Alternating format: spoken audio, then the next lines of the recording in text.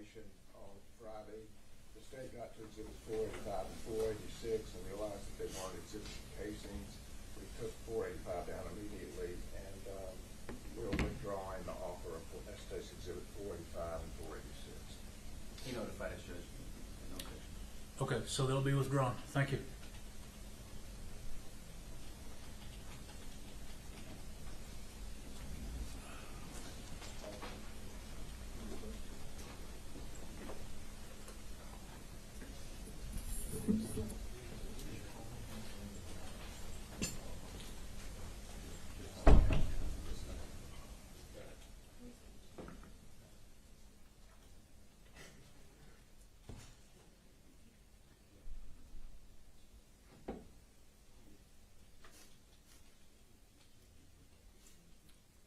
You want to get your next witness, Cindy?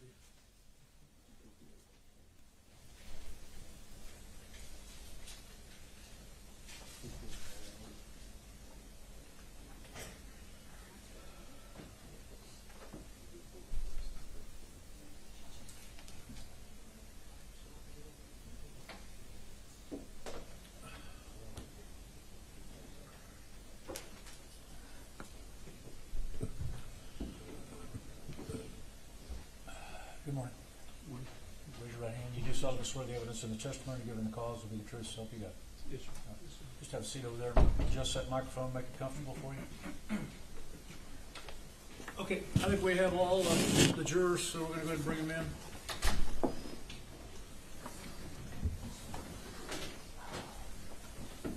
All rise for the jury.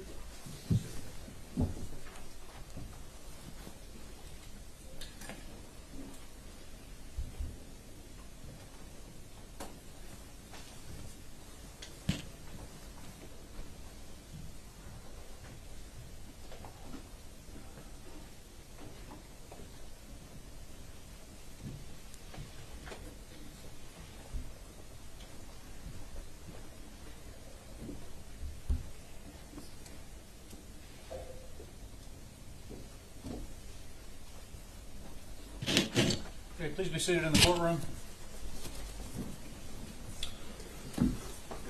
Good morning, ladies and gentlemen of the jury. This witness was sworn outside your presence. He is under oath, so you may proceed when ready. Thank you, Your Honor. Would you tell us your name? Terry Snyder. What do you do for a living? I'm employed with the Texas Rangers with the Texas Department of Public Safety. And how long have you been in law enforcement? Approximately 32 years. Would you please kind of run through what your training and experience has been in law enforcement? So my career started at Snyder Police Department, and I was patrol officer there for 4 years. In 1998, I was employed with the Texas Department of Public Safety. Through my career with DPS, I 4 years as a highway patrolman, and then I made motor vehicle theft service. I was an investigator for approximately 5-6 years there with the auto theft, and then made Texas Rangers in 2011. So you started as a patrol officer in Snyder, That's correct. and what did those duties include? The typical patrol, answer calls, motorist assist, family disturbance, DWIs, things like that. So were you called on to make arrests like all patrol officers? Yes, sir. And what was your original training? When did you first go to the police academy? Back in 1994. 1994. 94. Mr. Turner, can you turn on your microphone? Thank you. So in 1994, you went to the police academy. You were with the Snyder Police, and then you transferred over. Is that correct? Well, I applied and then I was hired by the Texas Department of Public Safety in 1998. What year was that? 1998. And that's when you worked at what position? So after graduating the academy, I was assigned back to Scurry County, Snyder, Texas. And what did you do there? As a highway patrolman, typical highway patrol duties, patrol, arrests, crash investigations, things of that nature. Were you trained or given special training on investigating crashes Yes, and crime scenes in general? that's correct. Yes, sir. When did that happen? Basic crime scene stuff during troop school, or even after graduating and coming out, you had to go back for your crash investigation training. And then after making Ranger, of course, we're all sent through a 3-week crime scene school. So all Rangers have 3 weeks of crime school? Correct.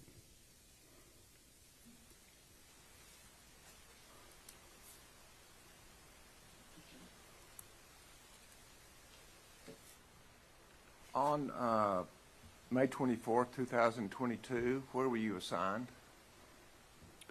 I was assigned in Wilson County, Floresville, Texas. And where is that? It's about 37 miles south of San Antonio. And on that day, did you get a call for duty? Yes, sir, I did. Would you explain that to us? As being a part of the crime scene team with the Rangers, we were activated to respond to Uvalde to the Robb Elementary School. When did you arrive to Robb Elementary School? It was around 5:30 that afternoon, I believe. That same day, the first day. Correct. And what were your duties at Robb Elementary? Upon arrival, we met with our crime scene team, team leader, Brent Barina, and we as a group were briefed on details of what had occurred prior to us arriving, and we were assigned our duties from that point. What duties were you assigned? Basically to that day begin to assist with identifying and removing bodies from 111 and 112.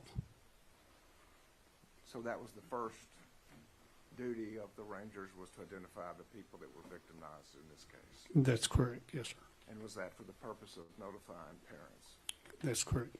And how long did that take? That was a long process for that evening into the night. Excuse me? It was a long process through the evening into the night, that night. And how were you able to make those identifications? Usually by either clothing or what they were wearing, or by the class roster that was within the classroom. And after identifying the bodies, what did you do next? We gathered up and we coordinated a plan for the next day. We were released from our duties that day, and we went back the next day. So on the 25th, you were assigned a new duty? That's correct. And what were your duty assignments given to you on the 25th? On the 25th, myself and Ranger Veronica Gideon was assigned to identify and mark cartridge casings that were in the hallways of the school. At Robb Elementary? That's correct. So were there a number of teams, crime scene investigation teams, that were assigned separate duties that day? Yes, sir. And your team got the hallway? That's correct. Was there a team assigned to 111, Yes. 112, Yes. the truck, Correct. and the west? Did y'all get assistance from the FBI on the searching of the west side casings? Yes. And how were you able to, when you identified the casings, did you mark them? Yes, we marked them with a blue tent, crime scene tent marker, and on the tent had in black tape or had numeric numbers. So as y'all used tents, you deliberately used different colors? We did, or something to this magnitude of a crime scene, yes, to separate the evidence of where it was located. So if you had a picture of a blue 4, that may be different from a picture of a tent with a yellow 4 or an orange 4. That's correct. And so the color that you were assigned to use in the hallway was what color? We used blue in the hallway. And tell us what steps you took in processing the hallway. We basically started at the door and worked our way through the hall, through the path, based on the information that we were given where things took place. And did your crime scene search, did that include specifically the hallway and nothing inside or outside of the hallway? That's correct. Neither room 111 or 112? Correct. And then what were the steps in collecting the casings? So once we marked all the evidence, of course it was photographed, and then once it was ready to be collected, we would collect those items by the tent numbers in order, and we would place them in a bag and then seal them up. Thank you. And did you photograph the location of these casings before you picked them up? Yes, we did.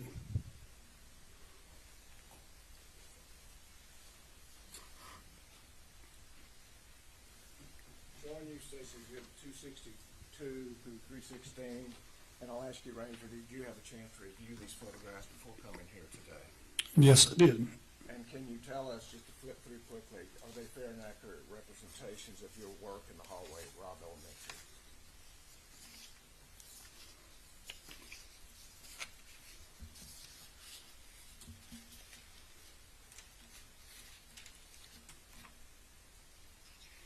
Yes, sir, they are.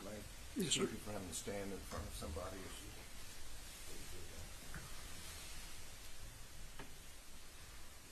Ranger Snyder, starting with Exhibit 262, can you tell us the location and what we're looking at in State's Exhibit 262?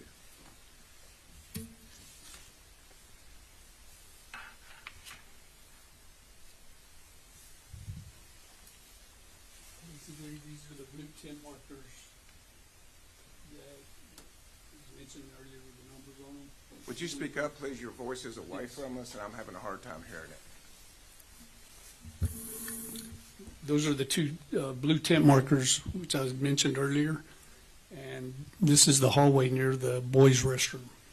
Okay. Is this from the east looking directly west? Correct. And before we move in specifically, has there been information or items that were removed before this photograph was taken? By that I mean items of medical relief that was provided. Correct. Okay. Could you tell us just in general terms what has been removed before this photograph was taken?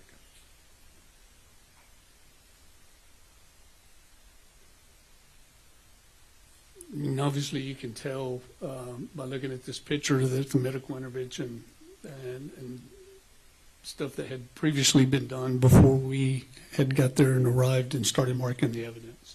And did that appear to you to be a triage area?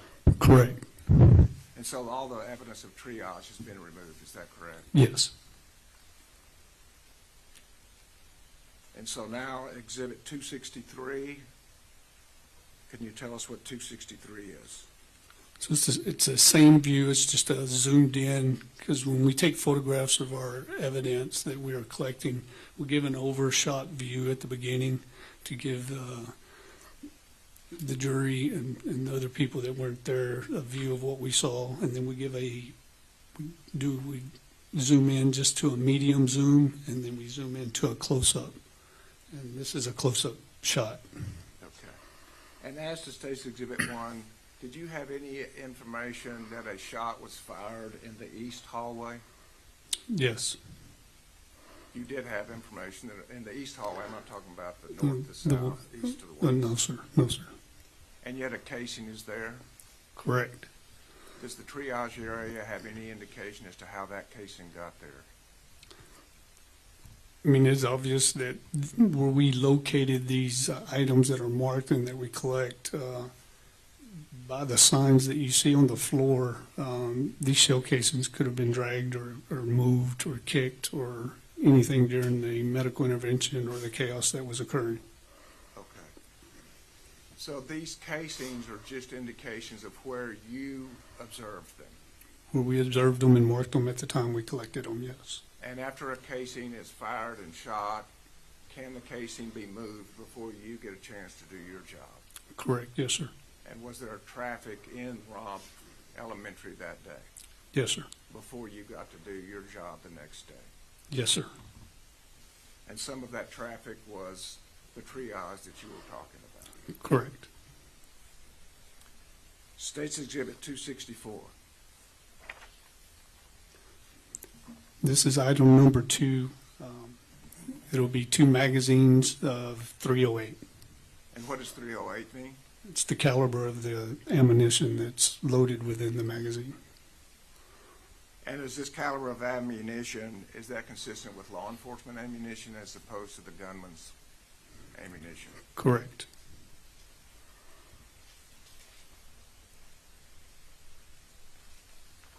Exhibit 265.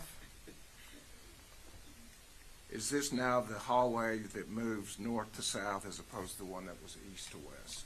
Yes. And are there markers indicated there? Yes, sir. There are. Would you point those out for the jury? Number 3, number 4, and I believe that's going to be number 5. Exhibit 266. It would be item or attempt marker number 3, indicating a fired cartridge case. Thank you. And 267, does that show the locations of 4 and 5? Yes, sir. Exhibit 268. There'll be a close-up view of item number 4, fired cartridge casing. And does that cartridge casing indicate that there are indentions that are inconsistent with just an ejection port or an ejection action by a rifle? Yes. And would you show the jury where those are? See the indention right here towards the end, as if it's been stepped on or something of that nature. Thank you. And you were away from the microphone, but you said it appeared to you as if it had been stepped on or something like that. That's correct. State's Exhibit 269. That'll be attempt marker number 5. And that's just to keep up to show the jury that we recovered each one of these, even though each one was not necessarily a casing. Is that correct? That's correct. This item here is a body cam that had fallen off. Okay. There's by body camera, is that commonly used by law enforcement? Yes. And State's Exhibit 270.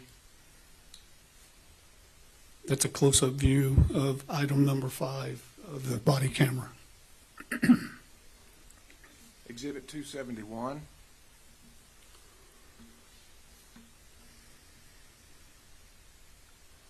It's just an overshot view of the hallway.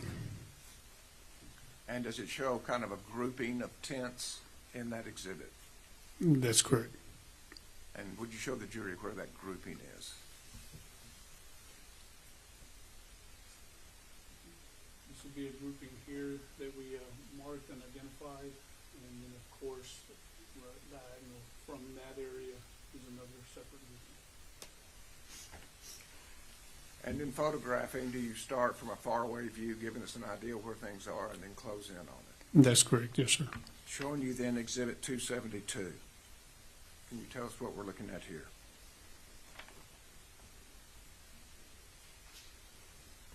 It'd be the one grouping that I pointed out first that was to the left. Items 9, 10, 11, 12, up through 22, it looks like.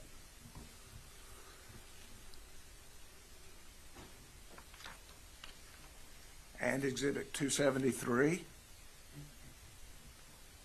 Does that show that we're looking at rooms 105 and 106? Yes, sir. And are there just a couple of casings there? Is that correct? That's correct. And what are those identification markers? Number 6 and number 7. And where is classroom 106 and 107 in comparison to rooms 111 and 112? I believe they were directly across, if I'm not mistaken. Directly across the hall? Yes. Thank you. State's Exhibit 274. Item number 6, and as opposed to a fired shell casing, this is a unfired shell case or cartridge case. And by looking at Exhibit 6, can you tell if that came from a pistol or a rifle? From a handgun. From a handgun? Yes, As opposed to a rifle? correct. Thank you. Exhibit 275. Be item number 7. And 276. It's a close-up shot of item number 7, fired cartridge case. And the condition of item 7. It does have that indention. Here, it looks like there's been some damage done to it towards the end. And that is damage not from the firing of the weapon, but from another source? Correct, presumed, yes. Exhibit 277. Item number 8. And are we still then across the hall from 211 and 212? Yes, sir. 278. It's a close-up photograph of item number 8 being a fired cartridge case.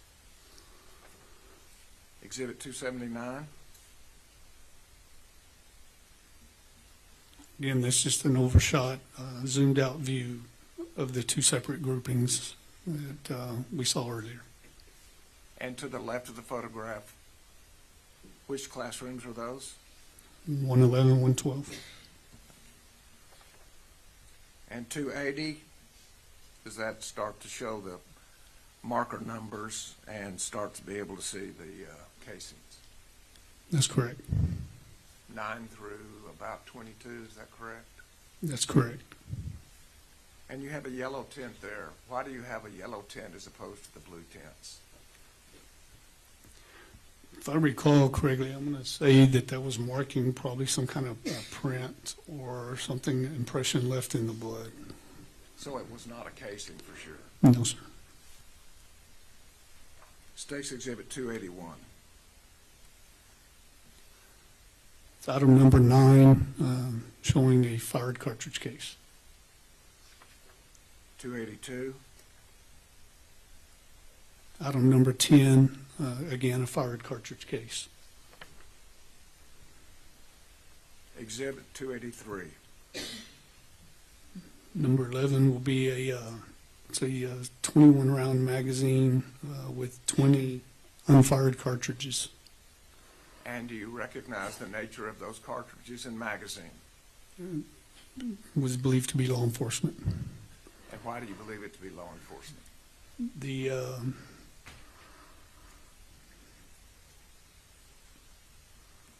The type of ammo, I believe that was in it, if I remember correctly. It's handgun ammo as opposed to rifle ammo, is that correct? Correct. Exhibit 284. That's a fired cartridge case from a handgun. From a handgun From a handgun. as opposed to a rifle. Correct. Thank you. And Exhibit 285. Just kind of a zoomed out overshot view between, in front of 111, 112 of the same tint markers that we've been going through. And on the far left, does it show an additional tint marker?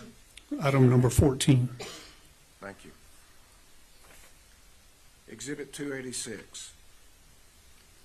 It's item number 13, fired cartridge case. And State's Exhibit 287. It's a close-up view of item 13, a fired cartridge case from a rifle. State's Exhibit 288. Item number 14, fired cartridge case. And Exhibit 289. It's a closer, a zoomed-in shot of item 14, a fired cartridge case. Moving next to Exhibit 290. Again, just a zoomed out overall photograph of that hallway in front of 111, 112, showing our tent markers. 291. Item number 15, showing 3 fired cartridge casings. So you may put one marker down for more than one casing. Correct. Exhibit 292. Item number 16, identifying the 3 fired cartridge casings. Okay. And we see 2 fairly easily. Where's the third? This will be 1, 2, and the third's all fire on the left. Thank you. Exhibit 293. Item number 17, fired cartridge casing.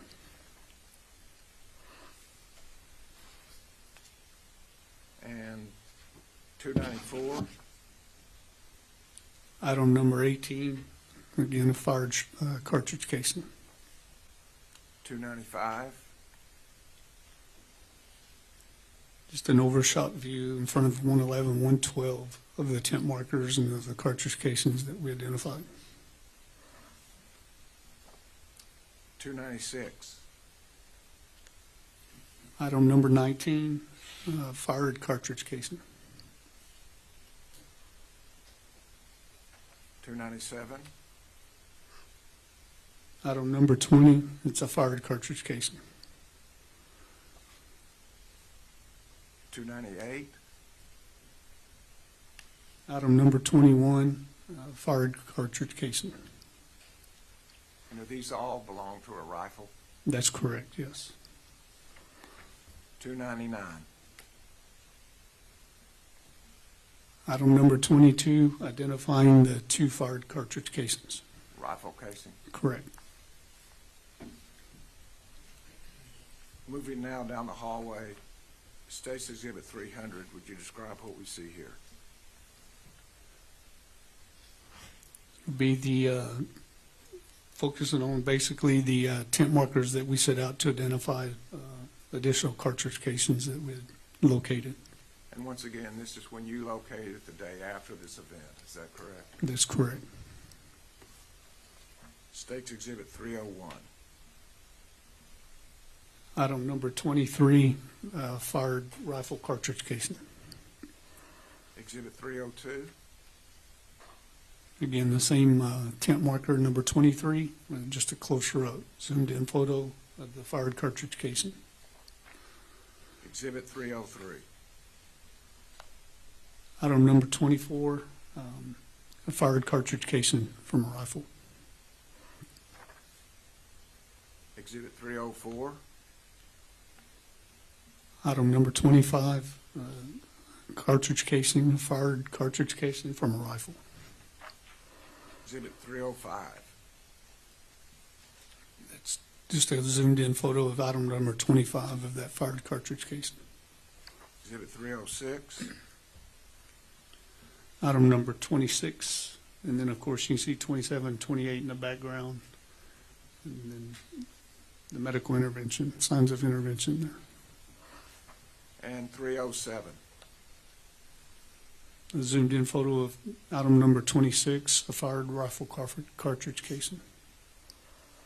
Exhibit 308. Item number 27, 2 fired rifle cartridge cases. Exhibit 309. Item number 28, fired rifle cartridge casing. And 310. Showing item 29, 31, 32, and 33. And are those further toward the south door? That's correct. State's Exhibit 311. A zoomed in photo of item 29, fired rifle cartridge casing. Exhibit 312. Item number 30, a zoomed in photograph of a fired rifle cartridge casing. And And Exhibit 313, does that show the general location of tent marker 32? Yes, sir. And Exhibit 314?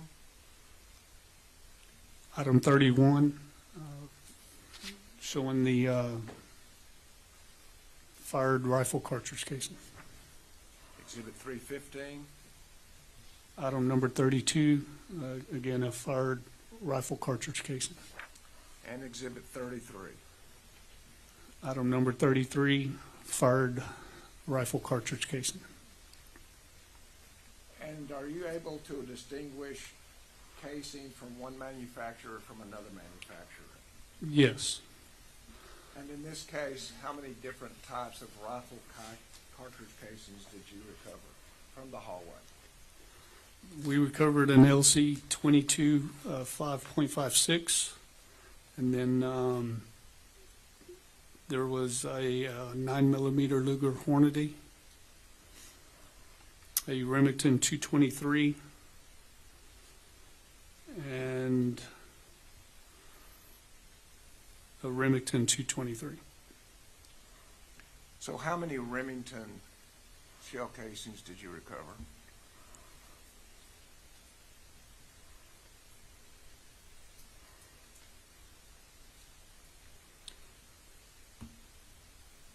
I believe, if I recall correctly, 2. 3. I'm seeing 3 right offhand here. Okay. May I approach? That was a lot of cases that we went through, Yes. correct? Yes. When y'all packaged up the casings, did you put them in different packages based on the brand of the casing? We did. May I approach? Yes, sir.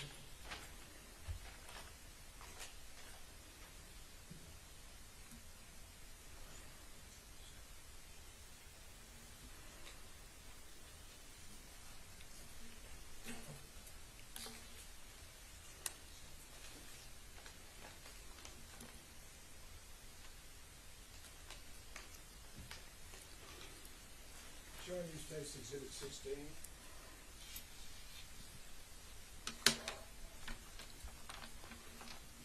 Yes. Just, what does the LE at the top of State's Exhibit 16 stand for? We're identifying these as being law enforcement related, belonging to law enforcement.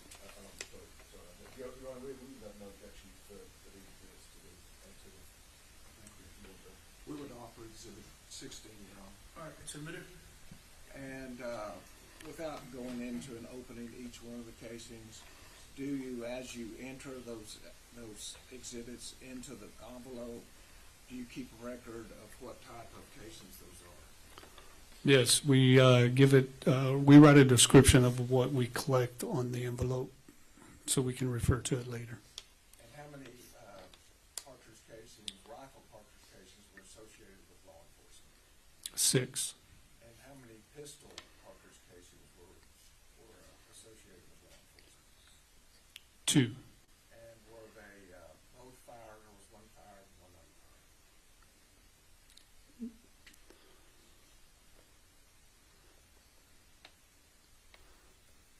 I'm going to believe, I think the one was unfired and then the rest were fired. And we saw a photograph of one that was unfired. That's correct.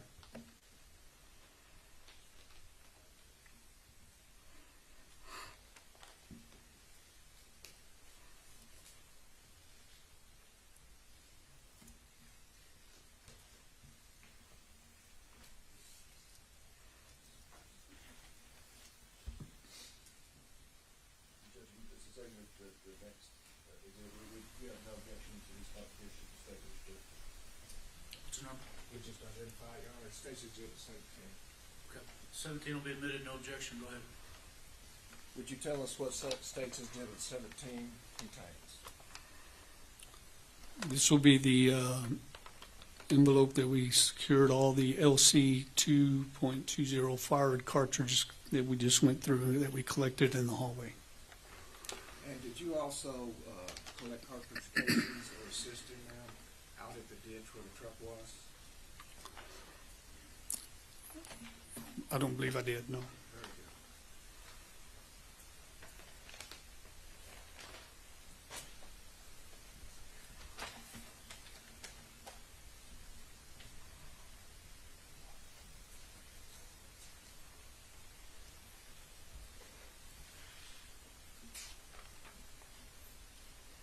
Pass the witness. Good morning, Reggie Snyder. Good morning, sir. How you doing? I'm fine, sir. We've not met before, right? No, sir. So my name's Gary Hillier. I'm one of the three attorneys representing Adrian. Yes, sir. And you've testified before? Yes, sir, I have. Probably a lot of times, right? A few, yes, sir. I'll ask you how many, but you understand that I've got some questions to ask you Sure. about your role in this investigation. Yes, sir. Specifically in your training and experience, right? Yes, sir. And sometimes I speak too fast. And so if I am talking too fast, you can say, Gary, hold on, talk a little bit slower, and I will repeat the question. Sure. Yes, sir. So that I'm not trying to trick you or anything like that. Yes, sir. So, and I take I have your permission to ask you questions, right? Yes, sir. Cool, thank you. So, you've been some sort of 32 years in law enforcement altogether? Yes, sir. And I believe that, ironically, you started in Snyder. Snyder, Texas. Yes, sir. It's not named after the family or anything like that? No connection, sir. No connection. But so you did 4 years as patrol officer. That's correct. Yes, sir. So you went through an academy originally back in '94, right? Yes, the first academy was the Odessa College Academy. Yes, sir. So you went to like a community college that does multiple agencies training, is that right? That's correct. Yes, sir. Yeah, and I guess that's where you first encountered like police tactics, Correct. like use of force, Correct. use of firearms for law enforcement. Yes, sir. And you've been carrying a firearm ever since. Yes, sir, I have. And throughout your training, obviously, you've probably done, if you looked at your training record, you've probably done a lot of training in those years, right? Yes, sir, I have. And so you went to the DPS in '98, That's correct. Yes, sir. and you were a highway patrolman, so I think that's the correct title for a while. That's correct. Yes, sir. And then you promoted out, is that correct? Is it correct terminology? You promoted to make ranger? I promoted out from trooper status to auto theft investigator, and then that's our criminal law enforcement division then. And then after 5 years of being an auto theft investigator, I promoted into the Texas Rangers. Correct. Right, so it's after that you promoted to the Rangers. Okay. And then once you made Rangers, I should say, you go to, as a matter of course, everyone goes to a 3-week crime scene investigation course. That's correct. Yes. And that's where, that's what you're here to testify about today, we're working this crime scene. Yes, sir. Okay. And during all those years, you do you call it in-service? Some police departments call it in-service or continuation training. Yes, sir, we do. Because you know, in order, you're probably carrying a weapon today, right? Yes, sir, I am. And you're carrying a sidearm? That's correct. Yes, sir. A pistol. Yes, sir. Right? And you have to qualify to shoot that, is that correct? We do. Yes, sir. Several times a year. Yes, sir. And you have to do for tactical training. That's correct. And in order to keep your status as a peace officer, right? Correct. Primarily, and also to keep your status as a ranger. That's correct. Yes, sir. Okay. And so, let's talk about, I want to talk to you about your role in this incident. Yes, sir. So you said you're based out of Wilson County, I was at the time of this. Yes. and you're not now, I take it? No, sir. I'm in Atascosa County now. Not a million miles away, but It's a little bit, not much. same district attorney, but different county, right? That's correct. So you made your way on May 24, 22 to the scene, I think you said late afternoon, early evening, 5:30 p.m. That's correct. Yes, sir. And you had a briefing. Right. Correct. And was it Lieutenant Barina? That's correct. So we've already met, the jury's already met Lieutenant Barina, but Lieutenant Barina, he was there before you, he made the scene before you, Yes, and gave you a briefing on the situation. that's correct. So at that point, and I think I've seen some of the reports of this incident, I mean, it's discussed in several ways, but you're there to investigate or help to investigate what ended up being an officer-involved shooting.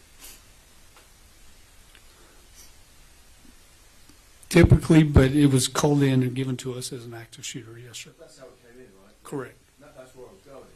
So in actual fact, what you were investigating was a mass murder of children, right? Correct. And the attempted murder of 2 police officers. Correct.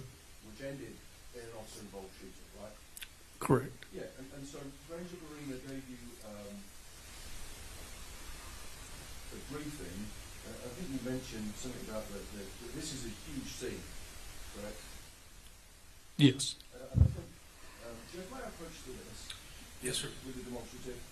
I think you mentioned that Ranger Barina gave you your briefing, and I just want to clarify on this demonstrative here, this map, what your marching orders were, but what your briefing was to try and investigate.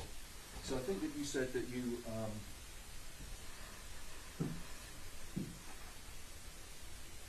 right, so you were briefed to start searching at the door, right? I think that's what you said. Yeah, we started, basically started where it was indicated where everything began, and then, of course, where the action took place, and then the after effects of that. Yeah, and so thank you. What I'm trying to confirm the door. You said, because you testified starting at the door. So you recognise this location here? This is an overview. This is stage one of the school. Yes, sir. Right, okay. Surrounded by Geraldine and Grove. So this is the school here, right? Correct. That's the school building there. So we've the way it's been discussed and labelled in trial so far is you've got the west door around here. That's correct. I'm indicating that on the map now. It's got a red X. Correct. Now that's the door you're talking about, right? From the inside, from the interior only. Our focus on the first day there was basically, as I also mentioned, to identify and remove bodies from 111, 112. Then the following day, marking our evidence in the hallways were basically from the interior down the hall and then back down the hall in front of the classrooms. Right, and thanks for that. But what I mean is, this is the door on the inside of the building. You say we started at the door. That's where your work started at the door. That's correct. Okay. So, and we've identified that throughout the trial as the west door. Okay. And so this is the west to east. There's two corridors inside that building, right? Correct. And we've seen lots of photographs, and we'll visit about some of them in a minute. But there's one. I know it's not perfect north-south orientation, but I think we were talking about one that goes west to east, east to west. Correct. One corridor that goes north-south, south-north, right? Correct. Okay, but you started at this west entrance door here. Correct. And you know through your briefing, and obviously you know now, that door was unlocked. It was said to have been, yes, sir. It was, through your knowledge and your briefing, I mean, you weren't there at the time, Correct. obviously, right? But you know now that that door had been left unlocked, right? Through knowledge is unlocked or propped open, ever how you want to refer to it, yes, sir. So that's how that monster got into that school building, right? Correct. Yeah. If that door had been locked, that might have changed things, right? Obviously, yes. Yeah, obviously. Yeah. So that's where you started on your evidence collection, and you described your process. I want to talk mostly about the collection of the shells, which is your day two work. Right? Correct, yes, sir. Because that's the exhibits that have been. So if we can limit ourselves to that, that's what I'm trying to do. Right? Yes, sir. So your process is to, and I wrote it down, is you'll walk through and identify things, Yes, sir, that's correct. generally speaking, and you'll mark it. Mark it with a tent marker, yes, sir. I mean, because you're inside, it's called a tent, right? You put it over it or next to it so you can photograph it next. Correct. And then afterwards, you will then retrieve it. Yes, sir. And then that's the stuff that we've seen entering into evidence today, right? That's correct, yes, sir.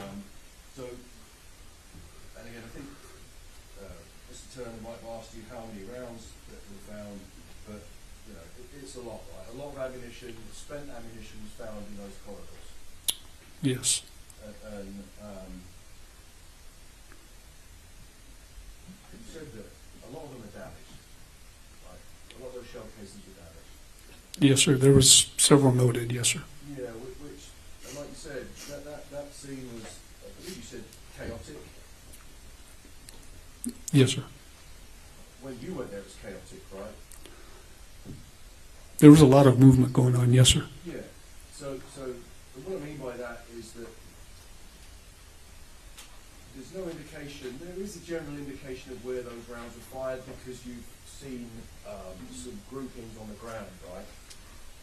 Yes, Your testimony was that there were so many people, and you're a man around, well, there's so many people moving through and through that rounds were getting kicked and casings were getting kicked and they could have been moved.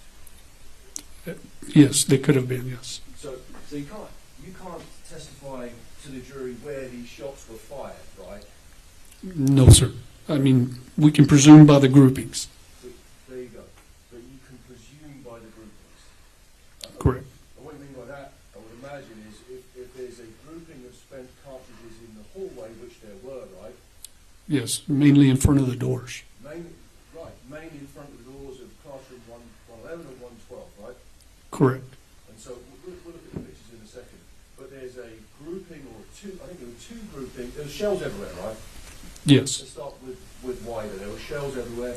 That's not an indication of where those rounds were fired, right? correct. But there was a grouping outside those two doors. Yes, sir. And I think you said a second ago that that's an indication of that those rounds were fired outside of those classrooms, right? Correct. And were you aware that it's believed that the classroom 111 was left unlocked? Yes, But nevertheless, you've got a group of casings that were fired by the killer in that corridor. correct. So in the absence of, so you know now that he didn't fire at anyone in the hallway, he was firing into the classroom, right? Yes, sir. So firing into something where you can't see inside, does that make sense? Yes, sir. Because a police officer can't do that, can they? The police officer has to be able to see what they're shooting at. Correct. You have to identify your target. Yes, sir. Yeah, if you can't see your target, you can't shoot it. Correct. But that's not what this person was doing, right? The killer Correct. was firing indiscriminately into classrooms, through walls, That's correct. and the police officer's not allowed to do that. You can't do that. No, sir.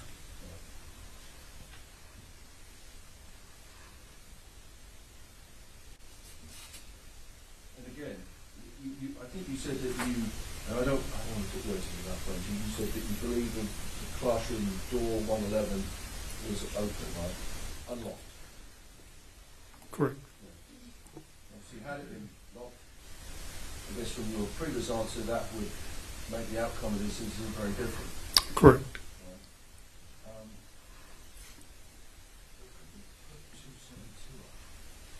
I want to draw your attention to a specific photograph. I'm going to find it and I'll ask you to have it.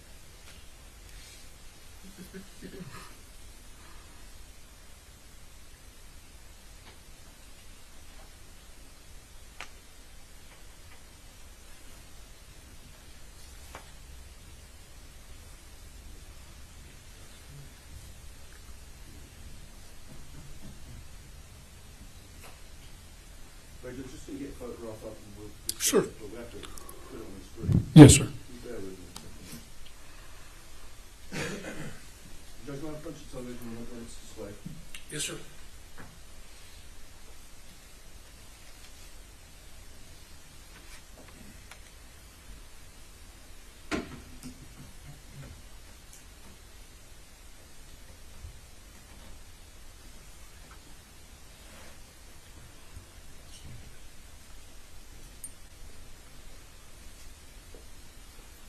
You can't see the top of the picture. No, that's not one.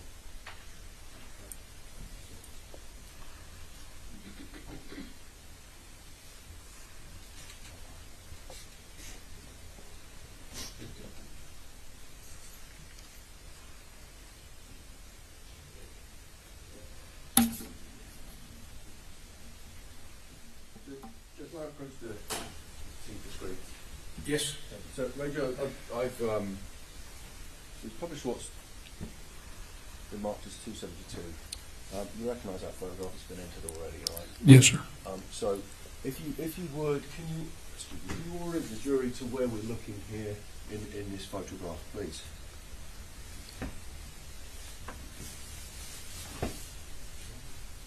This will be classrooms 111, 112. If I remember correctly, the entry door that he's talking about is gonna be back this direction from.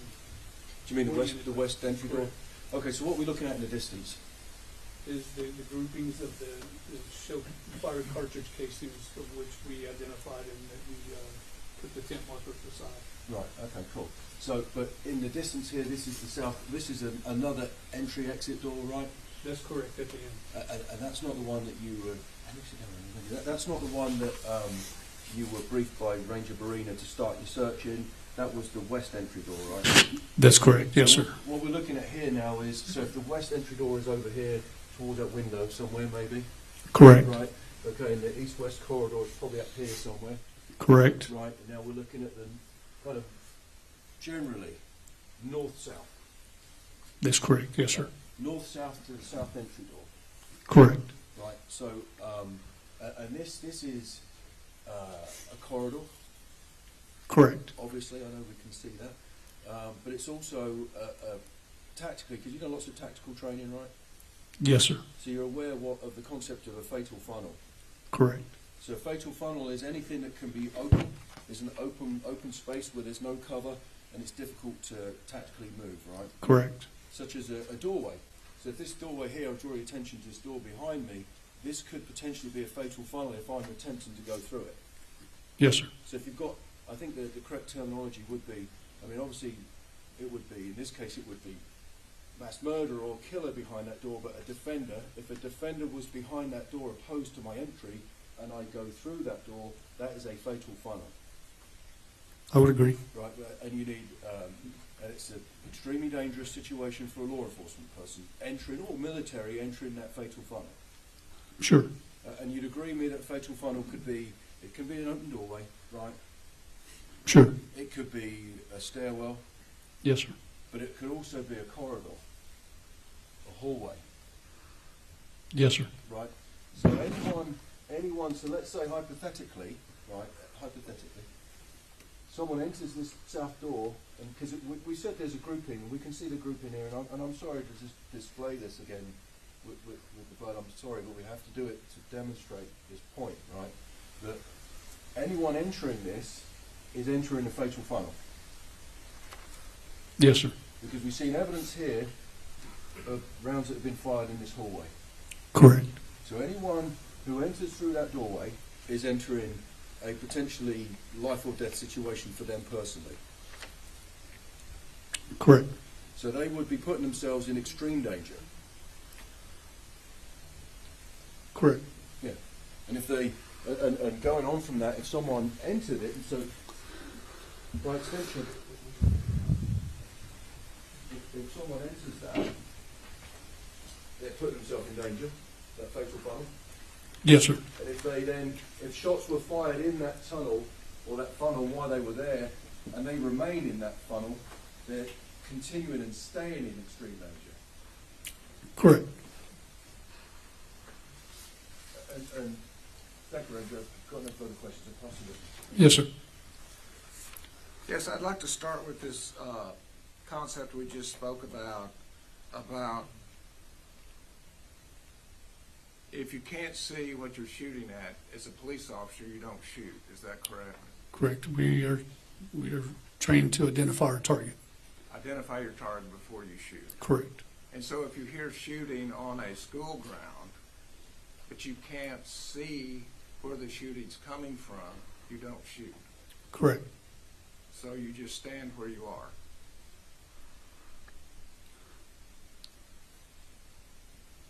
Typically, I mean, through the information gathered, if we know where the shooter is, I mean, we have to identify our target before we shoot, yes. And how do you identify where your target is? You have to get to your target. You have to find where the shooting's coming from.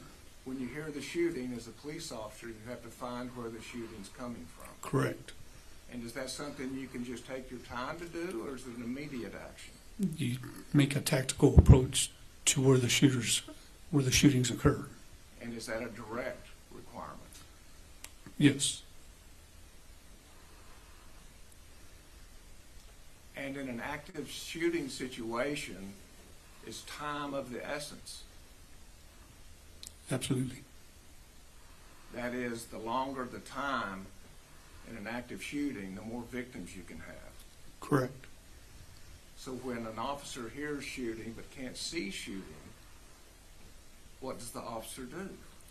Runs to the shooting, where we tactically approach to where the shooting's occurring. And what does tactically approach mean? You're finding your concealment, your cover. Excuse me? Your concealment, your cover. You're moving towards that sound where the shooting's occurring. You move toward the sound where the shooting's occurring, Correct. and that information can come from the sound, correct? Correct. Or somebody telling you where the shooting's coming from. That's correct. And as you're approaching the shooting, you need not be reckless. Correct. You can use cover. Correct. That is, you can approach the sound of the shooting and still be protected from harm. That's correct.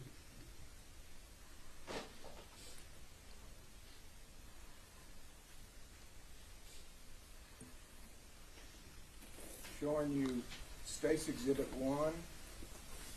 Do you recognize this building, the fourth grade wing that you worked in the hallway? Yes, sir. And is this building, was it made with bricks? Yes, it was. And are those brick walls protected to law enforcement? Yes. Would that be cover? Yes. So you could approach the corner and be completely covered or protected. Yes, sir. If the shots are coming down this west side, That's correct. no danger. Correct.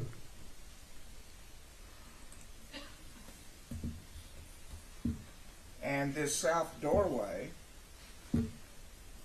did you get close enough to see if it was a metal door? Yes, sir, I did. Something you couldn't see through? Correct. And would that be called concealment? Yes. So as a police officer, if you opened the door and stood behind the door, there could be concealment. That's correct. You could be down, you could be standing stooped, you could be standing up. Yes, sir. Concealment and cover are assistance to law enforcement Yes, sir. when approaching an active shooter. Yes, sir. But you go in, 100%. Yes, sir. but it's dangerous. Yes, sir. And you know that? Yes, sir. When you became a police officer, did you know you might be in dangerous situations? Yes, sir. When you issued a gun, Yes, sir. do you live with it every day? Every day. Do you live with the potential of coming home every day? I'm going to take Every day. Yes, sir. Sustain. Can you tell the jury how much training you go through, if you do, to equip you to deal with danger? Effectively,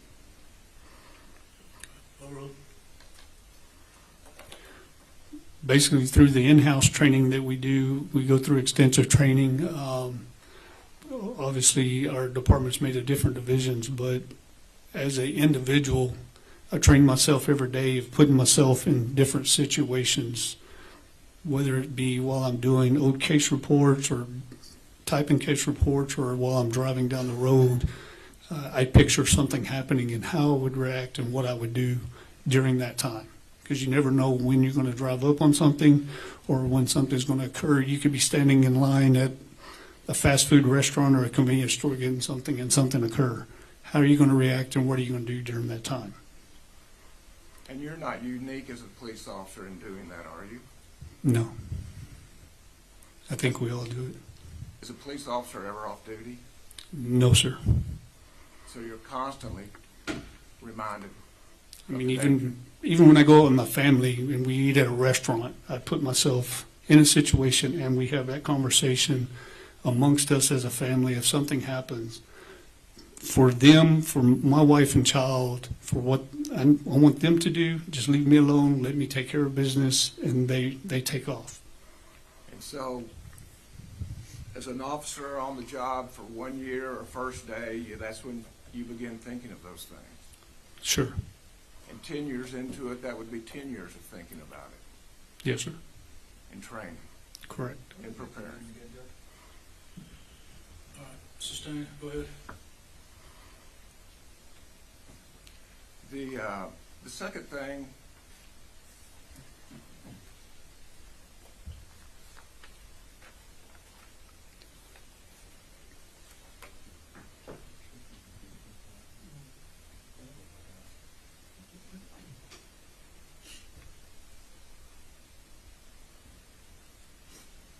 Exhibit 272, if you look behind you, that south door, what's the condition at that time? Appears to be open, or it looks open. Is that because of the bright light? Yes, sir. And then,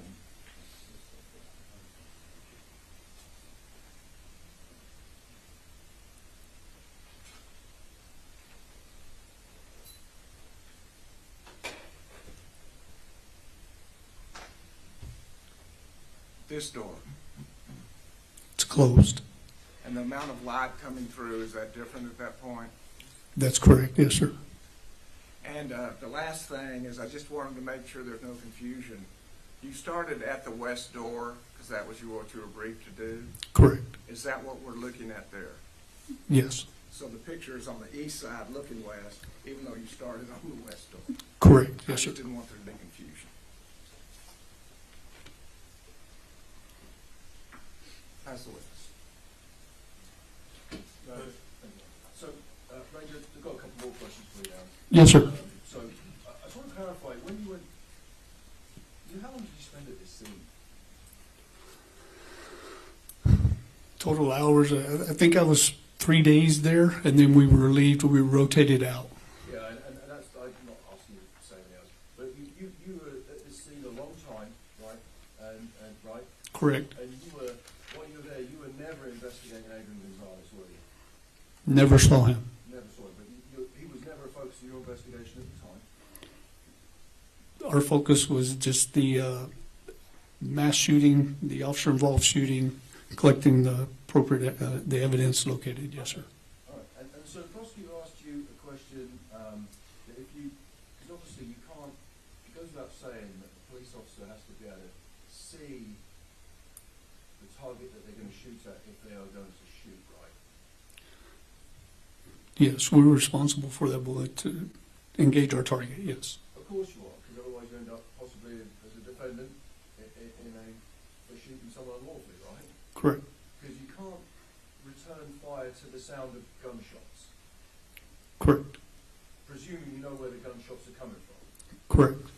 right? Because you train with a long weapon, I'm sure, like a rifle-style weapon, I think you call it the base, right? Correct. And you know through your training experience that if you fire that inside in a range, it will sound different than if you're firing it outside. Of course, yes, sir. Because the speed of the bullet coming out of the barrel, the muzzle velocity of that weapon is so fast, especially the weapon in this case, it's faster than the speed of sound, right? Correct. You don't need to be an expert to testify that, it is. So it's loud and it echoes. Yes, sir. And if that sound will bounce off the buildings, Yes. I mean, it travels, yes. it will travel and it will bounce. So you don't know where it's. Sometimes you fire a weapon outside, it can be difficult to identify where that's coming from. But in this situation, not only we're identifying the sound, we're also gathering the information of our complainant, our victims, or our reporting parties as to where that sound's coming from as well. Exactly, and if those two are not consistent, you hear what someone is telling you doesn't match with what you're hearing. That creates even further problems for an officer to identify where this sound might be coming from, right? It could, but I also want to listen to the information provided to me to follow that information and where it's coming from or where that person's hearing it from or seeing it from. And let's talk about that. So hypothetically, and this is not it's not a trick, right? Let's talk about that scenario. So, for example, hypothetically, if I were saying to you, Ranger, I've seen someone shooting over here, right? And at the same time, you're hearing something like the report of a long-barreled weapon. The report of a long-barreled weapon or a rifle is the sound of it going bang, basically, right? Sure. And you are hearing something that is not consistent with what I'm saying. That could cause some confusion in you to know where those shots are being fired from, right? Possibly. Possibly. So you're not just going to fire blindly to your weapon to the sound of gunshots. No, I'm going to take the information given to me, analyze it, look, process it, and if I identify the target, then engage. But if you can't identify, if all you sound, you can't just fire towards the sound, right? Correct. No, you can't. And so, I'm talking about the prosecutor's first thing as he described it. So you can't just do that. So, and obviously and you said that the prosecutor asked you, if you're dealing with an incident like this, do you take your time or you immediately react? Remember that? I'm sorry. If, in an incident like this, because we know this was an active shooter, right? Correct. Mr. Turner asked you if an officer should just take their time leisurely or should they immediately react? Right? Remember that? Yes, sir. But of course you said you must, time is of the essence. You must immediately react. Right? Correct. But but you'd agree with me that if hypothetically I were to say to you, because we're outside here and you're not a police officer, right? And I'd say, I've just seen a man shooting his weapon, running at that school, right? And you saw someone running at that school and you chased them down, that would be taking immediate action, right? Correct. So if someone did that, they would be taking immediate action. Correct. Right, okay. And then we spoke about some tactical movement, right? Yes, sir. Well, the prosecutor spoke about tactical movement. Judge, may I approach you? Yes, sir. Because you went to the scene, well, you spent 3 days there, right? Yes, sir. Robb Elementary. And what incidents did you have? 3. So this first one's number 3? Yes.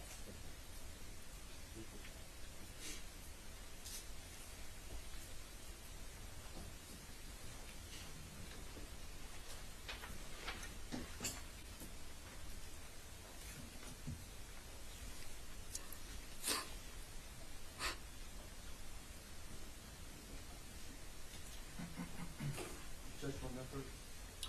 Yes, So please. I'm going to show you range of what's been marked.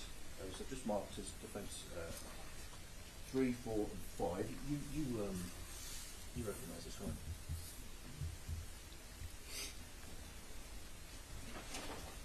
They're all outside photographs of evidentiary items. Yeah, they're a very accurate depiction of the scene as you saw it on those days. Correct.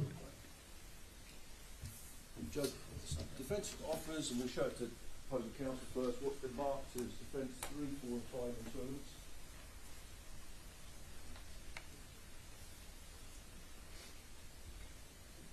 No objection, Your Honour. They're admitted. Judge, give 1 second so we can display them on the screen. May we publish, Your Honour? Yes. Thank you. We'll just try and sort out the detail of that.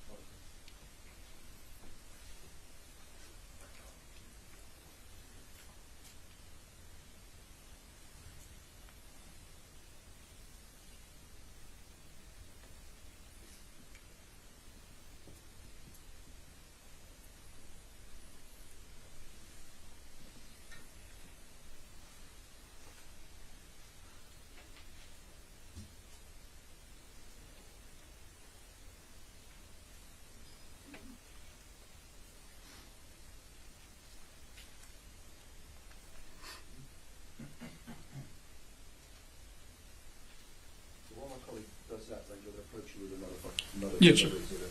Yes, sir.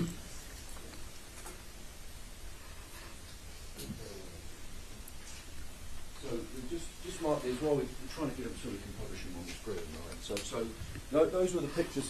3, 4, and 5 are pictures of the scene. I'm going to show you what's been marked as 6. Do you recognise that?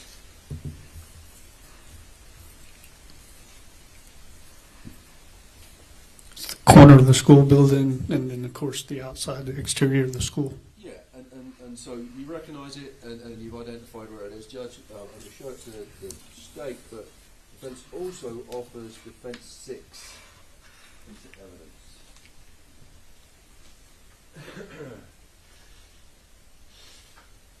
An objection, Your Honor. Okay, it'll be admitted. Any chance of getting them up on the screen? I'll try it, Judge. I'll try it. I'm sorry, right?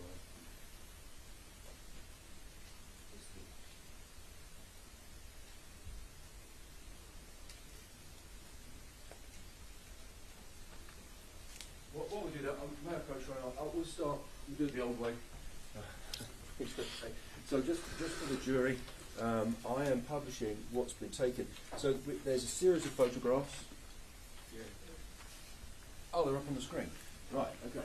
So, Ranger, if I may put that there, if we just do it on the diagram first. May I follow? Yes, sir. So I guess you'd agree with me that what we're looking at here are photographs of the southwest corner of the building here. That's correct. That looks like it's depicting this area Yeah, right in there. The southwest corner of the building here, right. So that's what we're looking at generally. So we're looking, and obviously the jury's seen these photographs last week with other rangers who took the photographs. Because you didn't take these photographs, right? I did not. But the prosecutor wants to talk to you about tactical movement, so I want to talk to you about some tactical movement.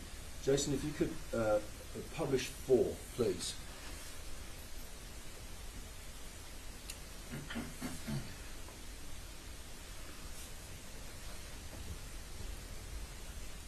Well, there's, in the meantime, I will display them to the jury. So that, like we've seen so far, there are photographs. There we go.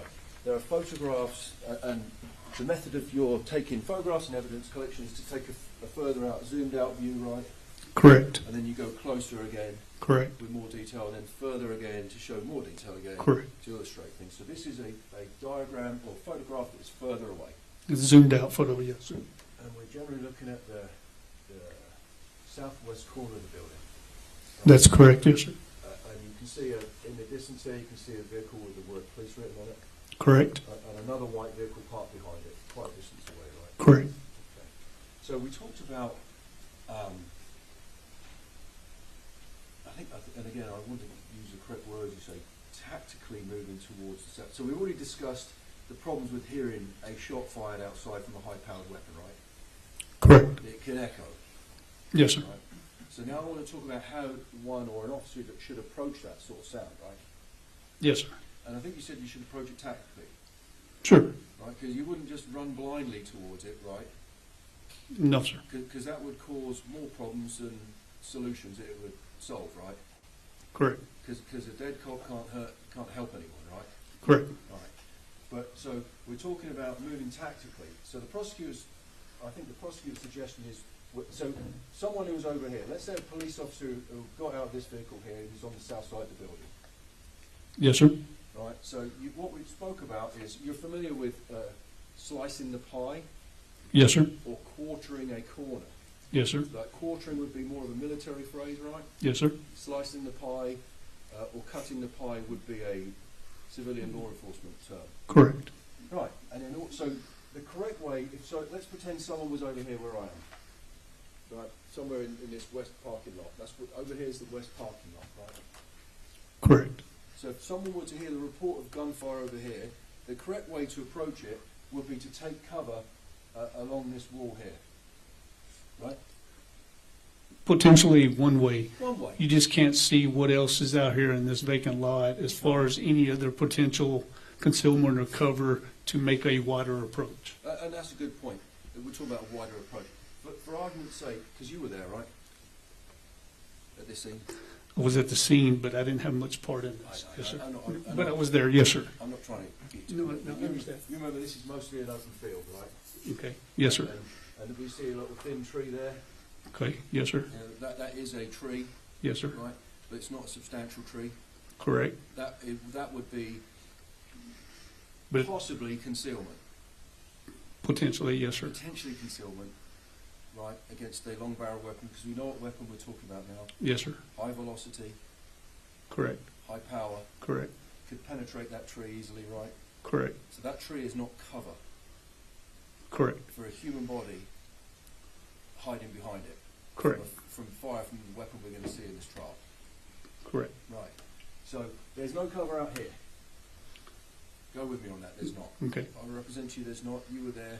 You tell me, Gary. There wasn't any. There was cover there. If there was, right? There's Correct. not. Right. So the only cover you got is this building. Okay. Right. So can you see? And can we go? Can you see what I'm indicating on the screen here? It's a fenced-in area or protected area with their air conditioners. So that's right. It's again, just guesstimate for me. How high do you think that fence is? Because you were there. Do you remember? 5 foot, 6 foot, About that, right? And again, 4 foot. from 4 4 to to 6 6. feet. 4 to 6 feet chain link fence. Correct. So in order to get to the corner of this building, so if someone were to, let's pretend for a second that this is the corner of the building, if I may move around the world. So let's pretend for a second this is the corner of the building, right, of that building there. Right, and I want to go to the corner of this building to take cover so that I can have a look round the other side into the west parking lot or slice the pie, right? Slicing the pie would be to come to the corner of this building. It's not an accurate, well, it's an accurate representation of it. A person would come up on the corner, right, and they'd just slice in the pie. It's like cutting slices off of a pie, right? Correct. That's why it's called slicing the pie. Correct. Like you take a little bit off the pie, a little bit more, a little bit more. So eventually you're clearing a little bit at a time. So you come here, and you can see what's going on ahead of you. And you'd be slicing the pie very slowly. Correct. Careful your muzzle. I'm not going to point at you guys. And as you're going further, you're cutting a slice off the pie to go further and further and further. Keep cutting the pie till eventually you could see down the other end of it. Right? Correct. That's what slicing the pie is. The military calls it quartering the corner Yes, sir. because you're taking it off in quarters. But here, if we apply that to this wall, we've got a 4 to 6 foot fenced-in chain link fence in the way. Right? I mean, there is a fence there, yes. Yeah, I mean, it's there, right? Yes. Up here. You just have to change your dynamics a little bit. You do, yes, right. Well, we'll talk about that. But in order to get to the corner of this building, Jason, can you display the further one? I think it's 7. In order to get to the corner of that building, which that building's cover, right? Correct. To get to the corner of that building, you would have to climb into, because we talk about fatal funnels, right? Correct. That would be almost like, that would be a fatal funnel. If someone were to climb into this fenced off building, fenced off area with these AC units, to climb into that is a fatal funnel. Because there's no place to retreat or advance if you're caught in there, right? Correct. We're focusing on the corner here. I understand the corner, but I'm also going to mention that there was also a vehicle in the parking lot which could have been used for some kind of concealment or cover as well. I've got it. We'll get to that. I'm not there yet. Okay. Right? I'm still coming down this building. Okay. Because we got to negotiate. Me and you got to negotiate this building first before we can expose ourselves to the open to vehicle. I agree with you on that, but we're not there yet, so we're going to rewind. Sure. I'm going to ask my question then again. My question is again, if to get to the corner of this building, Mr. Turner's talking about cover, moving tactically in cover. To get to the corner of the building, you'd agree with me that you've got to climb into this caged off area, which looks taller there, 4 to 6 feet tall. Right. To place yourself up against the building, yes. To still use the theory of slicing the pie, just widen it out and use the fence as your depth of widening and slicing your pie. We'll talk about that, but I get it. You're right. If you're going to just avail yourself of the cover, the hard cover, you've got to go into that cage. Right? You agree with that? Not going out wider, we'll talk about that next. To go to that corner, you've got to go into that cage. I wouldn't say you had to go into the cage looking at how that pipe is inset from the corner of that building there. I think it's 7.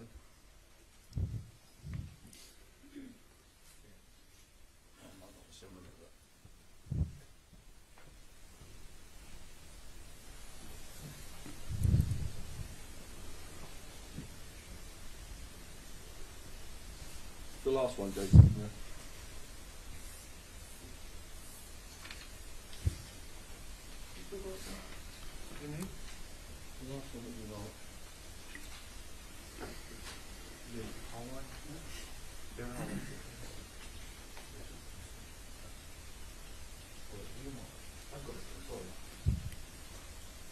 Sorry, Ranger, it's marked as defence 6. I'm going to put it up on the screen so we can talk about it.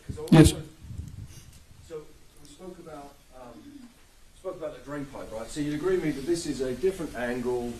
So now this is looking at the building. This is south, looking up to the west, right?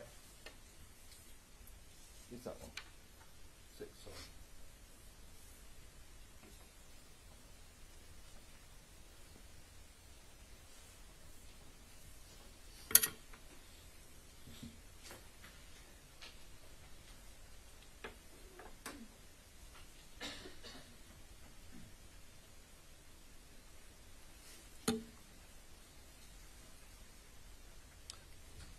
And these are the same corner? Yeah. Different angle.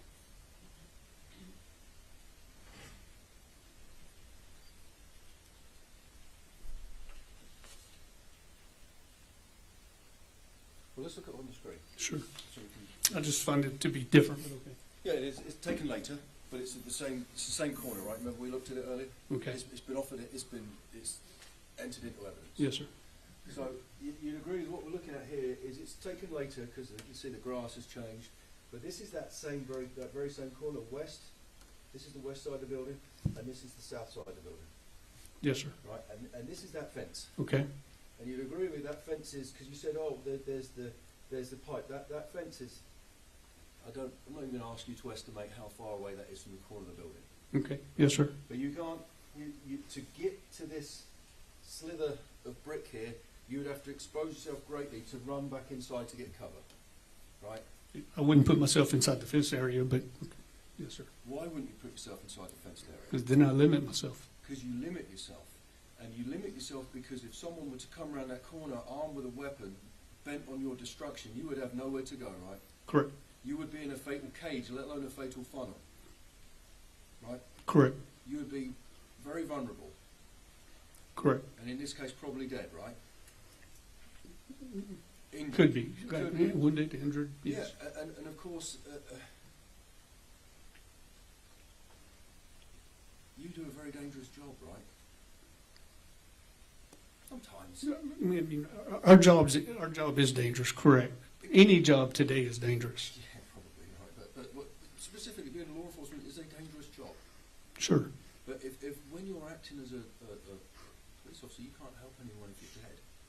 That's correct. Right. And so that's why we use. Prosecutor talks to you about tactical movement. Officers are trained to move tactically, right? Correct.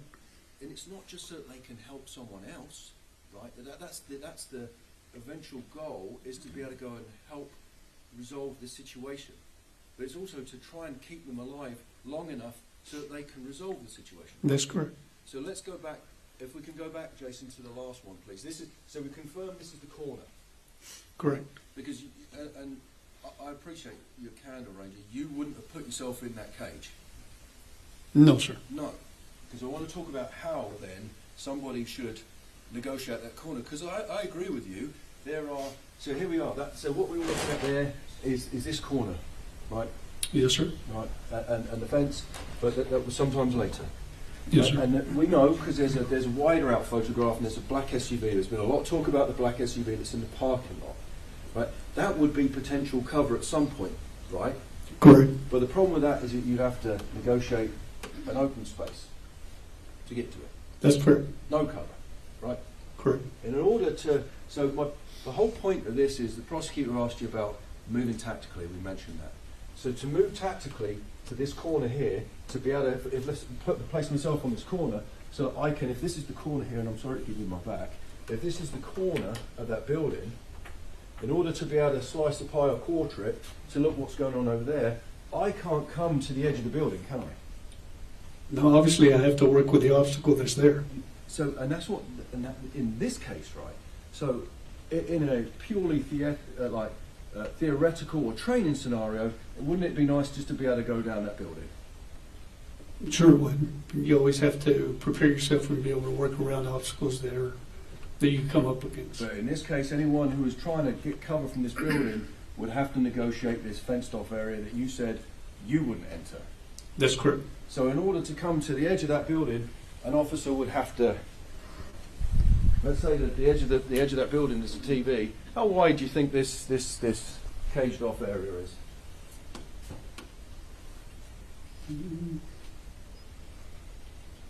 12 feet maybe? 12 feet. 15? We'll go with it, 12, 15 feet. The officer would have to come 12, 15 feet, let's say, off of that building, right?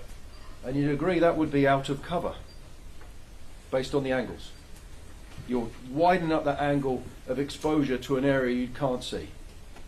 I would take that as wide as I need to be safe for myself to identify my target, of which has been pointed out or has been said is over there. So let's use my hypothetical earlier. This is the corner of that building, right? But we've got this huge obstruction that's 10, 15 feet wide.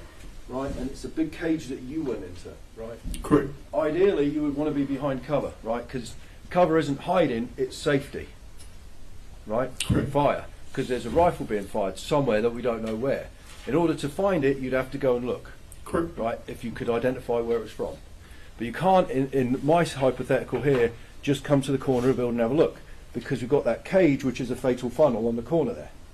Not only have the cage, I mean, you got other obstacles in the parking lot, as we've seen in the previous photos as well. I agree. So in order But to... you have a whole open area outside that to be able to work with, to be able to still use that building and conceal yourself. With no cover in that parking lot, I got it.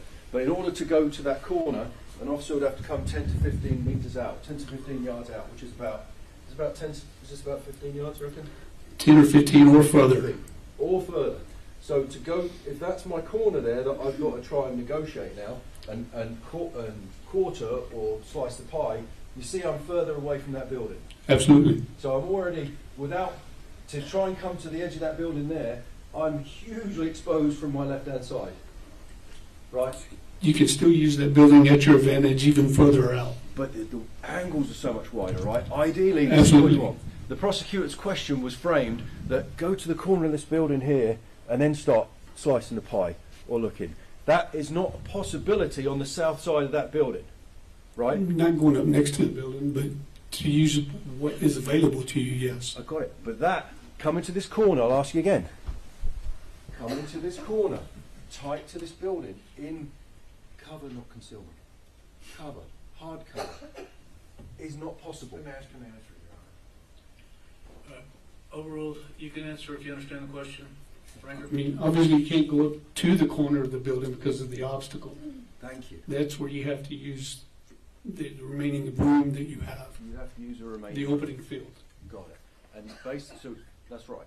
So basically, to do that, you'd be in an open field, right? Putting yourself in a position of which you could possibly potentially still identify a target. Maybe, but in order to do that, you're still hugely exposed. In order to do that on this side of the building, Exposed to a degree. exposed. Exposed to a degree. I mean, yes. And then.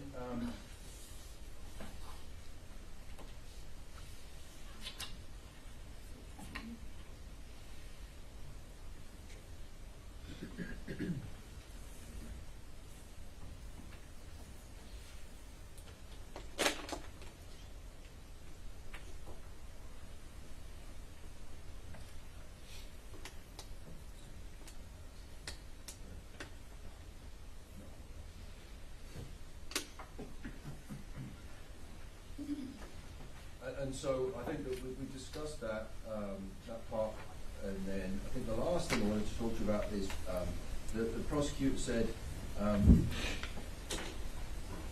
"Would you go in?" And you said absolutely. Sure. No, we're assuming there that the person is in the building, right? Correct. And you're aware that Adrian went in. No, I'm not aware. You're not aware. Are you aware that Adrian did enter that fatal funnel? I'm not aware of that. Were you aware that Adrian was in that funnel when there were shots fired from a hidden location into the corridor that shot one of his colleagues in the head? I was not aware You of weren't that. aware of that. And were you aware that after one of his colleagues, Adrian's colleagues, had been shot in the head from a person that was out of sight, so they couldn't be seen because you can't shoot what you can't see, right? Correct. After his colleague had been shot in the head, he remained in that fatal funnel. I was not aware of You that. weren't aware of that. No, sir. Thank you, Ranger. Yes, sir. Possible. Just as to that last part, the fatal funnel in the hallway, I believe the way that they described it was that the gunman is inside the classroom and the officers are trying to enter the door into the classroom. That is a mischaracterization. Okay, once again, ladies and gentlemen, what the lawyers say in their questions is not to be construed as evidence. If the evidence differs based upon your recollection, then rely on your own recollection. Please Thank proceed. you, Your Honor. Does the fatal funnel work both ways? That is, for the police officer, depending on where he is, as well as the gunman, depending on where he is? You object to leading. Overruled. You can answer if you understand the question. That's correct, yes, sir. So if a police officer is armed in the hallway, knows where the gunman's going to exit, if the gunman exits at that spot, would he be in the fatal phone? Check to lead him. Correct. Overruled. You say Yes, sir. correct? Part of it is who is in the position of knowing where the other person's coming from. That's correct.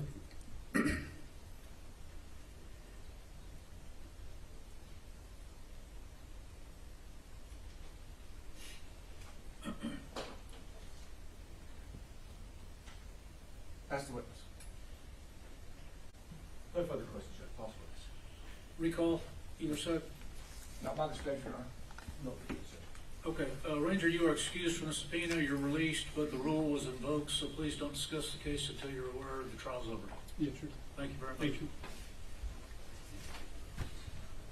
Okay, folks, I guess go ahead and take your morning recess, take about 15 minutes, we'll bring you back in. Remember my instructions, would everyone rise for the jury?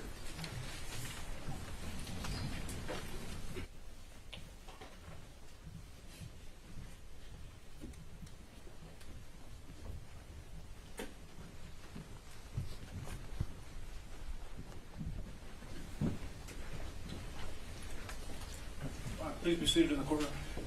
Ladies and gentlemen, I apologize for the delay. We had another matter we were required to take up outside your presence, so my apologies. This witness has been sworn outside your presence. He is under oath, so you may proceed when ready. Tell the jury your name. Scott Swick, S-W-I-C-K. And what do you do for a living? I'm a Texas Ranger with the Texas Department of Public Safety. Would you briefly describe your training and experience in law enforcement? I went through an initial police academy in 2003 before joining DPS in 2005.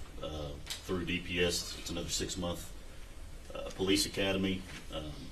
I initially was in the Texas Highway Patrol until 2013 when I became a Texas Highway Patrol sergeant. And then in 2014, I became a Texas Ranger.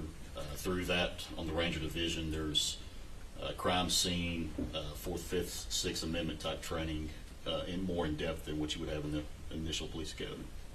And is the crime scene training for you the same as it for all Texas Rangers? To a point, the initial is, and then several of us have specialties that we get into that might be different than that.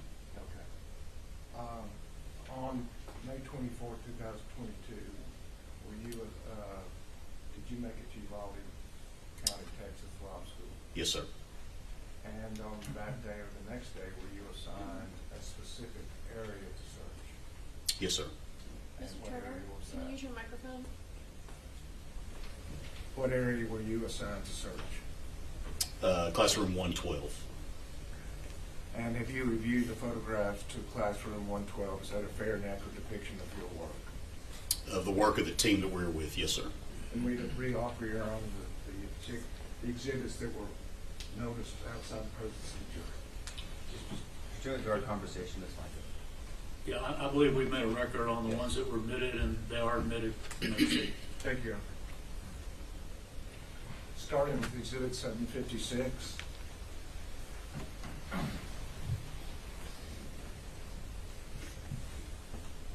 The exhibit has a yellow marker for one of the rooms. Is that the room 112? It appears to be, yes, sir. And is that the room that you searched? Yes, sir. And that's the room concerning these photographs? Yes, sir. State's Exhibit 757. Could you tell us what we're looking at here? So the doorway on the left is going to be 112. The doorway on the right is going to be 111. This would be a view as if you were standing in the hallway looking at those exterior door faces.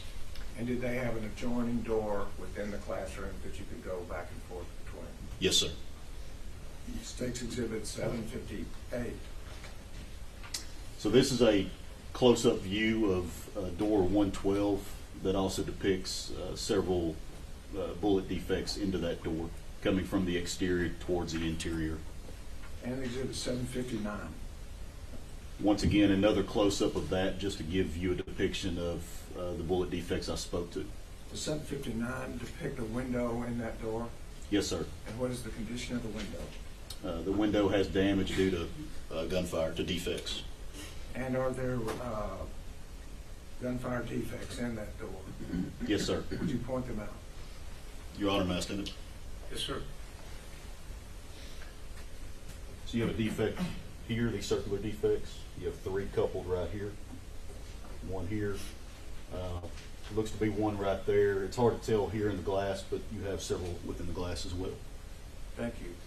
And can you tell from looking at those defects if they're from the hallway into the room or from the room into the hallway? The ones in the door face itself, we were able to determine they were from the hallway, from the exterior hallway in towards the interior of the room.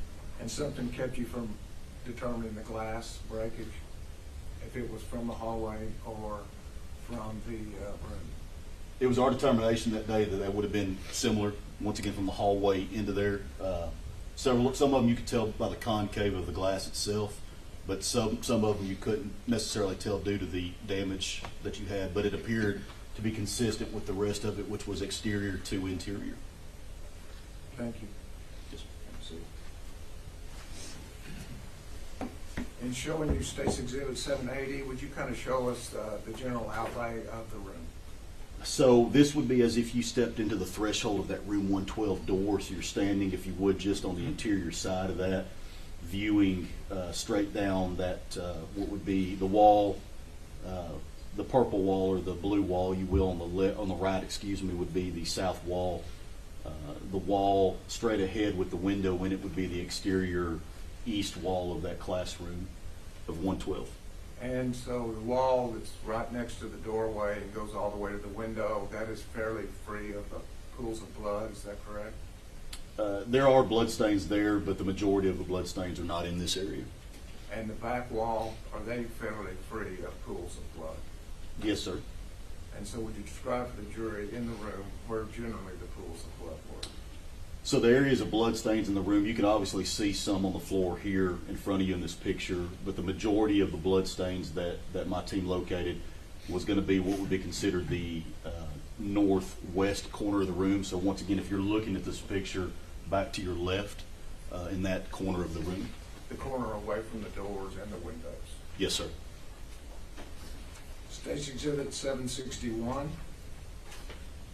Excuse, yes, 761. This would be a view from the 112 door, but this would be the interior door face. So once again, you're inside room 112 looking at what would be the interior door face of that room door. And 762. This is another view of that from a different angle to show you the bullet defects through that door towards the interior of the room. And is there a bevel on one of those gunshots? There is the bevel he's referring to. If you look at the gunshot furthest to the right, it gives that bulge look to it, where you can see where the energy of that projectile going through the door pushes that door frame out. That's what he's referring to. And Exhibit 763, would you tell us the general location of 763? So 763 is going to be, once again, you're inside room 112. You're just in front of the entrance of that door we were looking at. You're looking, this is viewing back on the floor, back towards that, that east wall where that window was at. But this is going to be the floor view that you're looking at here. And does it show things specifically on that floor? Yes, sir. There are several defects in the floor that you can see, the gray areas that you notice on the floor, which are going to be would appear to be ricochet rounds from defects, or excuse me, projectiles hitting the floor. And Exhibit 764? 764 is the exterior door face of the closet door inside room 112. What you notice on that door, once again, the gray areas on that door where the paint is peeled back, or what appears to be shrapnel defects onto that door. And is that closet door directly across from the entryway into 112? Yes, sir. Exhibit 765. 765 is another view of that door from the lower bottom third of that door, if you will, below the handle. So the first view was above the door handle, the second view is below the door handle, is that correct? Yes, sir. And Exhibit 766. 766 would be the brick wall, the stone wall that's directly behind where that door you just viewed was. So once again, this is going to be the west wall of that classroom. That's the window, the grayish area is that window that you saw earlier. And this is going to be a picture of what appears to be shrapnel hits on that white brick. And is it once again directly across from the doorway to 112? Yes, sir. And so I believe if you described a pathway from the hallway through the doorway, all the way across the room, leaving shrapnel across all the way to the back wall, Yes, sir. would that shrapnel and that pathway be dangerous to people in 112? If somebody was standing there, yes, sir. State's Exhibit 767. So 767, once again, this is going to be the interior face of the door. You're inside room 112 looking at that main door entrance. And then down below that, it's a view of evidence marker 1, which for these rooms we use green versicones or evidence markers. So for these purposes, we put a G for green, so G in this case 1. So this would be evidence marker G1 depicting a fired cartridge case. And Exhibit 768. It's a close-up view to show the 2 fired cartridge cases of G1. And quickly, of the cartridge casings, did you find more than one kind of cartridge case in 112? Yes, sir. And what was there one single one that was not an LC? That is correct. There was one singular non-LC22 cartridge case. And was that found in the teacher's desk? Yes, sir. Okay. So other than in the teacher's desk, all the fired cartridge casings were LCs? That's correct. And rifle casings? For room 112, yes, sir. Okay. And so I'll just allow you to shorten your testimony then as you say another cartridge casing if you see one. Yes, sir. Fair enough? Yes, sir. Thank you. And Judge, at some point, we want to caution the jury and the audience that some of these pictures are going to be a little gory and bloody. Yeah, ladies and gentlemen, as throughout the course of this trial, we have some graphic photographs, so once again, be aware of that, and if you need to step outside, you're welcome to do so. You may proceed. Thank you, Your Honor. And did you just take the photograph, or were the photographs taken where they were found? Yes, sir. Weren't responsible for depositing them there, just accurately depicted where they were? These photographs are depictions of how we found them when we entered the room and processed that crime scene. Thank you. Exhibit 769. 769 is another close-up of G1 with a what we call an ABFO scale, or a measurement scale, if you will, that's down below that fired cartridge case.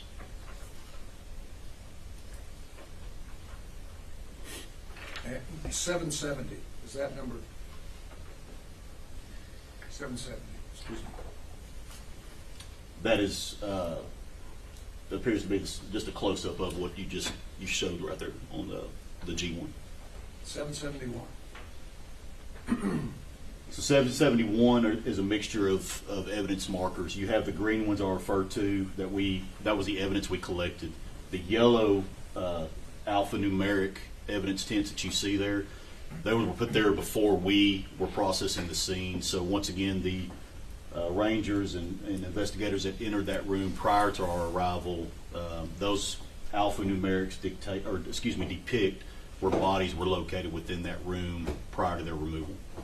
And on the far left side, could you describe what structure we're looking at there? On the far left side is going to be so that wall would be the hallway wall, or the west wall of that classroom.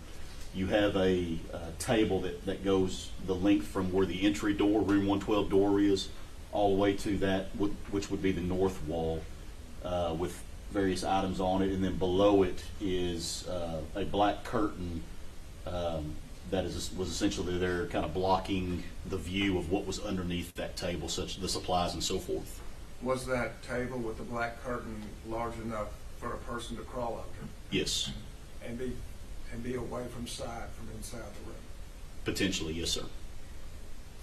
State's Exhibit 772. 772 is a close-up of a fired cartridge case with the G2 marker. 773. 773 is the G3 marker with a fired cartridge case. 776. 776 is the G4 marker with a fired cartridge case. 778. 778 is the G5 marker close-up with a fired cartridge case. 779. 779 is the G6 marker with 2 fired cartridge cases. 781. 781 is the G7 marker with a fired cartridge case. And does this marker 7 approach this pool of blood in the corner Yep. of the hallway that we saw the dog view of? Yes, sir. That is in the north, what would be considered the northwest area of the classroom. 784. 784 is a close-up of a fired cartridge case with G8. 786. 786 is a close-up of a fired cartridge case associated with G9. 787. 787 are several fired cartridge cases associated with G10. Would you point those out? You're on the map. Yes, sir. You've got a cartridge case here and a fired cartridge case here that we went ahead and designated with G10. Thank you. 790. 790 is a close-up of 2 fired cartridge cases associated with G11. 791. 791 is a fired cartridge case associated with G12. 792. 792 are several cartridge cases that are associated with G13. 794. 794 is a close-up of several cartridge cases that are to the left of G13. And would you locate those cartridge casings in the room for us? You're on, I mean, ma'am. where would they be in the room? Yes, sir. Oh, I'm sorry, you're asking where they are in the room? Yes, sir. Those are going to be, once again, the northwest area of the room. That blue piece of equipment that you see at the top of the picture there was just to the right of that filing cabinet, if you remember, from that corner of that northwest area of the room. 796. 796 is a picture of a fired cartridge case associated with G14. And are they at the very top of the photograph? Top and in the middle, sir. You've got 2 at the top and 1 with the ABFO scale. One in the middle of the photograph and 2 at the top. Yes, sir. Thank you. Exhibit 800. This is going to be a picture of fired cartridge cases associated with G15. And is there one under this, underneath a obstruction? Yes, sir. You've got one to the left of G15, and then you've got one with the ABFO scale, which is up underneath a piece of equipment that was there inside the room on top of that carpet. Exhibit 802. 802 is a picture of G17, which at the top of the picture there is a what we call a PMAG magazine, which is what the unfired cartridges would go into for a weapon. And what was the condition of that magazine? Empty. And is there a second marker on there? There is G16. And how many rounds does that magazine hold? 30 rounds, sir. Exhibit 803. 803 is once a close-up of G16, which is a fired cartridge case. Exhibit 804. 804 is a close-up of G17 depicting that black empty PMAG magazine. And so after 30 rounds are fired from that mag, what has to happen for the gun to be operational again? For a weapon to be operational, once you, if you're firing a rifle in this case, you would have to drop this magazine, which eject it from the weapon, if you will, place a new magazine that has unfired cartridges into it, and then put it into battery or put a round into the chamber. And did you find more than 30 casings in this room? Yes, sir. Did that indicate to you whether or not a magazine had been changed? Yes, sir. And what was did it have been changed? There were more than 30, which would indicate to me that a magazine had been changed in the room. Thank you. Exhibit 805.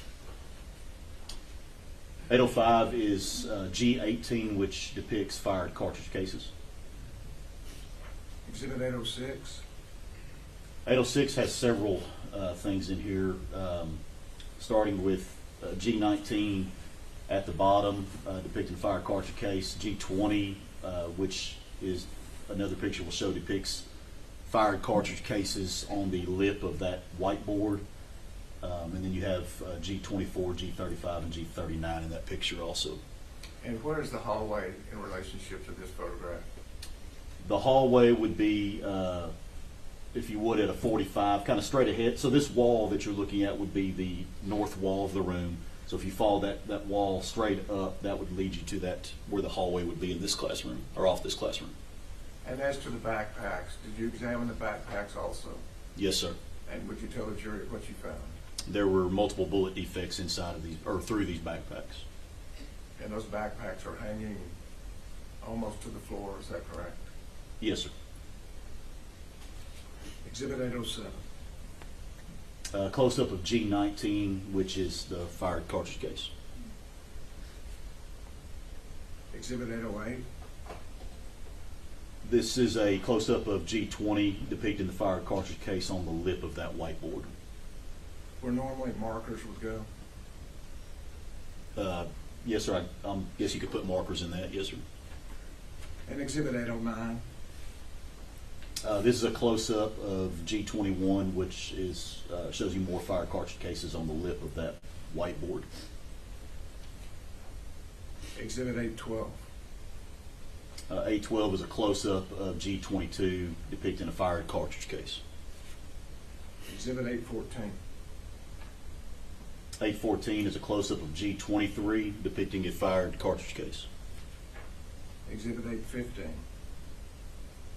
815, once again, has several markers in it, marker G14 and marker G24, depicting fired cartridge cases as well as depicting some of the blood in this scene. And as to the wall depicted in 815, how would you describe the condition of that lower wall? There are bullet defects in that wall that are going to be, if you see the hooks in that picture, below those hooks, and then some also into that 2x4, if you will, where the hooks are in. And going back to exhibit 24 right next to the wall, exhibit 816. So G24, this is a close-up of a what would be copper jacket from a projectile. Exhibit 817. 817 is a close-up of G25. And 818. This is another close-up of G25 showing once again a copper jacket from a projectile. Exhibit 819. 819 shows G26 and then G13 again, as well as some yellow tints in that northwest corner of the classroom. And would you place this photograph in the room? Where would that be? The northwest corner of the classroom. Exhibit 820. 820 is a close-up of G26, which is a fired cartridge case. 823. 823 is a close-up of G27, which is a fired cartridge case. 825. 825 is a close-up of G28, being a fired cartridge case. 826. 826 is a close-up of G29, showing a fired cartridge case next to G11.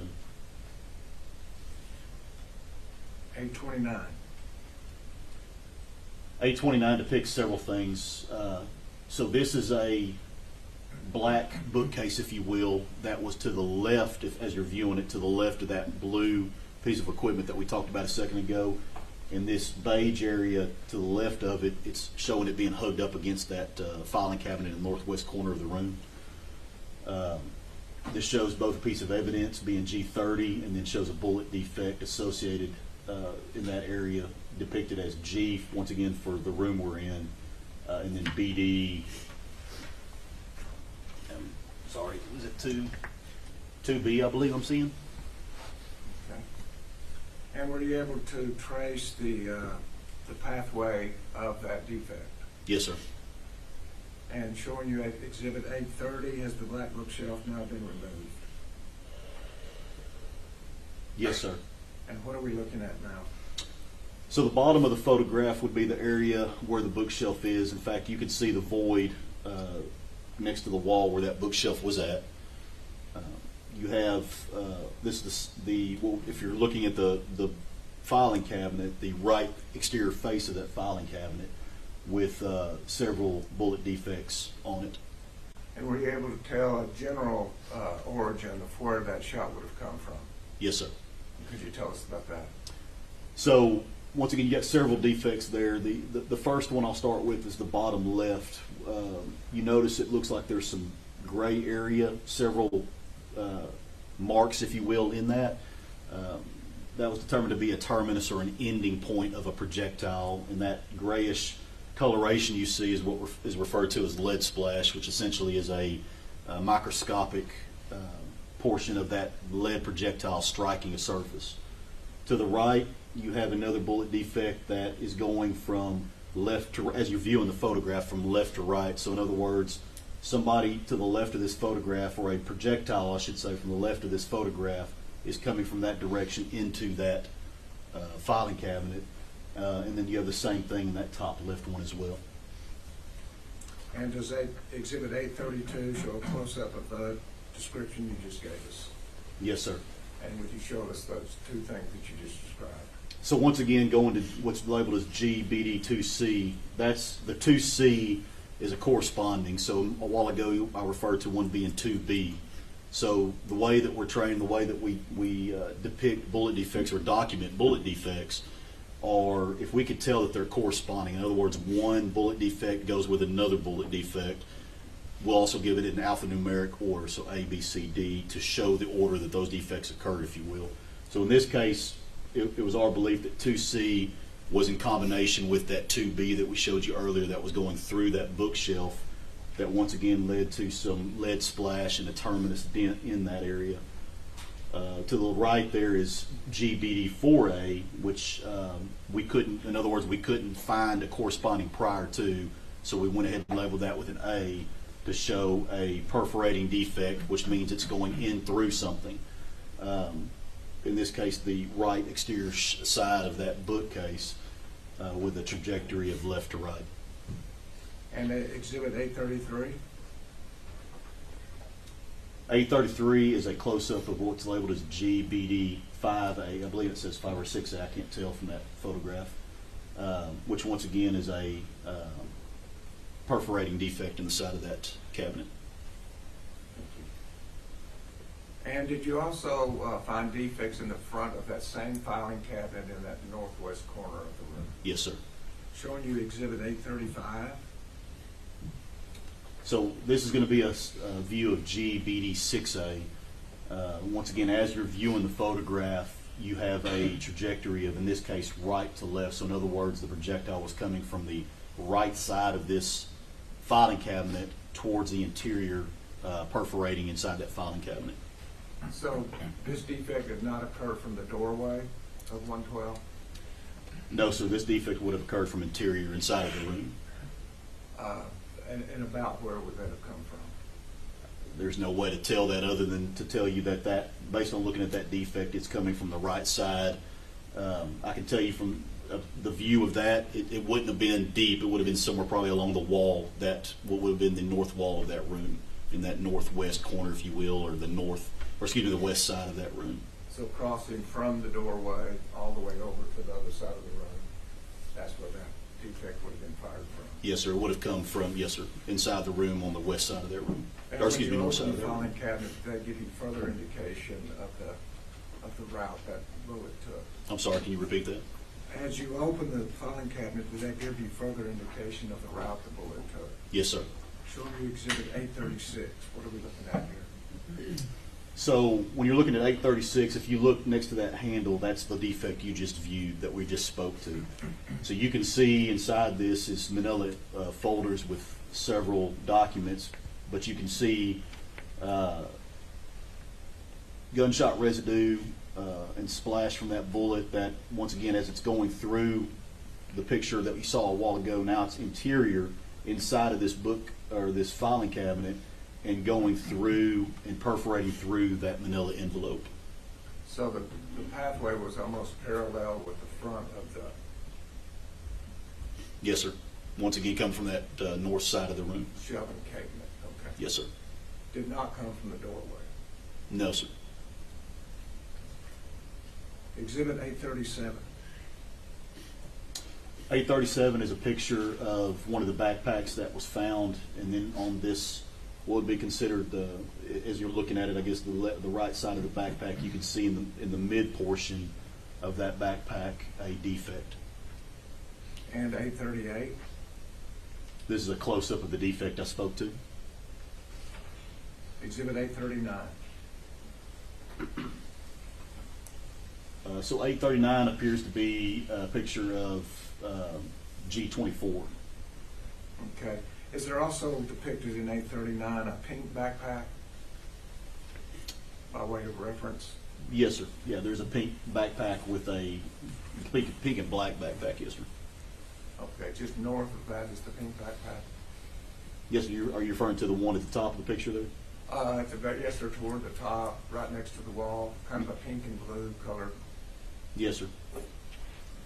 I just asked that for reference for the next exhibit, 840. It's going to be G35, so the backpack you're referring to, that multicolored pink backpack, and then below that you have a fired cartridge case. Thank you. Exhibit 841. So 841 shows a view of G30, which is sitting on top of a rolling piece of equipment for like a TV. And 842. This is a close-up to show a PMAG that's partially underneath that equipment that's labeled as G37. Another one of these magazines? Yes, sir, an empty magazine. And what condition was it in? Empty. So that's 2 empty magazines holding 30 shells each. They could hold 30, yes, sir, but there were 2 empty magazines. Thank you. 845. So 845 is a picture just forward of that last one. So inside, or if you would, on top of that carpet, but bunched up, shows G38, which is fired cartridge cases. And 848. 848 is a close-up of G39, which is a fired cartridge case. 849. 849 is a close-up of G40, depicting 2 fired cartridge cases. 850. 850 is a mid-range shot, if you will, of G41, depicting a piece of projectile. And 851. Once again, a close-up of G41 to show you part of that projectile, that fire projectile. And 852. 852 is a close-up of G42 depicting a fired cartridge case. 854. 854 is a close-up of G43 depicting a fired cartridge case. 855, is that giving us a general location of a desk? It is, sir. Did you find anything in that desk? We did, yes, sir. Showing you exhibit 856. So 856 is a picture of one of the pieces of plastic drawers, if you will, that was on that desk. And then you could see that there's a fired cartridge case inside of that drawer, which was open. That's how it was when we found it. Was this the one that was of a different make? I'm not sure if this was it or not. Fair enough. Exhibit 859. 859 is a close-up of that same thing, depicting it with marker G45. 860. So 860 is a picture of the window on the east side of the room. So once again, if you take yourself back to being inside that room, you just entered door 112 and you're looking straight ahead, and you remember there was a wall with a window on it. So this is going to be that window. When the curtains, the gray curtains, are pulled aside, you can see that there's mini blinds there, and the defects you see appear to be shrapnel defects in that mini blind. Exhibit 863. So 863 is a depiction of the north wall in the room, the whiteboard you see on top, a couple backpacks there, but more importantly, you have defects that are both in the wall there, and then once again in that 2x4 portion up underneath that whiteboard. And would you point out those defects? Your Honor, ma'am. Please. So once again, you have several defects. You have one right here that we're depicting with this picture. There's several other ones there, but this is going to be the one we're referring to in this picture right here. And Exhibit 864? 864, once again, you have a grouping, I should say, 4 defects labeled there in that same general area. And 865? So 865 is showing below that area or in that general area, but you see defects on the wall portion beneath that dry board. And are there 5 depicted there? Yes, sir. And are all of them general characteristics similar ovals? Generally speaking, yes, sir. And how about the one on the bottom left? That one is different as far as the look and how it was deposited there. Does that indicate to you a different origin, or the weapon was in a different position when that defect occurred? No, sir, not necessarily. It could have simply been due to a substrate struck prior to going through something to cause that. Not necessarily a different position. Explain that to us. So when a bullet is fired from a weapon, in this case a projectile exits the gun, whether that's a pistol, rifle, it doesn't matter what it is. Essentially, it goes downrange, if you will, right? It goes forward of that weapon. Generally speaking, it goes in a straight line with a little bit of an arc to it. And if left unimpeded, it'll eventually lose energy and either fall and or strike something forward of it, right? Depending on where you're standing or the angle of the projectile as it exits that weapon will then correlate to what you find for the substrate that it hits. So in other words, if I'm angling to my right, I would expect to find a left to right trajectory of that weapon, right? If I'm angling it from my right side, I would expect to find a right to left trajectory, if that makes sense. If it's a fairly 90-degree circle, well, then that tells me that somebody was shooting essentially perpendicular, if you will, to that substrate. Now, with all that being said, that's a perfect scenario. In other words, it hasn't struck anything. When a bullet travels through things, you heard me say perforating a while ago. Well, perforating means it's gone through a substrate. It's not just stopped, it's gone through it. And when a bullet goes through something, it's going to start losing energy. It can start tumbling on its axis, but essentially it's going to give different views, if you will, of how it impacts the subsequent substrates that it strikes as it goes through. So in other words, those perfect circles or those angled defects can then become very ragged, if you will, due to those variables. So that if a bullet went through a desk, a school desk or something like that, that exited the other side, then a lot of irregularities occur with that. It could be, yes, sir, absolutely. I would expect to see that, yes, sir. And did you see indications of that during your search? Yes, sir. That bullets went through desks or seats or chairs or other furniture? It appeared, yes, sir. State's Exhibit 868. So 868 is a viewpoint again. Once again, that north wall beneath that whiteboard.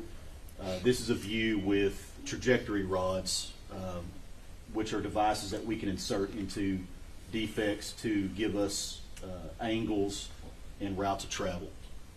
And does that accurately show the routes of travel that y'all decided from doing your crime scene investigation? Yes, sir.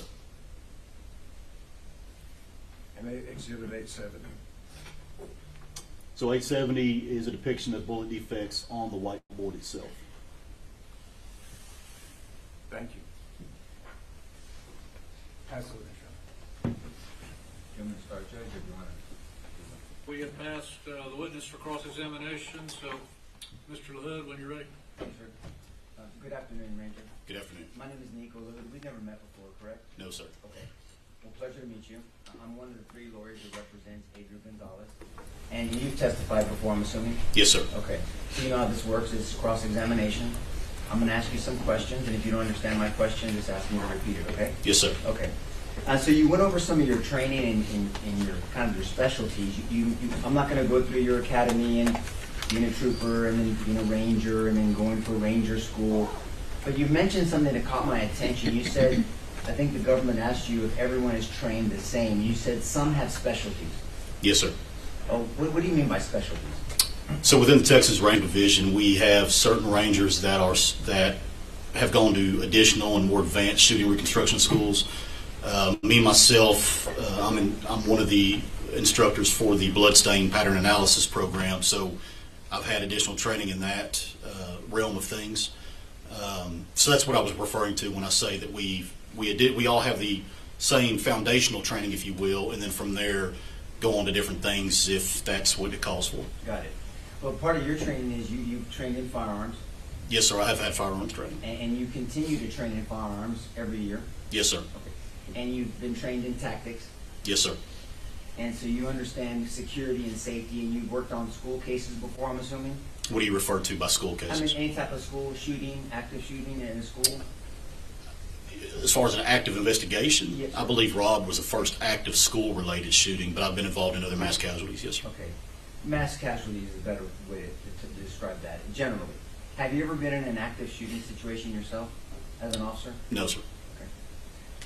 So and not a lot of officers have been in an active shooting, actual situation. Would you agree with that? I would agree with that. Yes, sir. So an officer or a law enforcement individual that has an opinion based off their training, not a lot of times it's because of actual being through that scenario. That's a fair statement. Yes, sir. Okay. So now I want to direct your attention to the actual investigation that you did. You showed some pictures, and you showed pictures of room 112 and 111. You recall those? Yes, sir. And we saw the defects, and that's a word that I think the jury is acclimated to now. A defect means what to you? In the realm of shooting reconstruction, Yes, sir. it means where a projectile's entered a substrate. Okay.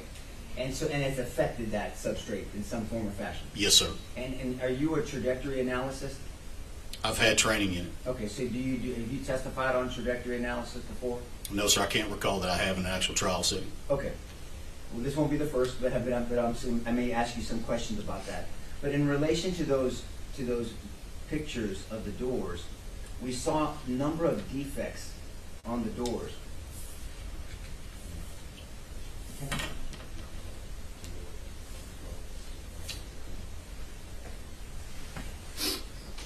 You recall looking at those pictures of 112? You're going to get it up for us Gotcha. right now. 112 and 111. From the hallway? Yes, sir. Yes, sir. Here they are. May I approach, Judge?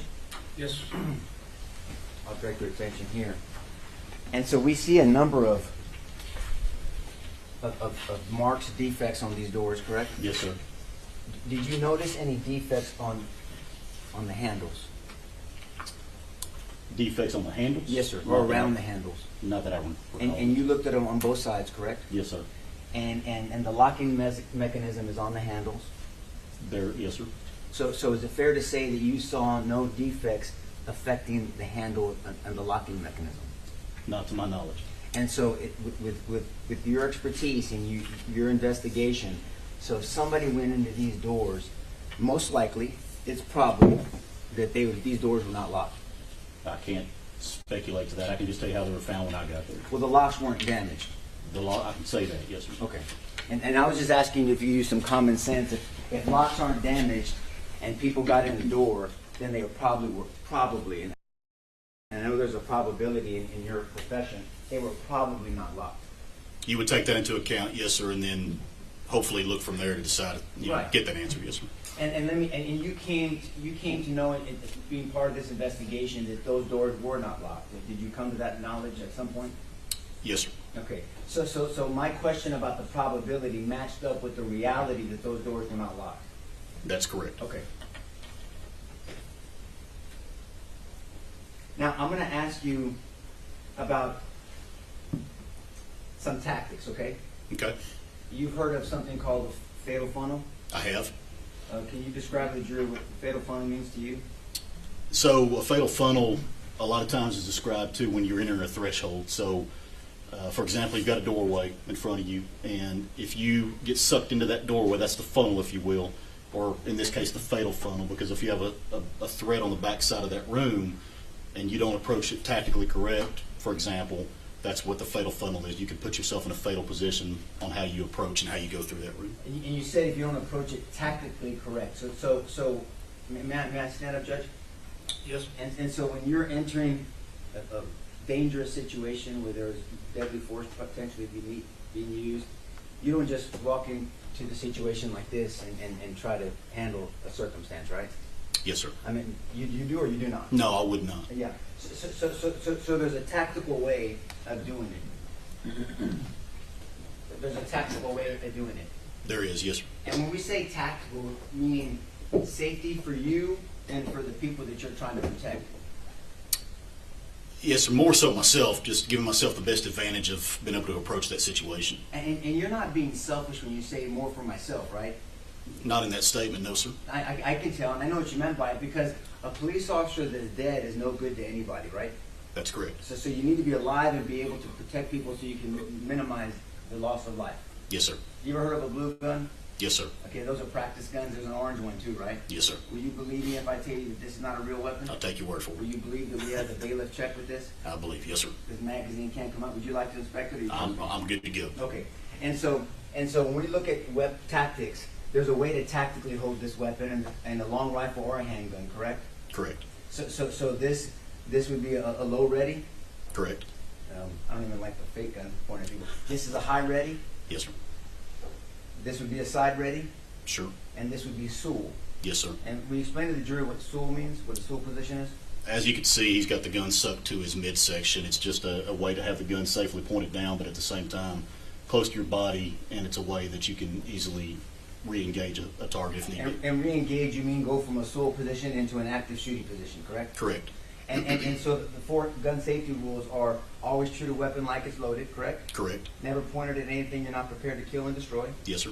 Always keep your finger, I like to say high and outside the trigger guard, but at least outside the trigger guard. Yes, sir. And this is the trigger guard. That is. And this would be the trigger. Correct. And always know what's behind your target. Yes, sir. Those are 4 gun safety rules that everybody that carries a weapon, especially law enforcement, should know immediately. Yes, sir. And so that's why a Sewell position is important tactically when you're approaching a situation, because you don't want to do something.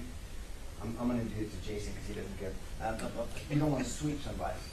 This would be called sweeping them, right? Yes, sir. When you point the barrel at him. When you point the barrel at somebody, and that means that if the barrel's pointed at somebody, even if your finger is indexed, at some point it could go off.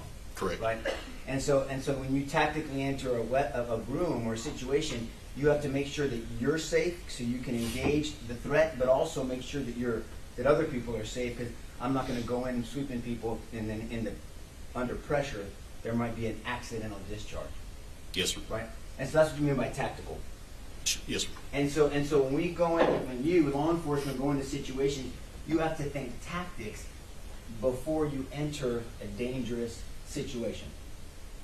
Right? You have to have that thought in your mind. Yes, sir. And one of the things when we talk about tactics and that fatal funnel, that fatal funnel is important because law enforcement officers in any department are taught to always, to the best of your ability, avoid a fatal funnel. That's a fair statement. You don't want to put yourself in a bad situation once again. And a fatal funnel is something like a doorway. Yes, sir. A hallway. In my training, it's always been a threshold, but yes, in a hallway, that presents a whole different set of circumstances and the way you might approach that as well. May I stand up again, Judge?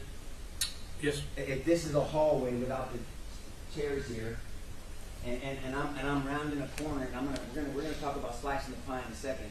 And so if the judge, not that he's a threat to me, but if he was in our example a threat, and I turn this hallway, and these are all walls, I'm in a fatal funnel because the judge is the bad guy in our scenario, can shoot me, and I have nowhere to go to get cover. Right? You could be in a bad situation. Right, and that can happen not just in a hallway, but if this was a building, and I'm coming across a building, this could be in essence a fatal funnel because I have nowhere to go. At the end of the day, any position you're in could be a bad situation. It's all about what's going on, the variables involved, and how you approach that. And let's talk about some of those variables. And so what is the difference? The jury's heard this a little bit, so you can do it briefly. Concealment and cover, what's the difference? So concealment would be something that you can get behind and conceal yourself, if you will, but may not stop a projectile. And cover would be something you can get behind for the concealment once again, but that you would expect to potentially stop a projectile. Right. And may I use the well, Judge? Yes. And so I'm going to set up a little scenario here for you.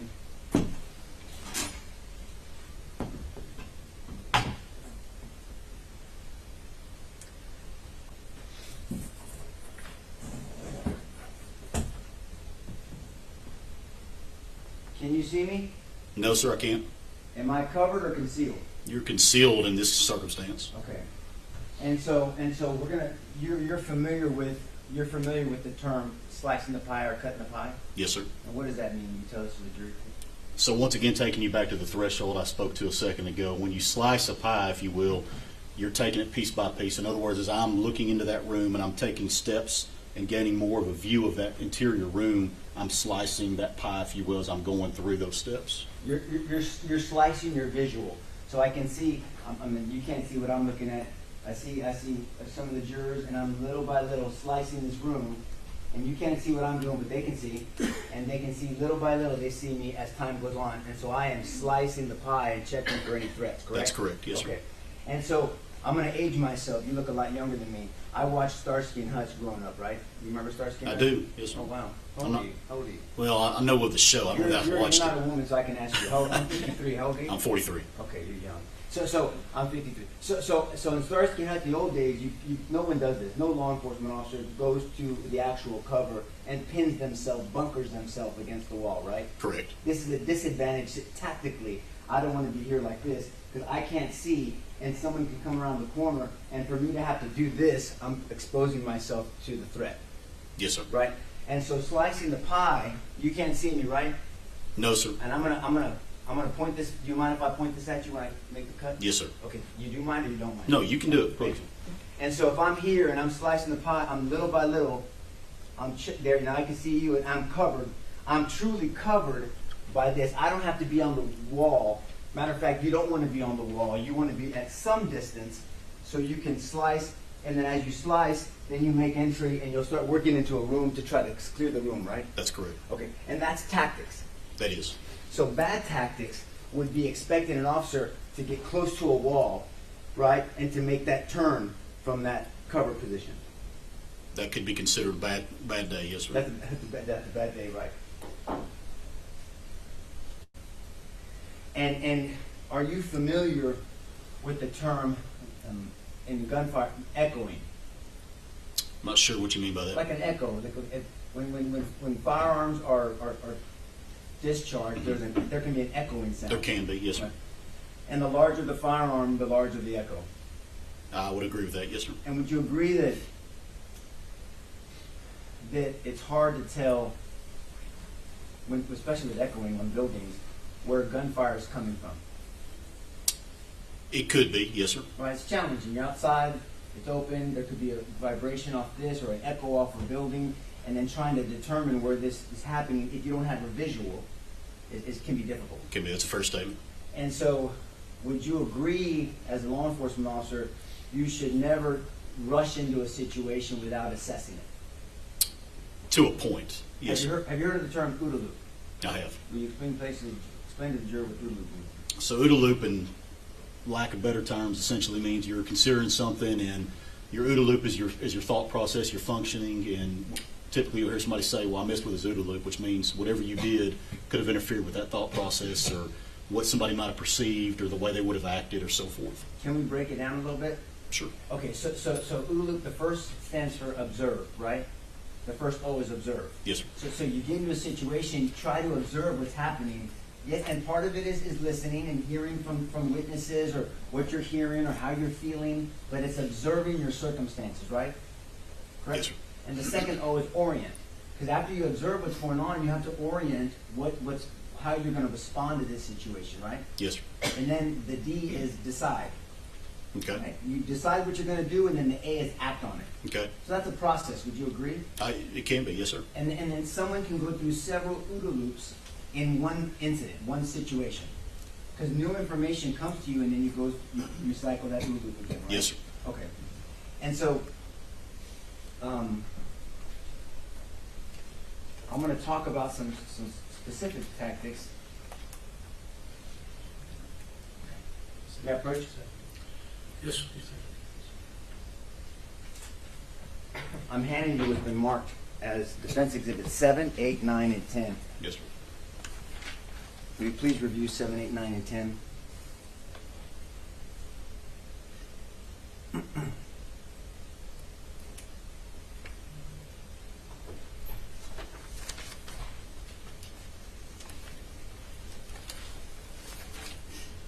Okay. And you recognize Defense Exhibit 7 as the corner, the southwest corner of Robb Elementary, correct? Let me think about my direction here. Yes, sir. Yes, sir. Okay, and then Defense 8, do you mind if I stand behind you? Yeah, please. Thank yeah. you. It is an overview of Robb Elementary showing the south side and the west side, Yes, sir. and the east side essentially. Yes, sir. And then Defense 9 is a similar but a different angle pulling away from Robb facing the west side. Yes, sir. And 10 is a bigger view, but also bringing in groves and the street in front as Correct. well. Yes, sir. And would you say that Defense Exhibits 7, 8, 9, and 10 are fair and accurate depictions of Robb Elementary, to your knowledge? Yes, sir. Judge, I'm handing to opposing counsel Defense 7 through 10, offering it into evidence.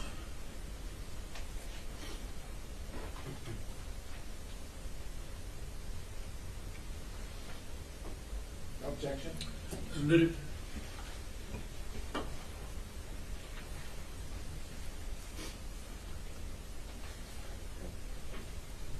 We're going to look at Defense 8. Approach, Judge. Yes. So this is Robb Elementary, and I want to, I'm not trying to give you my back, but I want to make sure we understand. So this would be the west entrance? Yes, sir. Yeah. That would be the south, Yes, sir. east, and then here's the north. There's not an entrance, but, so this is where that monster came into the elementary school, correct? Yes, sir. Okay. And then matter of fact, this is a police car from your knowledge of this investigation. This is Adrian Gonzales' police car. They left it in the same position. Okay. Do you agree with that? I wasn't outside for this, so I can't. I've heard about it, but I wasn't Okay. there. So Well, if I represent you, that's Adrian Gonzales. You have no they'll correct me, I promise you. You Sure. have no reason to disbelieve me. sure. Okay, so you can see that if this is Adrian Gonzales' police car, and where he went into the circumstance, he's into the situation, he acted and did something, the monster entered over here, correct? Yes, sir. And in your training experience and just practical in life, you've been to this area, is there a line of sight from way southeast of Robb Elementary to the west? Not from that position. Matter of fact, the school is in the way. That's correct. Right? And so it would be impossible, not probable, not unlikely, impossible for any human being to have a visual of what's going on the west side of this building from where that car is. From the correct? ground. Yes, sir. Now, tactically, if somebody was hearing gunfire, could you tell in your training experience, or have you even heard of somebody being able to tell that's coming from the west side of a building, just from being in a situation similar to this? That's a lot of speculation on that. It Once is a lot. again, I mean, number one, you have to be in that situation. I mean, on one hand, I can understand if somebody was there and they're saying they can't, but on the other hand, if somebody says they could, I wouldn't dispute that either. You would not. I want to make sure I understand what you're saying. It's a lot of speculation you started with. You're saying that you've heard of a scenario where somebody can be in a okay. No, I'm not saying a scenario. What I'm saying is Okay. based on my knowledge, I can see if somebody was there and if they're trying to tell me they can't hear anything there, I can potentially understand because of the circumstances, but at the same time, if somebody told me they could hear something there, or if I was to understand that you did hear something there, I wouldn't dispat that either. So if somebody is discharging a high-powered rifle, are you saying that you've heard of anybody with the training experience to determine whether they're on the west side or the north side of this building? From this position, can you tell if you hear someone discharging a weapon, you can tell between the west side or the north side where that fire is coming No, from? what I'm saying is if somebody's on that side of the building discharging a weapon and you're on the complete opposite side, to your point, could they be on the north side? Yes. Could they be on the west side? Yes. What I would say, he's not right there where they're at, but he is somewhere on that side of the building. Well, what he would know is it's not on the south side because he's on the south side. I would assume that, right? yes, sir. And he has a somewhat visual of some of the east side. Correct. Right? Because there's an L shape, so he's got some of the east side. So just he can deduce that he's not on some of the east side and definitely not on the south side. I would correct? agree with that, yes, sir. And in your training experience, if somebody made the claim that there were multiple gunshots from a high-powered rifle from the west corner of this building, this way, southeast, you would expect to see multiple defects on the building. Not necessarily. No. Not necessarily. No. If they were shooting up, maybe that you wouldn't, right? Correct. I can tell you from my personal experience, we saw one on one of those, but I was involved in that documentation, if you will. So I know that particular one that was on a building on that side. I believe it was in front of where that car is, or somewhere in that general area. Was it at the bottom of the building or higher in the building? It was up high. Okay. And if somebody claims to be on the floor or close to the floor, and someone is shooting at them with a high-powered rifle, would you think you would see defects on the bottom of the building or higher in the building? It just depends, sir. It depends on angles of fire. It depends on any variables in between them, like once again, shots hitting something prior to their objective, if you will. We'll talk about ricochet in a second. I'm just saying, is if you're sitting down, correct? Yes, sir. And if they're trying to prosecute a case on me for aggravated assault with a deadly weapon, because that orange gun was the real gun, and I shot at you, and thank God I missed. Would you think you would see defects around the chair and around the desk, or up in the ceiling if I shot at you? It just depends. So once again, with my experience in investigations, just because you don't have a defect, if you're crouched down like you said, and I'm working that scene, and I see no defects behind the area that I believe that you were crouched down, I wouldn't automatically believe necessarily that he missed or he wasn't intending to hit you there, or she for that matter. Because once again, in my experience of investigations, just because somebody's shooting at you doesn't mean they hit where they're aiming.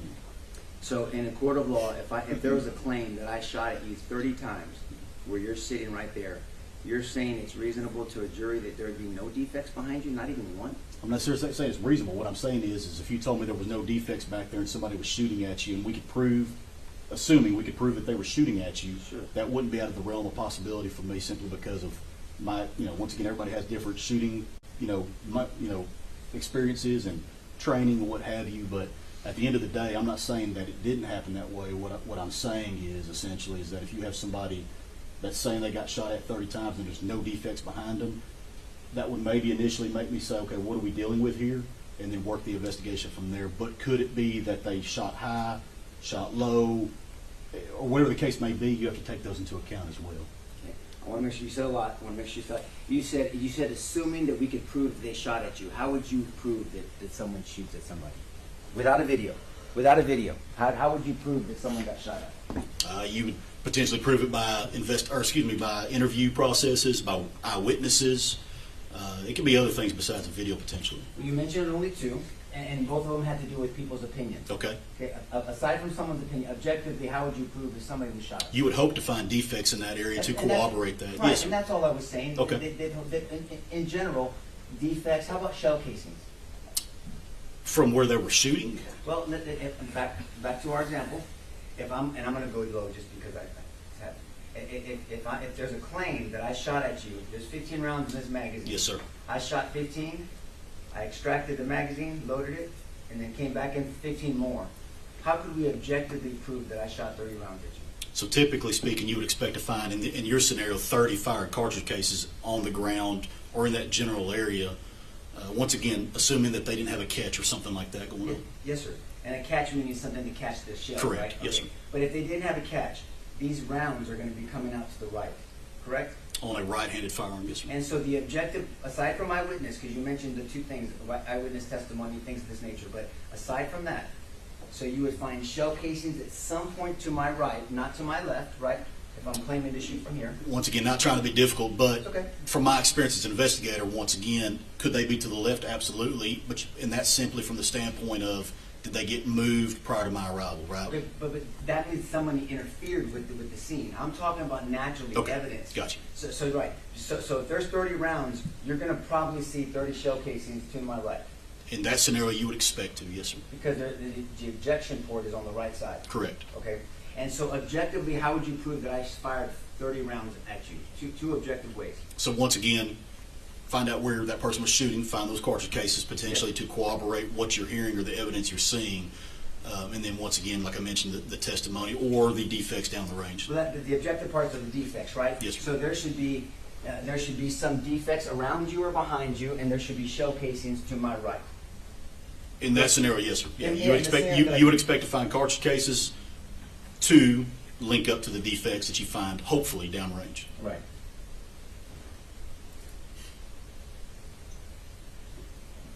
And you were investigating a homicide, correct? Yes, sir. But actually, it was a mass murder of children, right? Correct. And an attempted capital murder of police officers.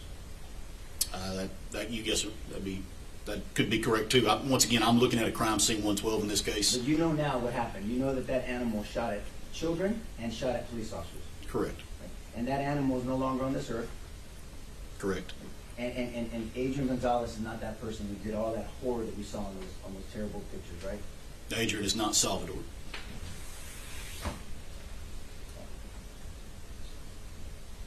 I want to do one more thing. Let's go to number 10, please. Am I approach, Judge? Sir, Okay, so this is a different aerial. Robb Elementary, correct? Yes, sir. Do my best not to block the jury here. Same west entrance here, Correct. south, Correct. and we saw Adrian's cars over here on the other picture, right? Yes, sir. Now, you know now that there were 3 other officers on the scene before the shooter went into the school, right? I can't speak to that, no, sir. Okay, if there were, because a lot of other people can speak to that, if there were 3 officers roughly here, they would have line of sight to the west entrance, correct? Assuming that vehicles or what Yeah. have you may not be blocking their view. Yes, sir. And assume, we'll put another assumption that is a fact, that if you don't know, that one of them had a long rifle, one of them had an AR-15. Okay. That would be a weapon that is more capable for reaching that animal before he went into the west building versus the handgun that we were using as an example earlier, correct? A rifle is a better long-range platform, yes, sir. Right. And so the people on this side, the 3 officers on this side, had line of sight, would have had the opportunity, in our scenario, opportunity and the ability to stop the shooter from entering the school. Are you telling me in your scenario that there's nothing in between their line of sight and that door? Because once again, I don't know. So. I understand, and I'm glad you're being cautious. I'm just saying, let's say in my scenario, one of the officers asked for permission to shoot this animal. Okay. Would you believe that if he asked for permission to shoot, that that person was in his line of sight? I would assume so. That's the witness. Thank you, sir. And does line of sight change if somebody's moving? Yes, sir. Could you pull that back up? That one you just had. Yep. Yeah. Mr. Hood? Mr. Hood? Yes, sir. Can we lose the consent? Oh, I'm sorry, Judge. Thank you. You didn't like it? Couldn't see it. That's not unusual. Just from the photograph of fence exhibit number 10, if we have 3 officers by this ditch, and we've seen a video of the gunman actually running or jogging to this doorway, Yes, sir. that indicate that he's moving. Yes, sir. And would a vehicle conceal line of sight from an officer down here? It very well could. And would this vehicle also? A vehicle. A vehicle, depending on Yes, sir. the parking lot. Yes, sir. But you could see them for a short vehicle, but they're moving, they could then become no longer available. That's possible. Yes, sir. So it could be a very short window of time in which the officer could see that person. That very well could be. Yes, sir. Okay. The second thing I wanted to ask you about, your exhibit number 8, if I could. Yes, sir.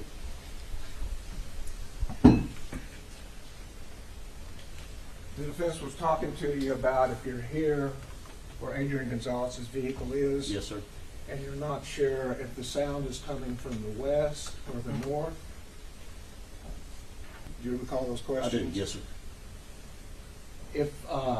If you do hear shots fired at an elementary school during a school day, and you're not sure if it's here or it's here, do you stay by your car? I would not. What would you do? I would make the best decision I could and go towards those shots. Go toward the shots. Yes, sir. Is that how you're trained? It is. All law enforcement in Texas. To go towards the threat. Yes, sir. So you would make a move one way or another. I would like to think I would. Yes, sir. You wouldn't stay. I don't believe I would. No, sir. You wouldn't wait for cover. I would not in that scenario. Wait for other officers to arrive. No, sir.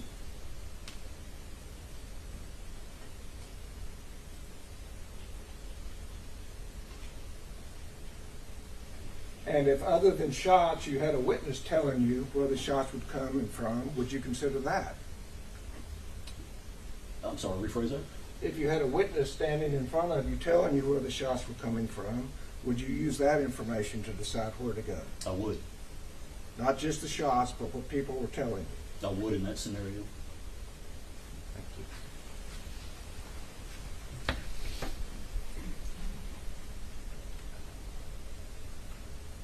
And finally, the hallway. I believe you testified that a threshold is what you considered a fatal funnel. Is that correct? Yes, sir. And could you show the very first? Just take just 1 second, John, until we pull that exhibit. Okay.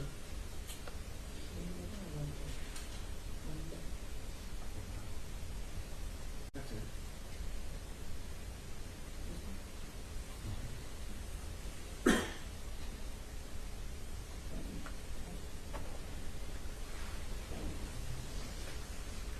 Looking at the exhibit, it shows it's at doors 111 and 112. Yes, sir. Is that a fair and accurate representation about the doorways in that hallway? Yes, sir. And is that consistent all the way down the hallway as to all the rooms? To my knowledge, yes, sir. The majority of the rooms. And those doorways, are they inset? They are, yes, sir. Is it a place on down the hallway you could hide That's correct. and be concealed? Yes, sir. Somebody could be concealed in that scenario. So fatal funnel being the threshold, a hallway could be a fatal funnel, or there could be areas of concealment. You're asking if the hallway can be areas of concealment or a fatal funnel? Yes. Once again, my knowledge of a fatal funnel would be a threshold. I would consider a hallway a little bit different scenario. Tactics still apply in that scenario, but to your point, in this type of school and this type of insets, you could also be concealed as well. And if you have an active shooting outside of a schoolway and then inside of the schoolway, would a fatal funnel then prevent you from going in? No, sir. Once again, you want to assess it the best you can, right? And these things happen quickly. And to your point, whether somebody gives me information or whether I believe, either I know, I believe, or somebody gives me information, you try to make the best decision. But ultimately, with my training, I would like to think that in that scenario, I would be quickly trying to approach where I believed that threat was to address that threat. Okay. And you've had the training as a police officer Yes, sir. in tactics as well. Yes, sir. And when you go in through a threshold, you were just talking about a doorway, correct? I am, yes, sir. Once you get in, things can spread out and Correct. be concealed. Correct. Correct. And movement helps, does it not? It can, yes, sir. And also, as tactically, you can walk through a doorway, I guess standing up like this, make yourself a big target. You could. Tactically, can you change how big a target you are? You could. Can you squat? You can. Can you get down even lower? Yes, sir, you could. And that would present a smaller angle than someone standing in the hallway. That could, yes, sir, depending on the scenario, but yes, sir.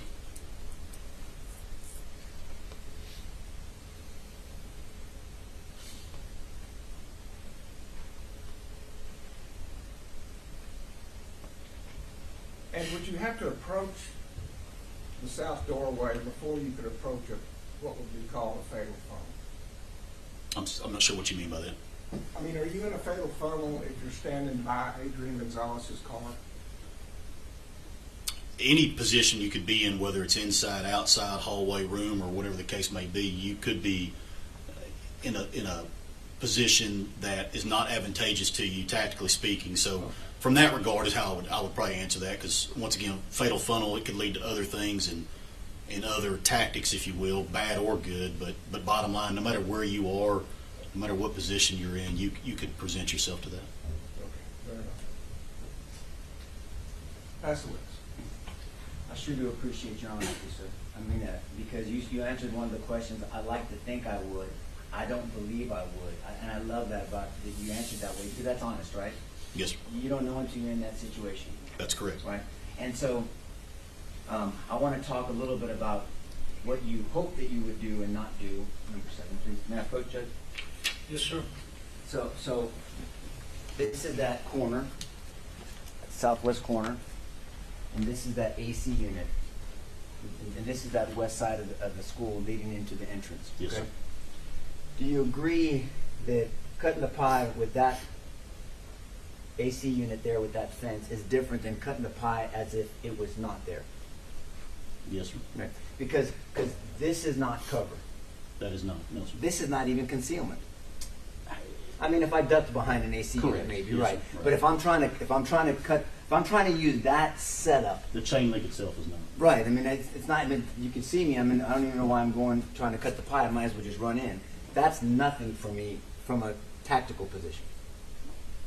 Once again, short of getting down behind an AC if you need to. Right. But if we're talking about running after people and chasing a noise, not a person. Yes, sir. Remember, we're still in this chasing the noise. So this complicates negotiating this corner. Would you agree with that? I don't know that I would agree with that necessarily because you could go around it, obviously. Right. But as you go around it, as you get far, you don't have cover or concealment. You don't, but you didn't also leading up to it in that scenario. You did, but what I'm saying is it blocks you, so you can't move past it quickly. You have to go around it. Once again, sir, I wouldn't say it that way because I can go around it just as quick, depending on the angle you're coming at. I'm not trying to be difficult, but what I'm saying is if you're, in this scenario, if I'm further to the right and I'm trying to go around it, it's never in my way to start with. Let me ask you this. Is this exactly the same as if it wasn't there? Is that corner the exact same, tactically, navigating by it, as if this AC unit and chain link fence is there? And once again, to answer that question would depend on which angle I'm coming in at. If for some reason I'm coming past that door and I'm hugging, or not hugging, but necessarily close to that wall, where in other words that AC unit is directly in front of me, well then that obviously presents a potential issue, right? As opposed to if I'm 3 or 4 steps to the left in this scenario and I'm trying to get past it, it's not in my way anymore, so I'm going right It's past not, but are you covered or concealed? No. That's what I'm saying. So if there's danger on the other side, it's not that it's going to stop you. It's not a barrier Gotcha. to you, right? And it's a bad question, so I'll take the heat for that one. But it's not that it's going to stop you. So I agree with you on that. I'm saying from a tactical safety position, if you're trying to stop hurt and death, if you don't even know it's happening, by the way, right? Let's go back. Just because you hear gunfire, that doesn't mean people are getting struck by that gunfire, correct? I would personally take it as they were because if somebody's shooting, they're shooting, in my mind, at something or somebody. But it doesn't mean that people are actually getting hit, though. They may be missing. It may be, but I have to assume they're getting hit in that scenario. And remember I asked you earlier about the 30 rounds, and Yes, you sir. said maybe they missed? I mean, so I'm just, Yeah. it must be in your Gotcha. thinking somewhere. All I'm saying is it's not a barrier to you, but you have to negotiate around it. And if we're trying to consider your safety, like you said earlier, so you can help the most amount of people, it makes it more difficult for you to be safe and tactical around that corner. That's all I was trying to ask you earlier. Right. If that AC Right. unit is in my line that I'm trying to get to, could it potentially? Absolutely. But at the same time, I could very easily move over if I needed to get around it. And you would not be as safe doing that. Possibly not. Right, tactically. Can we go to 9, please? Here's a little bit different of an angle. It's in evidence. So there's the vehicle over there, right? Yes, sir. Law enforcement Yes, vehicle. yes, sir. And so let's assume, now remember, let's assume you hear shots and you're told that the shots are coming from over there somewhere. Okay? You're saying that you would automatically run to the shots without considering tactics? Because there's no cover here or concealment, right? If I believe that the shots were coming, you're asking from this side of the area? Personally, I believe I would run as fast as I can to get to that corner where the tree is by the AC unit, which is, yes, Here? sir, right there. Okay. Because I know the threat in my mind would be on this side. Maybe up there, maybe down there, but I don't believe in that moment it's over there, so I would have gotten as quickly as I can down to that corner and then start assessing things as I'm moving forward. And we're speculating, we're hoping that's what you would do, I would right? hope so, yes, sir. But you're not, this is not a covered or a concealed situation. What's that situation? In your scenario where you're running to this corner, you're not covered or concealed, right? Not by getting there, no, sir. That's right. And all this is open, so you're not, so the only cover you have is the engine block here for a moment. But, yes, sir. Because I think a lot of people think that a vehicle is safe. It's not safe to be in a vehicle when you're in a gun battle, right? That'd be correct. And it's not even safe to be behind a vehicle. A vehicle at best is concealment. It's not cover, Yes, sir. right? People shoot through vehicles all the time. That's The correct. engine block is some cover. Would you It agree is with that? some, I would. And then the rim, like the wheel rim, where Could the be. tires are, if you're on your, and there's a tactical way to be on your side to shoot underneath the vehicle, that could be some cover, correct? I would agree. Yes, Okay. sir. And so the only cover in this scenario that we're seeing is some of that vehicle. The engine block one, yes, sir. And so if in our scenario, you tried your best and you're running with your handgun to this corner, and if the shooter is running down this way, and you haven't seen this person, by the way, right? Okay. You still have no visual on him. You're not just running around this corner at top speed. Is that a fair statement? Not around the corner. Like I said, once I got to that corner, if I believe the shots were coming from over here, Mhm. then once I got to that corner is when I would start wanting to assess the situation better. And it takes time to assess, right? It can. So this is not to scale, but so you hear shots. Let's assume that you observe. You didn't observe, but you listened and you oriented. You made a decision to act, and you said, "I'm just going to go." You run to the corner, and you're going to slow down once you get to the AC unit because you're going to do your best, even though you're not protected, to cut the pie around that building. And now you're on the west side of the building, and you can see how long that is, right? So if I heard you correctly, did you say cut the pipe before the AC or at the AC? Well, I mean, you're going to use the AC to try to use that to cut that corner, because cutting the pie is just trying to get Correct. around the corner. At that AC, yes, sir. At Right. that corner, if that's where that corner would be. Right. I don't want to fall in front of everybody. You're talking about shooting. Okay, so you try to use this AC to cut the corner of that building, and you have this long building, and then so as you start moving down this building and working, if somebody has a long rifle, who usually wins? A handgun or a long rifle on a straightaway? It just depends on distance, and it depends on accuracy, and it depends on ability. If you and somebody were going to get in a gunfight, each of you had a choice, long rifle or handgun, which one would you pick first? Close quarter, or personally, I mean, Anywhere. I'd want a rifle. Of course you would. Everybody would. And so my point is, so from this long way, the rifle is a more advantageous weapon than a handgun, correct? From a distance, yes, sir. And so let's say you cut that corner, and then in our scenario, you see the person go in the building, okay? Okay. How they got into a door that should be locked, we'll talk about that in a little while. But then you see them go in. That doesn't mean that they can't go in that building and come right back out and kill you, right? You have to think of that tactically. They could. Right. So just because they go in that building, you're still going cautiously. You're trying to, you're like, oh, I hope they don't come back out that building, right? And you're walking all the way down to that door. So I would think in that scenario, I'd like to think that if I was placed in that scenario, we've already addressed the fact of how I got to the corner. Yes, sir. If I see somebody go into that building, I would try to get there as fastly and as tactically sound as possible, trying to get to that threat again.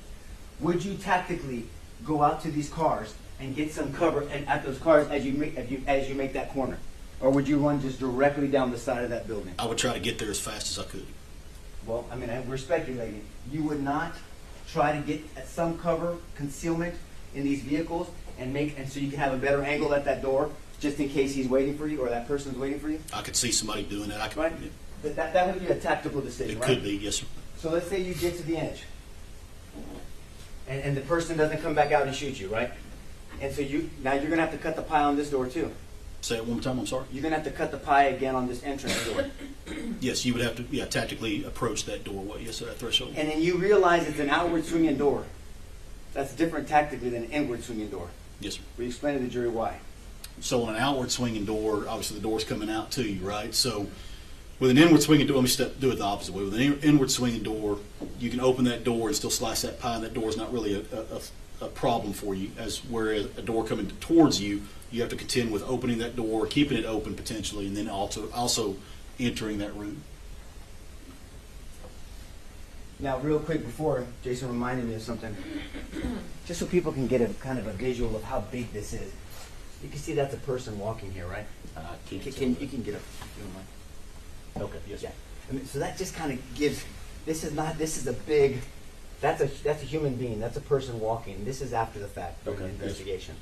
So there were more cars here. This is not to scale of how many cars were during the incident. Yes, sir. But that's a person. So that shows you how big that coming around that corner, coming all the way down. That kind of gives you perspective of the size of a person to that school, right? Okay. Okay. And so as you realize that's an outward swinging door. So you're cutting the pie. You're cutting the pie, hoping at some point you're going to move in, and you're going to have to negotiate that outward swinging door, right? That's correct. And then you're going to make entrance in. Sorry. And then you're going to make entrance into a building, right? Into a hallway. Yes, sir. Now, that takes time, right? As fast as you can make it happen, everybody's got different tactical levels. So Right. I would like to think that somebody with much more training than me can get in there probably quicker than I could. But at the end of the day, yes, it takes as long as you can get into that room and address that threat. You're making a distinction between training, and that's important to do, right? Yes, sir. Not just because someone's law enforcement or someone has taken an active shooting class or someone has taken an alert class, that doesn't mean that everybody has the same skill level, right? I would agree with that. And so in our scenario, as you navigated that corner and you saw, you still have to navigate another corner if you even are familiar with the building and try to anticipate where this shooter is going, right? Okay. Yes, sir. Because you don't know. I mean, if someone's shooting, you have no idea where they're going. That's correct. Right. And especially if somebody is not familiar with that building, they don't know where they're going. They're hearing stuff, so they have to move cautiously but expeditiously, right? Yes, sir.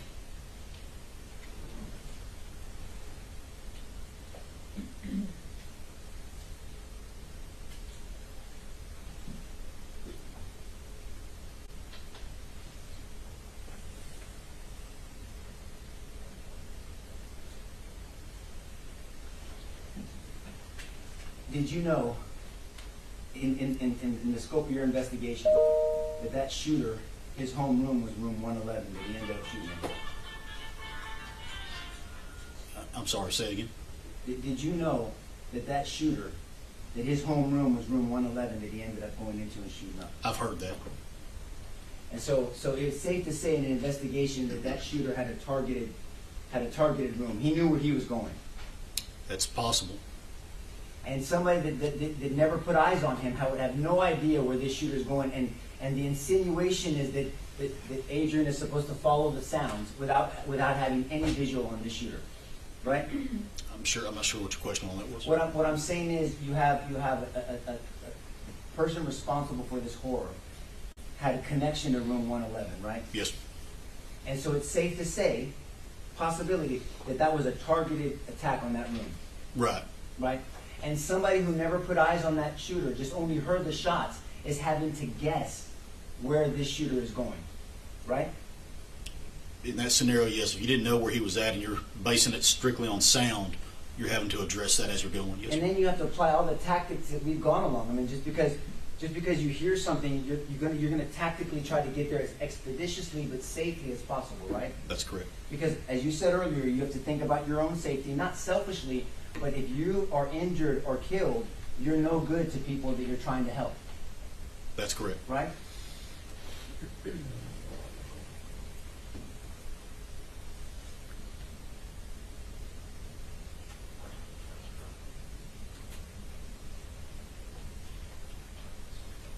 Yeah, I mean, and if you had a choice, and it's a reasonable amount of time choice, would you rather have backup or not have backup? As an officer.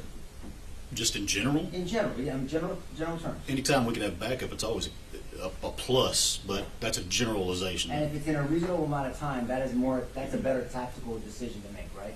That could be, but once again, that's a very loose generalization depending on what you're faced with. I get it. And may I approach, Judge? Yes. Are you familiar with school policies? Well, it depends what you're asking, I guess. Well, I guess, is it reasonable to believe that most schools require their exterior doors to be locked? I would assume that's correct. It's a safe assumption, I would assume and so. it's true. And so in your participation in this investigation, it's a safe assumption, I would assume and so. it's true. And so in your participation in this investigation, did you come to discover that this door was not even locked? That's correct. 111 was not locked. That's correct. 112 was not locked. That's correct. The two doors between 111 and 12, there's doors between them. There is. That was capable of being locked, right? Yes, sir. It was not locked. One of the doors was open upon our finding. It was Right. And out of all the scenarios, and we can speculate all day long, one thing that we can all agree on is if that door was locked.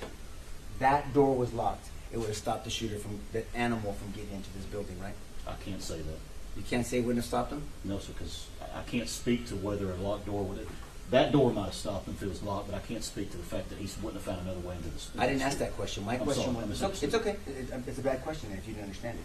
I'm saying if this door was locked, it would have stopped that animal from getting into the building. So I'm still hearing it the same way. If this door was locked. If that door was locked, he might not, once again, might not have been able to get into that door, but I can't speak to any other doors that might have been unlocked. Fair enough. Let's go back to our scenario. And let's say those three same officers are still there. Remember those three officers that had line of sight on this guy? And one of those officers that had a long rifle? Remember that? Yes, sir. So if that door was locked, knowing that Adrian is on this way over here on the south side, but that you have three officers with line of sight on this guy, if that door was locked, at the very least, it would have delayed this animal from getting into that building. A locked door there, I believe, yes, would have delayed him, because then at that point, he would have tried to find another, assuming he would have found another entry point. Do you wish that door was locked? I think we all wish that door was locked. We all do. Thank you, sir. That's the witness, Judge. Starting with Defense Exhibit 9.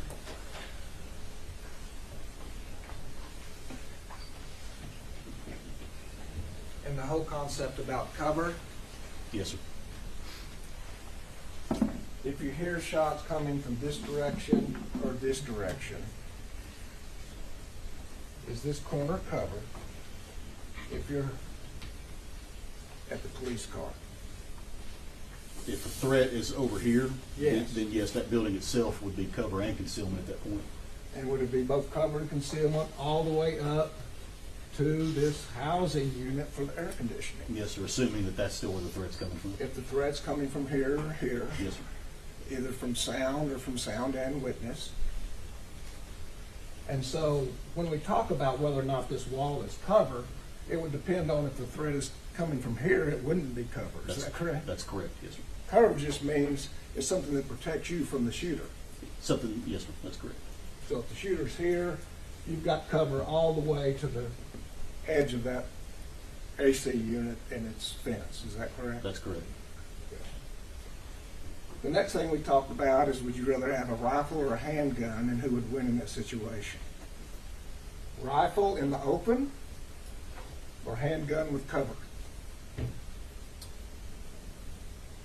You're asking which one I'd rather have?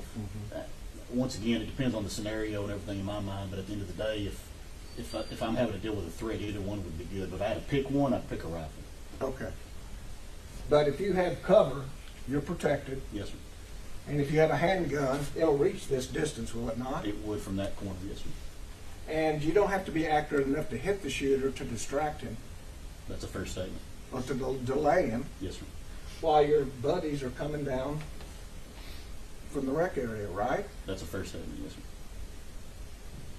That OODA loop doesn't just apply to police officers, does it? That's correct. That's- Humans and gentlemen. Everybody. Yes, sir. So if a police officer is shooting at somebody, then their OODA loop Absolutely. Would can be effective. It would be, yes, sir. Distracted from their mission Yes, sir. until they decide what to do with a police officer shooting at them. Yes, sir. Do things like drop a bag full of ammunition That's a possibility, yes, sir. if police officers drive up. Yes, sir. That's affecting the OODA loop, changing their mind on what to do. Yes, sir.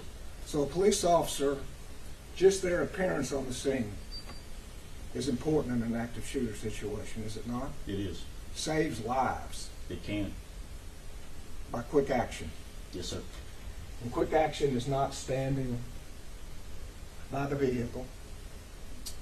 If you're just standing at the vehicle and not acting, then that's not quick action. Standing at the vehicle, waiting for cover Once, to come. once again, depending on the scenario and where the shots are coming from, but yes, sir. I mean, just standing there alone is not taking action. Okay. Waiting for other people to come. Yes, sir.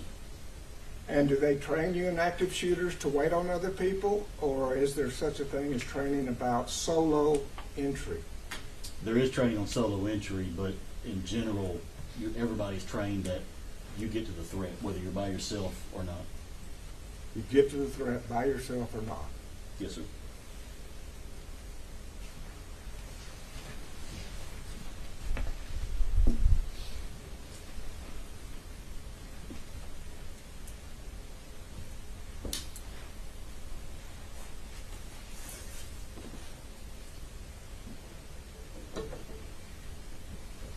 That's the witness. To get to the threat, you have to know where the threat is, right? I'm sorry? To get to the threat, you have to know where the threat is, right? Yes, sir. And you've come to know now that there was a dispatch of someone at the school with a gun running. Did you get to know that? Did you know that? I'm not aware of that dispatch. May I sir. approach, Judge? Yes.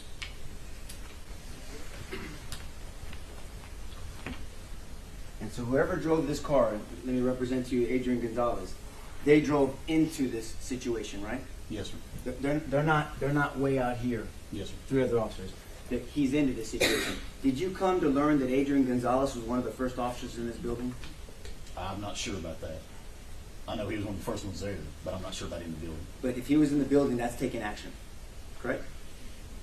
If he ended up in the building, that's taking action. If he's one of the first officers in the building, that's taking action. Yeah, if he got in the building, that is taking an Okay. action. Well, right. And driving into this scenario, going after the description that's been relayed over the radio, is taking action. That is an action. So if someone was reported to have a gun running to a school, and if Adrian Gonzales saw someone running and he drove to the person that he thought was running, that's taking action. That is taking, yes, sir. That's taking Now I action. want to direct your attention to some decisions and opportunity. So if you have Adrian Gonzales here, the shooter on this side, and 3 officers here, who has better line of sight? Those 3 officers or Adrian Gonzales? In that scenario, those 3 officers were. If Adrian has a handgun from this distance, and they have a rifle with line of sight, who has a better opportunity and ability to take out that shooter? Once again, they have the line of sight, so they're the only ones that couldn't take a shot in that scenario if he's right there in those where you're referring to. They're the only ones that what? If you're saying that if Adrian's right there, you asked the question, I believe, if I heard Mhm. you right, so he has a handgun, who has a better way to make a shot, I believe, him or them? It's only them, because in that scenario, he's by his car. But you said it specifically. You said they're the only ones that couldn't take a shot. No. Could take a shot in that Could take scenario a shot, got because it. they have that line of sight. Right. And you don't shoot at things you can't see, right? Correct. Pass the witness, Judge. No further questions? Recall. No, Your Honor. No, Your Honor. Okay, sir, the rule is invoked. You're excused from the subpoena. You're not subject to recall, but do me a favor, don't talk about the case till you're aware it's over. Thank you, sir. Thank you very much. Your next witness. Ranger Montalvo?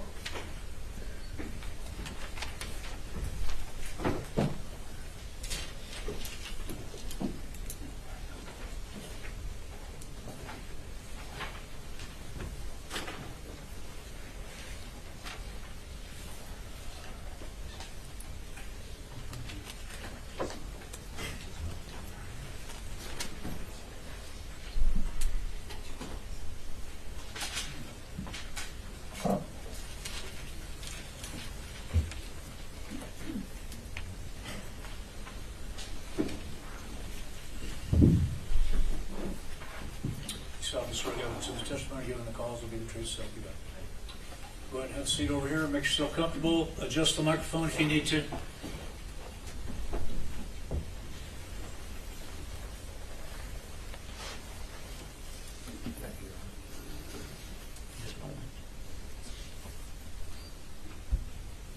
Would you tell us your name Roberto Montalvo Jr. and what you do for a living? I am a Texas Ranger with the Company D Texas Ranger Division. Where are you assigned? I'm assigned in Alice, which I cover Jim Wells and Duval counties. And how long have you been a ranger? March 1st of 2026 would be 7 years, so just under 7. How long have you been in law enforcement? I started my law enforcement career in 2004. I became a deputy from 2004 to 2006 with the Jim Wells County Sheriff's Office. 2007, I went with DPS and became a trooper. 2007, 7. you became a trooper Yes, sir. and have been with DPS ever since. Yes, sir. In 2007, became a trooper, was stationed in Falfurrias from 07 to 2012. In October 15, 2012, became a special agent with the Criminal Investigation Division. Did that to 2019. March 1st, 2019, I became a ranger in Rio Grande City. Did that for a year. Then I was transferred to Alice. And where were you working on May 24, 2022? So I was stationed in Alice, but I was actually in Rio Grande City giving evidence to the 229th District Attorney's Office in reference to a murder investigation. So part of your work is also to hold evidence or to organize evidence? Yes, sir. And so what happened, how did you end up going to Uvalde? So I'm also a member of the Company D crime scene team. As on May 24, 2022, I was notified by a message by Company D Texas Ranger Patrick O'Connor. He was our team leader for the Company D crime scene team. He activated the team to head to Uvalde in reference to the shooting. And what time did you get there? So the notification that the team was activated was around noon, and I didn't get to Uvalde until around 5:30ish. So the event was already over, is that correct? That's correct. What did you do that evening? While I was en route to Uvalde to Robb Elementary, I was redirected by Lieutenant Joey Evans to assist Ranger Tyler Williamson at the Uvalde Memorial Hospital. And what did you do at the hospital?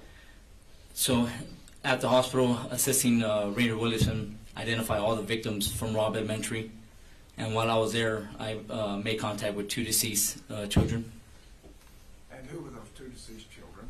It was one male child, Jose Flores Jr., and one female, Jacqueline Cáceres. And so most of the children from Robb Elementary School went from Robb Elementary School to the medical examiner's office? Yes, sir. But these 2 children went to the hospital and then went to the medical examiner, is that correct? Yes, sir. I made contact with the deceased children there at the hospital, and then I also made contact with the Justice of Peace, who declared them deceased, and then I released the children to the funeral home where they were transported to Bexar County Medical Examiner. So those would be the last 2 children on the medical examiner's number 1799 and 1800. I am not sure about the number sequence. Fair enough. And then what did you do after going to the hospital?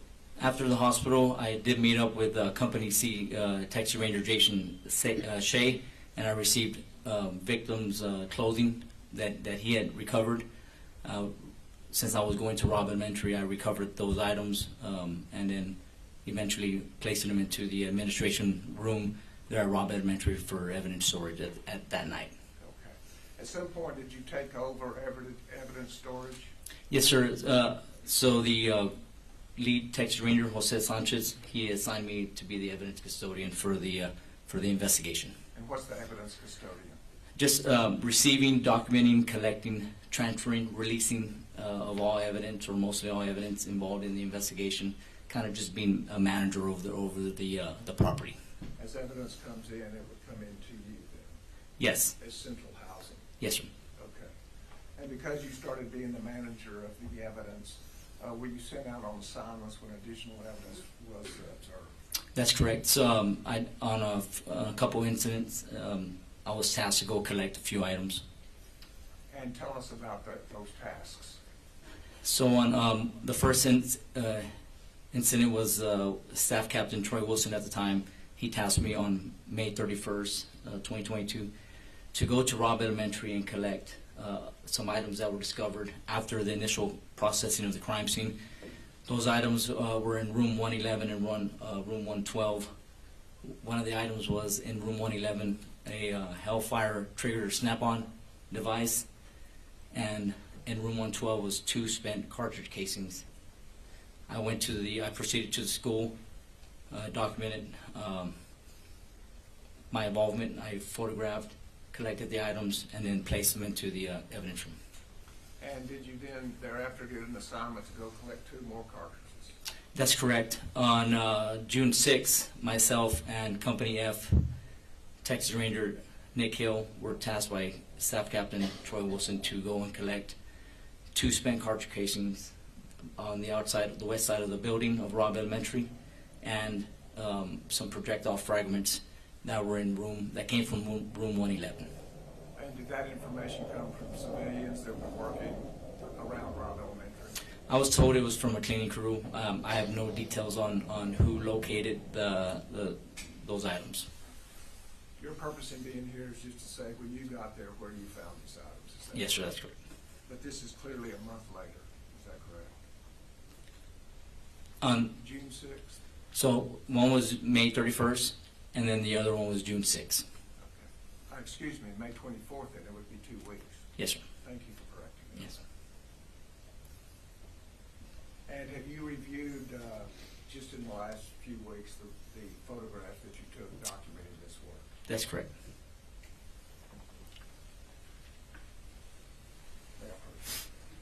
Please.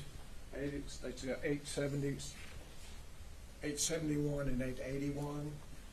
Those are the exhibits that you reviewed before coming here to testify, is that correct? That's correct. I did review these, but I did not take this photograph. You didn't take the photographs, but did they fairly and accurately depict what work you did? That's correct. Thank you. Can I look at most of them? Please look at all of them.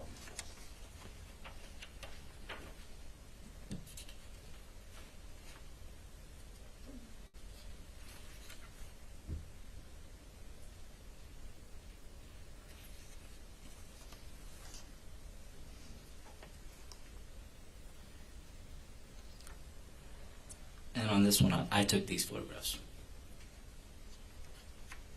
And that is room 1. This is room 112.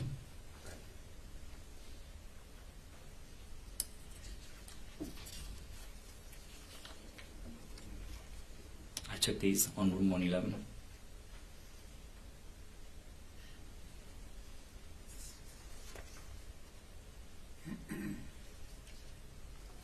And do you recognize the children in exhibit 880 and 881? That's correct.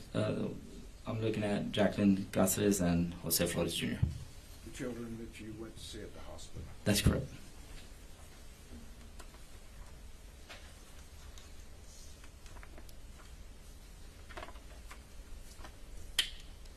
The state offers 871 and 881.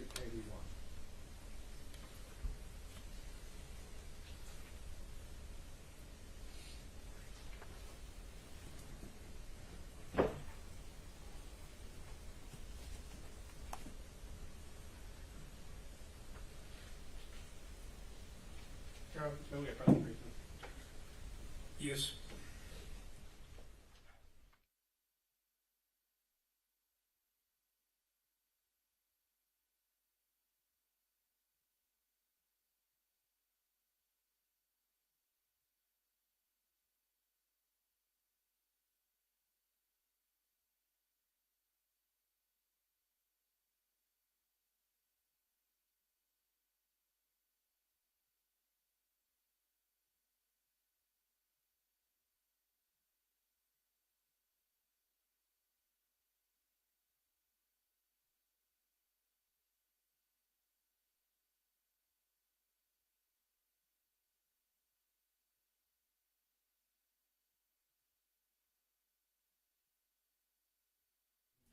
What we're looking at?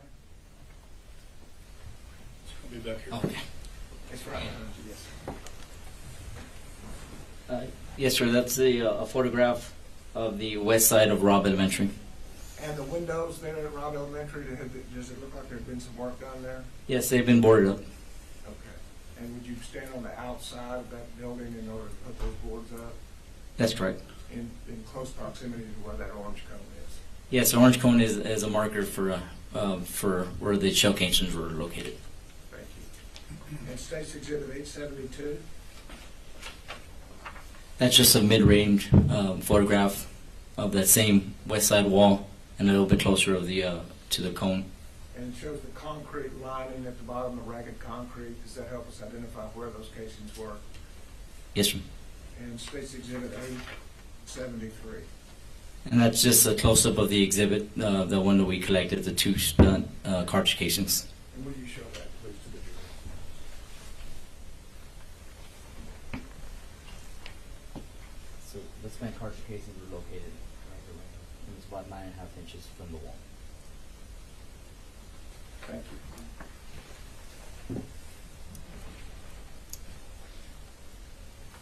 And 874 just shows that you've marked those as Exhibit 29, is that correct?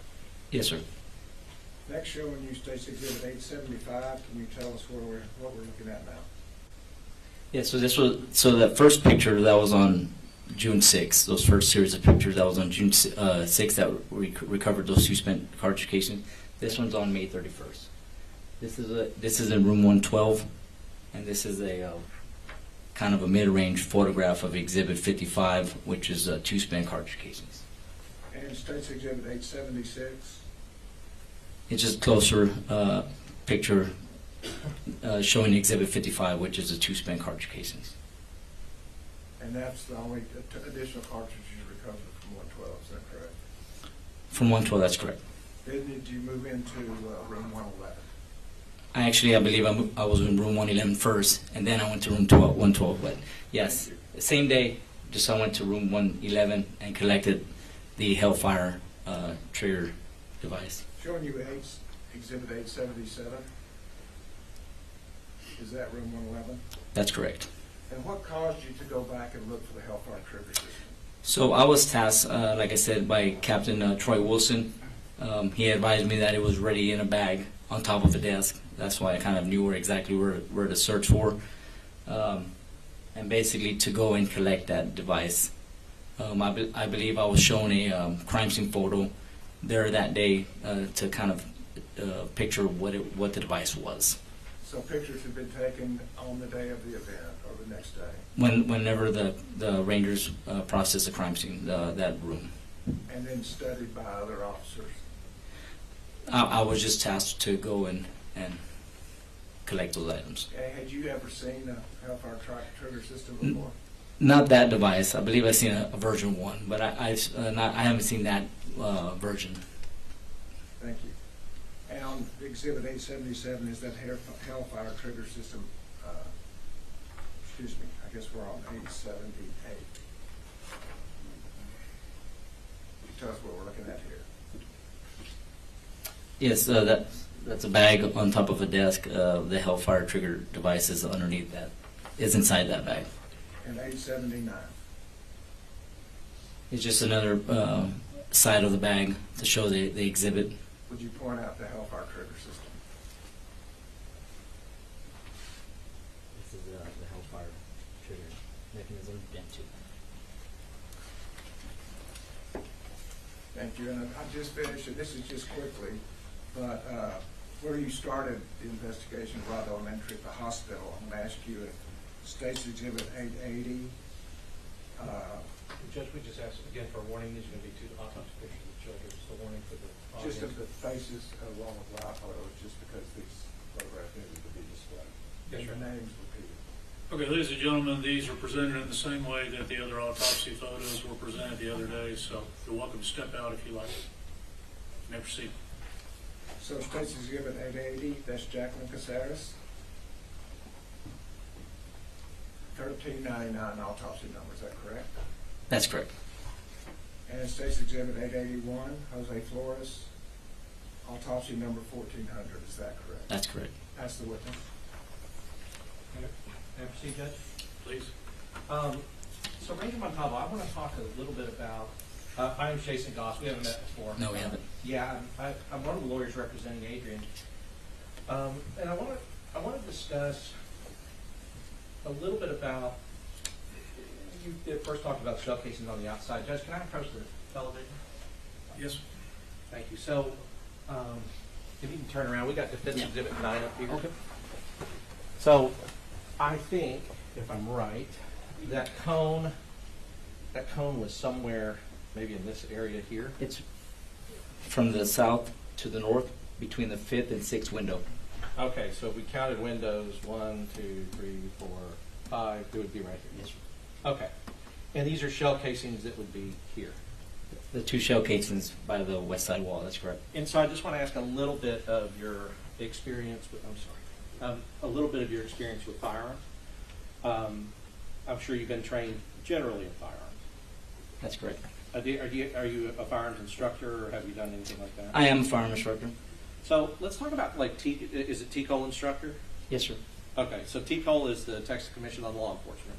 That's correct. Right. And a lot of times, as you know, they'll ask people to be instructors, and then you take a class on how to be an instructor, basically how to present stuff, right? That's correct. And I mean, some of the classes, I think where you start is, all right, teach the class how you make breakfast in the morning.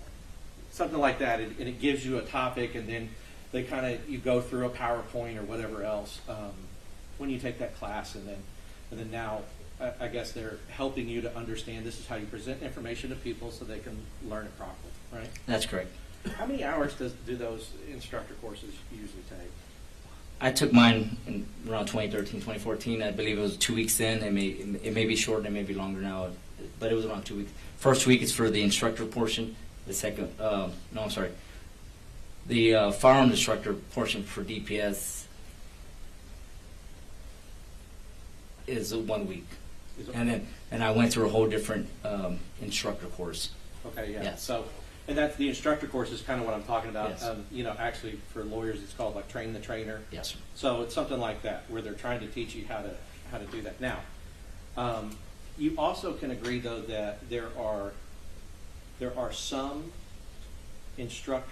some training courses that involve like everybody sitting in a room, a trainer's clicking through a PowerPoint and possible scenarios, right? Like that's one of the ways that Yes, people are trained. Another way is like active, like live simulations of those types of situations, right? Yes, sir. So, for instance, in Bexar County at the courthouse, sometimes when we go there, it's like all shut down because they're having active shooter training. That's when they're actually in the hallways of the courthouse with various scenarios where they're actually going through a simulation of something that's happening. Yes, sir. Okay. In your simulations, well, let's first talk about shell casing. So as a general firearms instructor, you know that I've heard a lot about ejector ports, eject out to the right on a gun that's made for a right-handed person.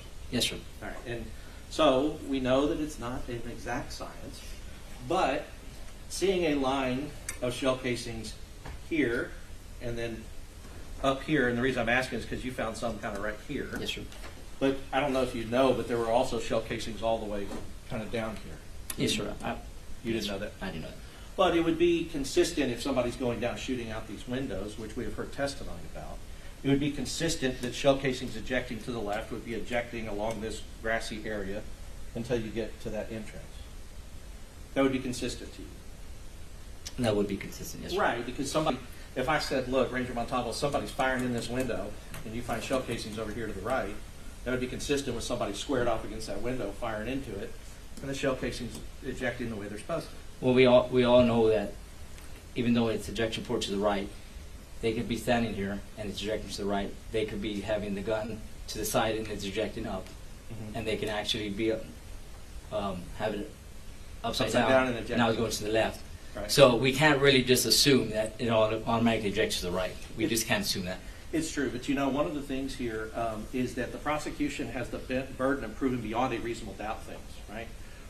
What we're talking about is kind of probabilities, though, because we don't have the burden. So I want to talk about what's probable.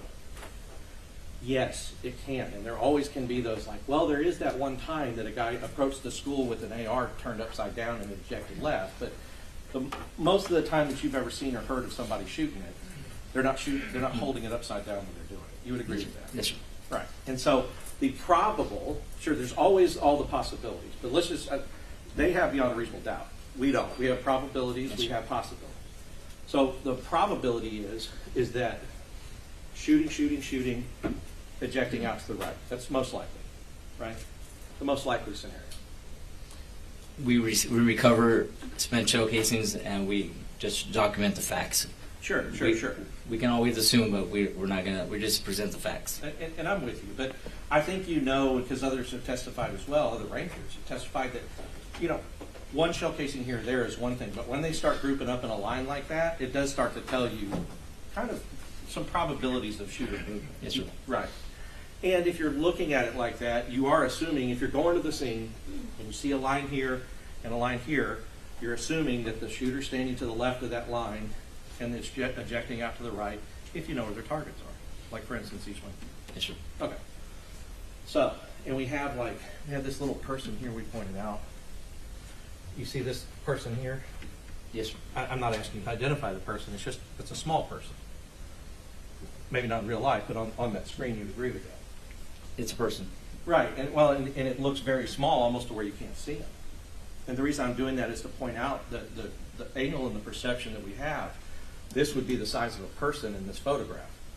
So this car to this person, this car to that person, those are long distances you can tell just based on the size of the person in the photograph. Yes, sir. Right. Okay. So when we talk about, we talk about, I heard you say a couple of times, you said, you were talking about Captain Troy Wilson. Captain Wilson told you, Montalvo, I need you to go. I don't know what he calls you. I'm assuming, probably calls you by your last name. Your first name, yeah. Oh, your first name, okay.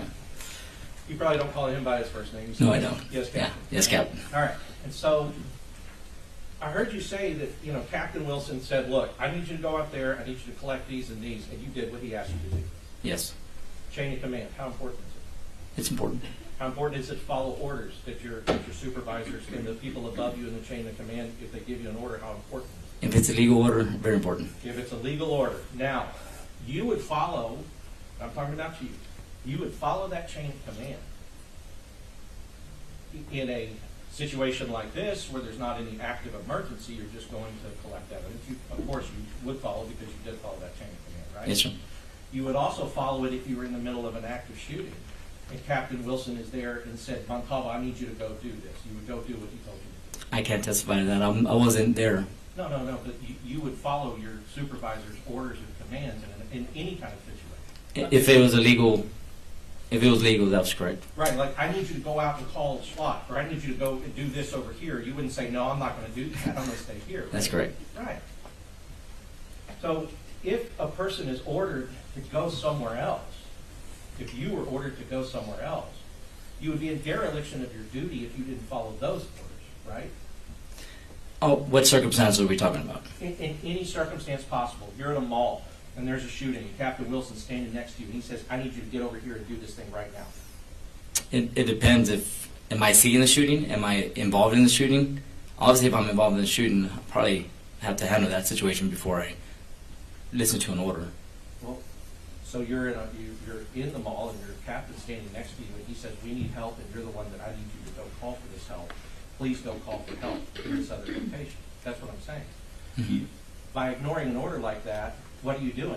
You're not getting the help that he's asking you to call, right? You agree with that? Yes, sir. Well, I mean, yeah. And so in the face of your of Captain Wilson telling you, I need you because he's in the chain of command.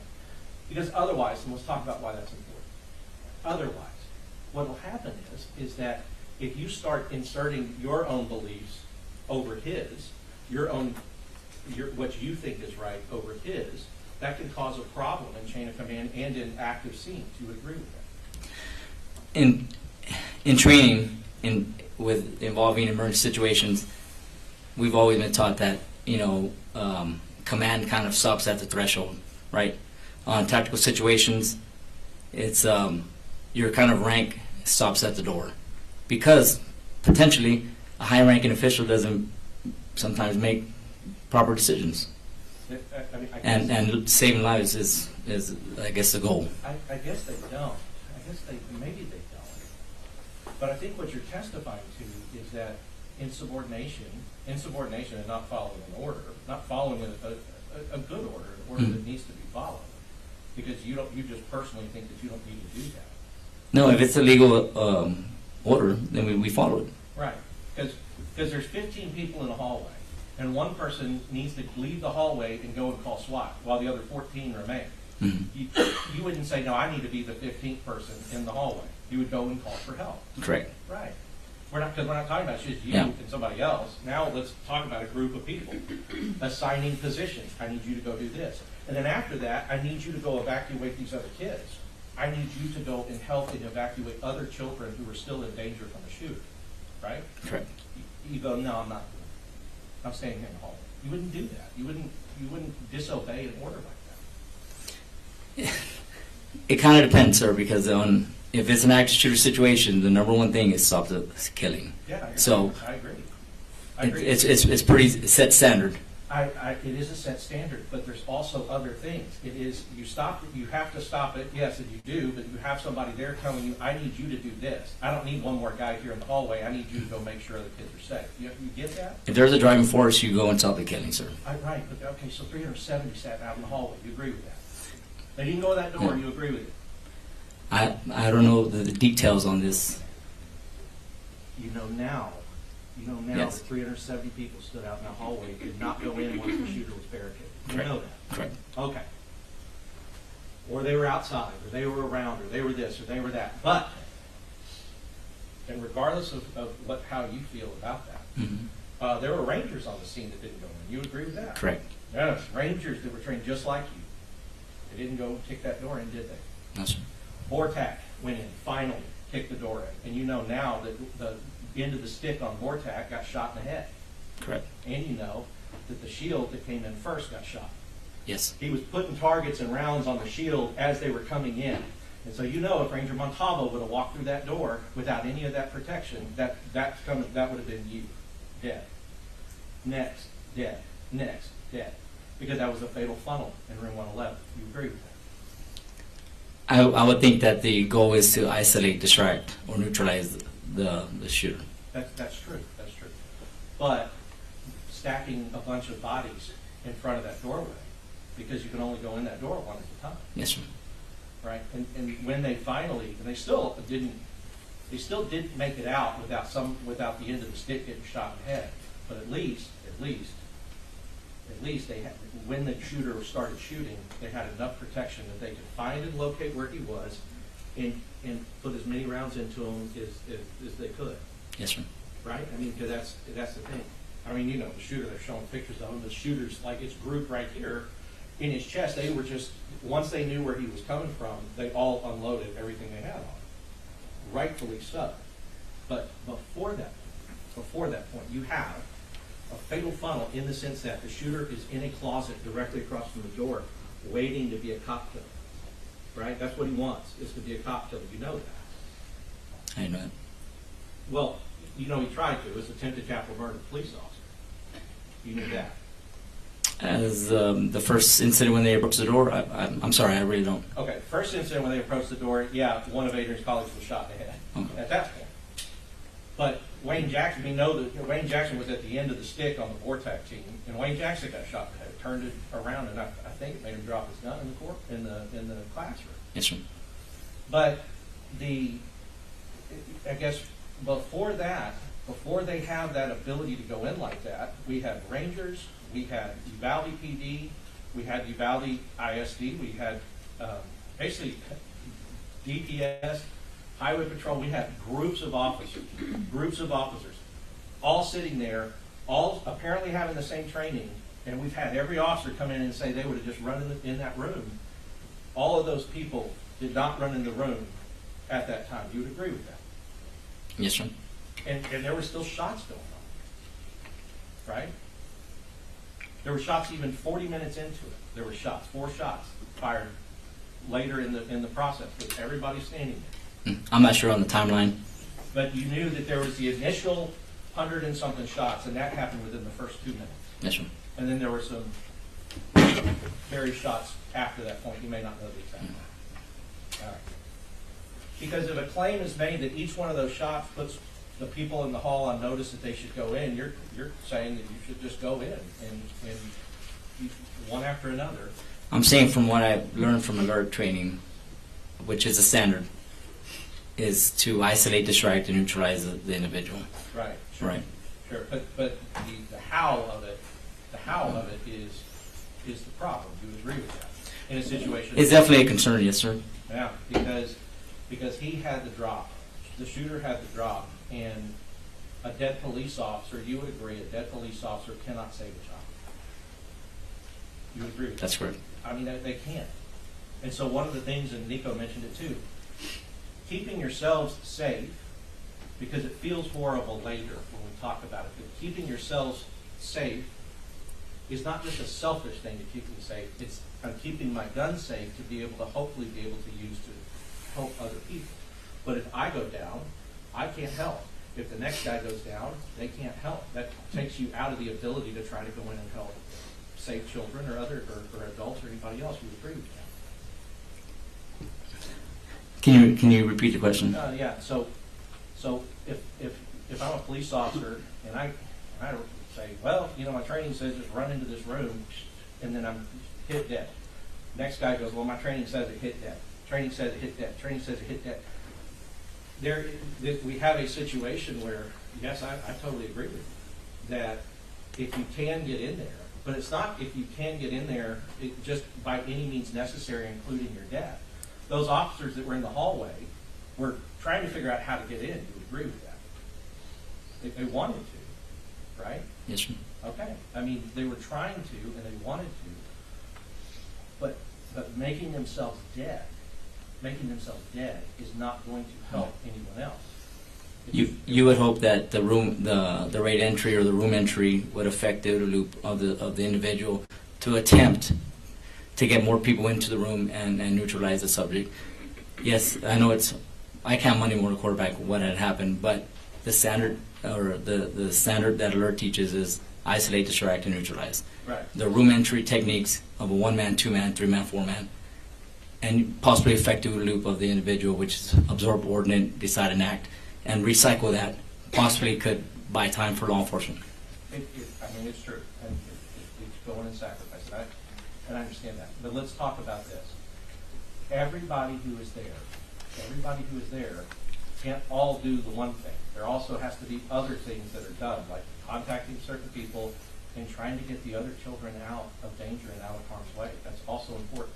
You would agree with me? The standard says neutralize the suspect first, or isolate, distract first. Well, I know, but there's 100 people there. They can't all do it. I understand that. Somebody has to go and do the other thing as well. I mean, you had a teacher shot in the stomach in one of these other classrooms. Mm-hmm. Somebody has to go and try to get medical attention. I understand medical attention, stop the dying, right? Like, and stop the threat and do all of that stuff. But at some point, nobody in that hallway was going into that room. Mm-hmm. And other people, you would agree, need to help out there. There's other children. There's other jobs that need to be done, correct? Right. There's other jobs that need to be done. And if your supervisor is saying, Pablo, I don't need you here, I need you here, you would, no, I'm staying here. Or you would say, I'll go where you have told me that you need. Yes. I will go where you told me that you need. If it's a legal order, yes. Right. So,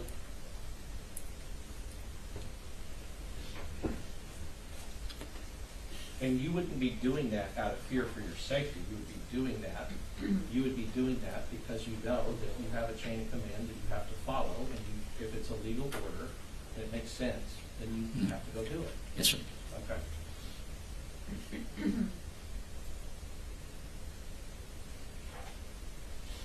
So as far as the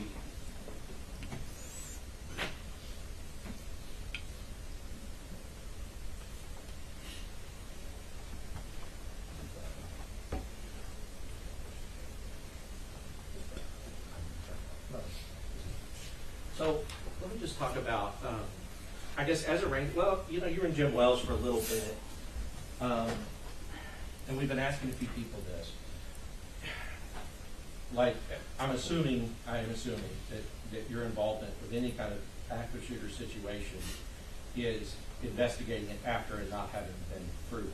That's correct, other than just a basic level 1 alert training. The alert training. Yes, right. sir. And I guess another thing is if somebody didn't get that alert training or receive that alert training, they wouldn't even know the same things that you did about the alert. Correct. Okay. But have you ever, because you talked about the OODA loop and I want to talk about it, have you ever been in a situation where you were taking fire or there was fire, guns were being fired around you? Correct, yes. You have been in that situation? Yes, sir. Okay. And you're a firearms instructor, so you also know about gunfire, and especially rifle fire, that it's loud. Yes, sir. Okay. And you are trained that that in areas like urban areas, areas with buildings, even like I guess mountainous areas, Mm-hmm. right? If you fire a rifle in an area like that, that echo can fool your senses about where the gunfire is coming from. You've been trained about that. Yes, sir. Right.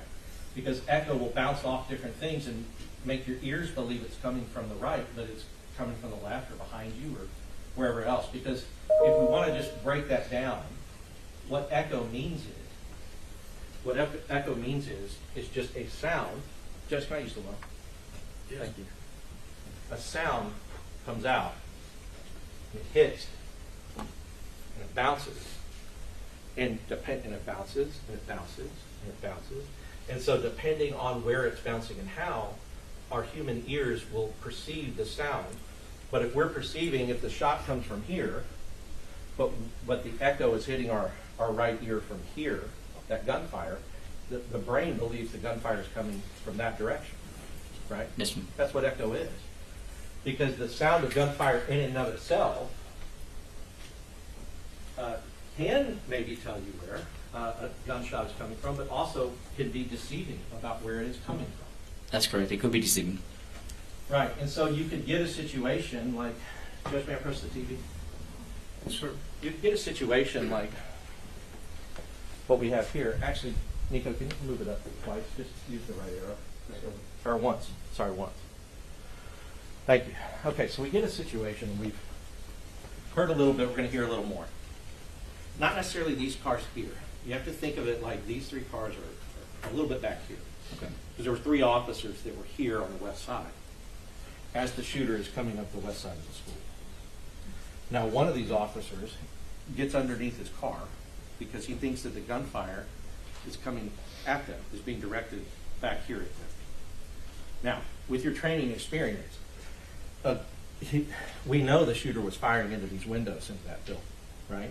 Yes, sir. But the echo would come off of that building and it would hit their ears as if that gunfire is coming in their direction. That is possible. It's possible. Right.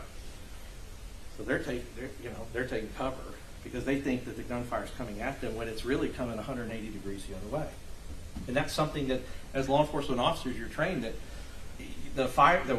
what it sounds like to you alone, you can't believe your senses sometimes, based upon some of the physics of sound and echo and things like that. Yes, sir. Right. And in particular, we know about echo that the louder the sound, I mean, the more it's going into something, the more it can be bounce disturbed, off. the more it can bounce off. And I don't know how many of our jurors have heard what that rifle that he had, that Daniel Defense rifle, but they will hear it when these videos come in. But you know that the sound of a rifle like that is extremely loud.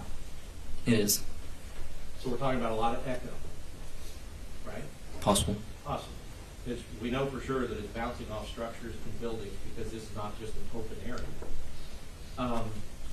Okay, so when we have this echo, that's one thing, and I think the prosecutor will say, because he has been saying, the prosecutor will say, well, you would also maybe have witnesses to tell you kind of, okay, the location of the gunman is okay. Mm-hmm. So I want to talk about that, because that's also part of your training, even in active shooter training. Part of your training is, I'm assuming with alert, I mean, I read alert, so I know that they tell you this. When you receive information, communicate that information. Yes. Get it out. That's how they train you to do. Yes, sir. In active shooter, something just like this, right? Yes, sir. Yes. And so, going back to you, you're in a situation, this is going on, somebody's communicating a potential location of the person with the gun. You are getting on that radio, and you are radioing that out. That's correct. Right? A description. He might be wearing all black. He's supposedly wearing all black. He's over in the teacher parking lot. He's on the west side of the building. Those kind of descriptions, if they were given to you by a witness, you would put out. Yes. Now, you would not put that out 30 seconds after the witness told you that. Right? It depends if active fire and you're taking cover and, but I don't know the situation. I would assume that once you get the information, you would try to relay that. Well, sure. And even in the active fire situation you've been in, did you have an opportunity where you had information and you were in cover but still radioing from cover? Yes? Yes, sir. Right, because you get down but you're still going, your adrenaline's going crazy in that kind of situation. You would agree. Yes, sir. And you start to have auditory exclusion, tunnel vision, all of those things happen, and you've been trained that you have to recognize that about yourself as a human being in that type of situation because your body starts playing tricks on you, right? During stressful situations, it has been taught to us that you would lose the auditory exclusion and tunnel vision. Right. So the auditory exclusion means you stop hearing what's happening, like your ears kind of cut off, maybe because your eyes are focused or whatever else. But that is something that you're taught and trained that can happen. Yes, sir. Okay. What that means is you might not hear everything or hear everything correctly that you're being told. Correct. Yes. Right. So the other thing though is what I guess I'm saying is yes, assuming you're not like in a gunfight, like where you're, you know, this guy and I'm trying to do this or whatever, but information's being relayed, you're relaying that information as soon as you can. You agree with that? You would try to process it and see if it's correct information as well.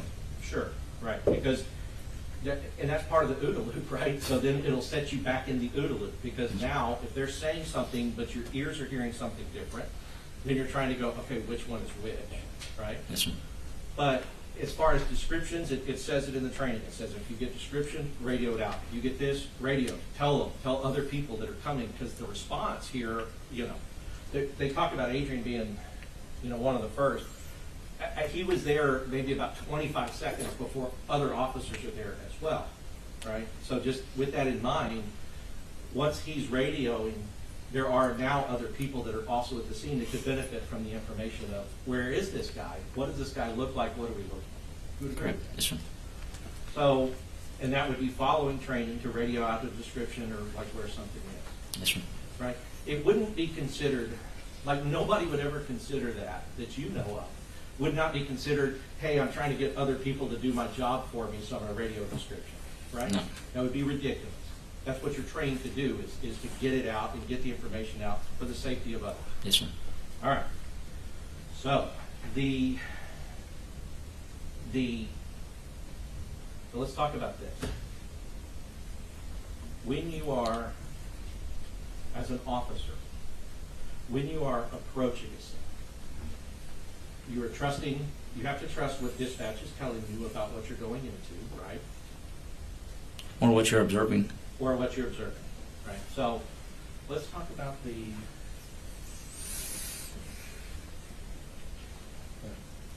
let's talk about this. There's kind of an overview here that we can see, and then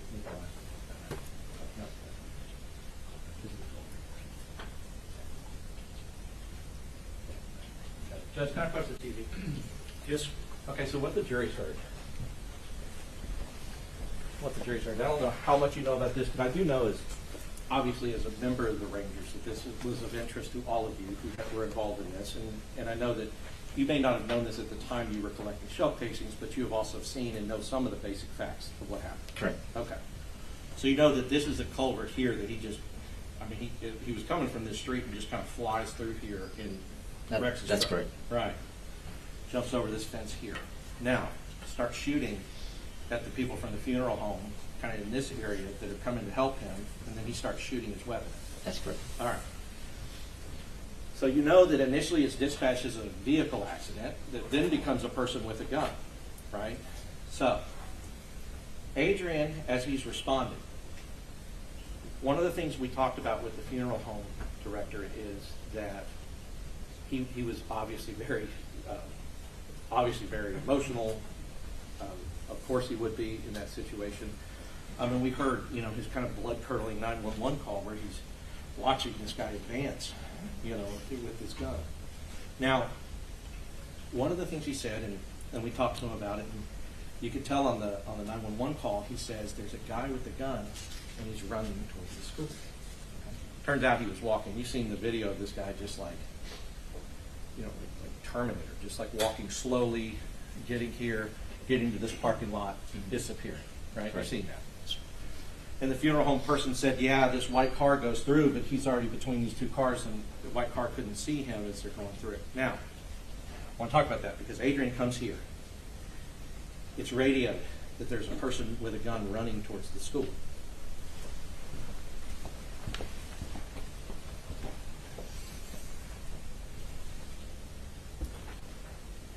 That person is witness one in their indictment, Melody Flores. Now, I want you to talk about your experience as an officer. You've gotten that call. You see a person here running, right? That's what you're going to focus on. If you've just gotten a call that a shooter with a gun is running towards the school, right? Only person outside running. You would go to what you thought the threat was. That's correct. Right. So, shooter hiding here.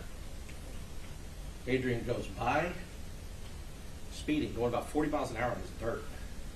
Boom, he gets to here, where Melody Flores has now fallen down.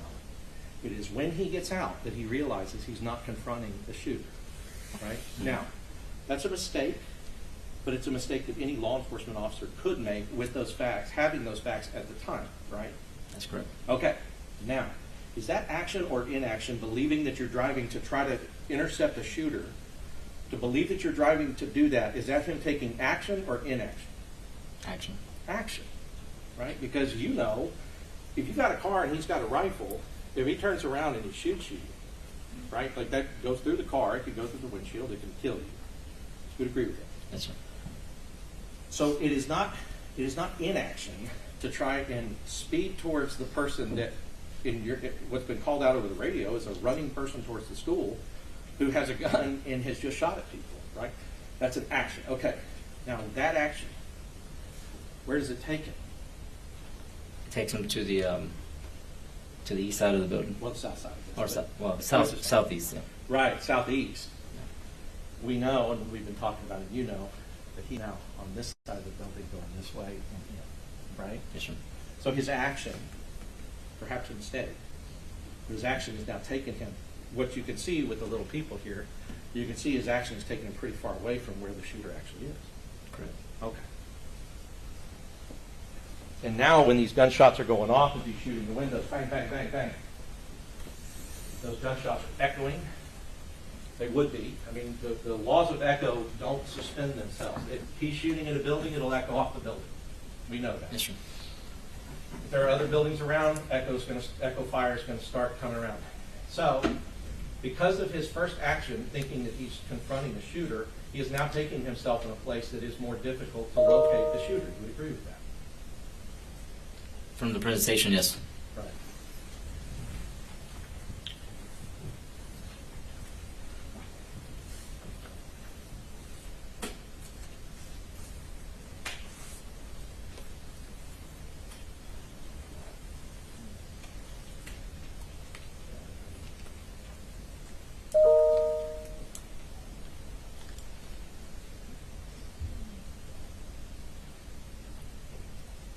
I'll pass it. Thank you, Your Honor.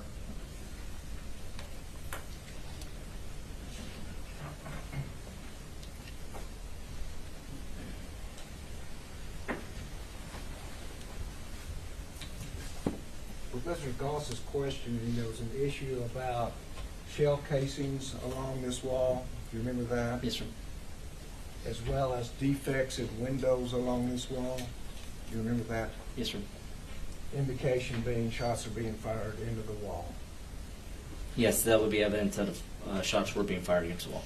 And the issue about echo would be then bouncing off the wall and being heard by the 3 officers that come to the ditch. Correct. And if there are additional shell casings here, would you expect that those shots are going toward the building, there to be defects in that building? If there was defects consistent with where the shell casings were located, that would be correct. And if there are shell casings here, but there are not defects in the building, would that indicate to you from that short distance that the shots are not going into the building? That's correct. Could be going directly at the officers, That's correct. which would not be an echo. That's correct. We'd have to ask the witnesses to look, actually eyewitnesses instead of hypotheticals, the eyewitnesses that inspected to see if there were defects in this building, correct? Yes, sir. I wouldn't know if there was defects on that building.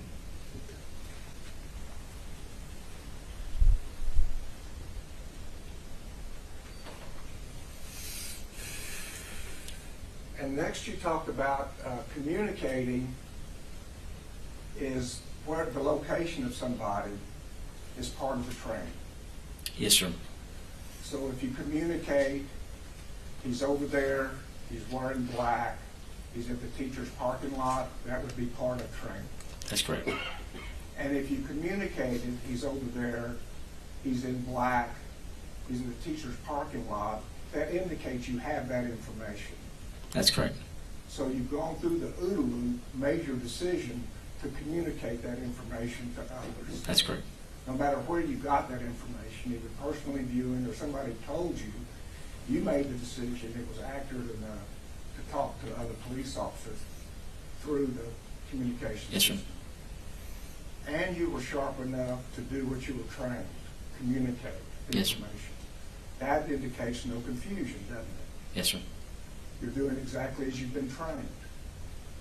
And in an active shooter situation, trained to communicate, but you're also trained to isolate, Distract distract, and neutralize. and neutralize. Correct? That's correct. Let's talk about what that means. What does isolate mean? If you can basically, with fast response, if you can isolate the individual to a certain part of the building, or to even isolate them to outside the building, and have the shooting outside, isolating from more potential victims, that would be an ideal situation. Distracting. The idea of isolation is to isolate from victims. Isolate from victims, yes. Get to them before they get to victims. Correct. Is that right? Yes, sir. And distract. Just distracting them from going and getting to the victims, distracting them, maybe just making contact with them and distracting them. You're the distraction, and you encounter that subject, distracting them from the potential victims. So if you make your presence known, it distracts his attention from the victims, That's correct. thereby saving lives. Yes, sir. And the final is neutralize.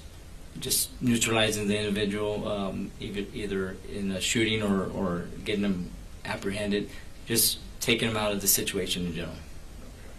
So during this period that Mr. Goss talked to you about, Adrian Gonzales, if he was communicating to other officers where he was following his training. Correct. Do you have any indication that he isolated, distracted, or neutralized the gunman in this case? It doesn't appear that like that. Yes, sir. That's his training too. His training is definitely, the standards are set to isolate, distract, and neutralize. That's the way. But Randy Fontava, one thing that you didn't know, that the jury knows from our opening statement, is that when Adrian communicated that, the shooter had gone into the building the second before. He wasn't even there. And see, and that's the thing, right? It's like, yeah, so you would assume that at the time he communicated is the time that he knew that this was happening. At the time that he got the information, and he's calling it out over the radio, which your training says. Officers should communicate the following information to responding units: location of the threat, direction of travel, as well as any other known locations, any other descriptions. Yes, sir. Right? Conditions, everything. Yes, sir. Right.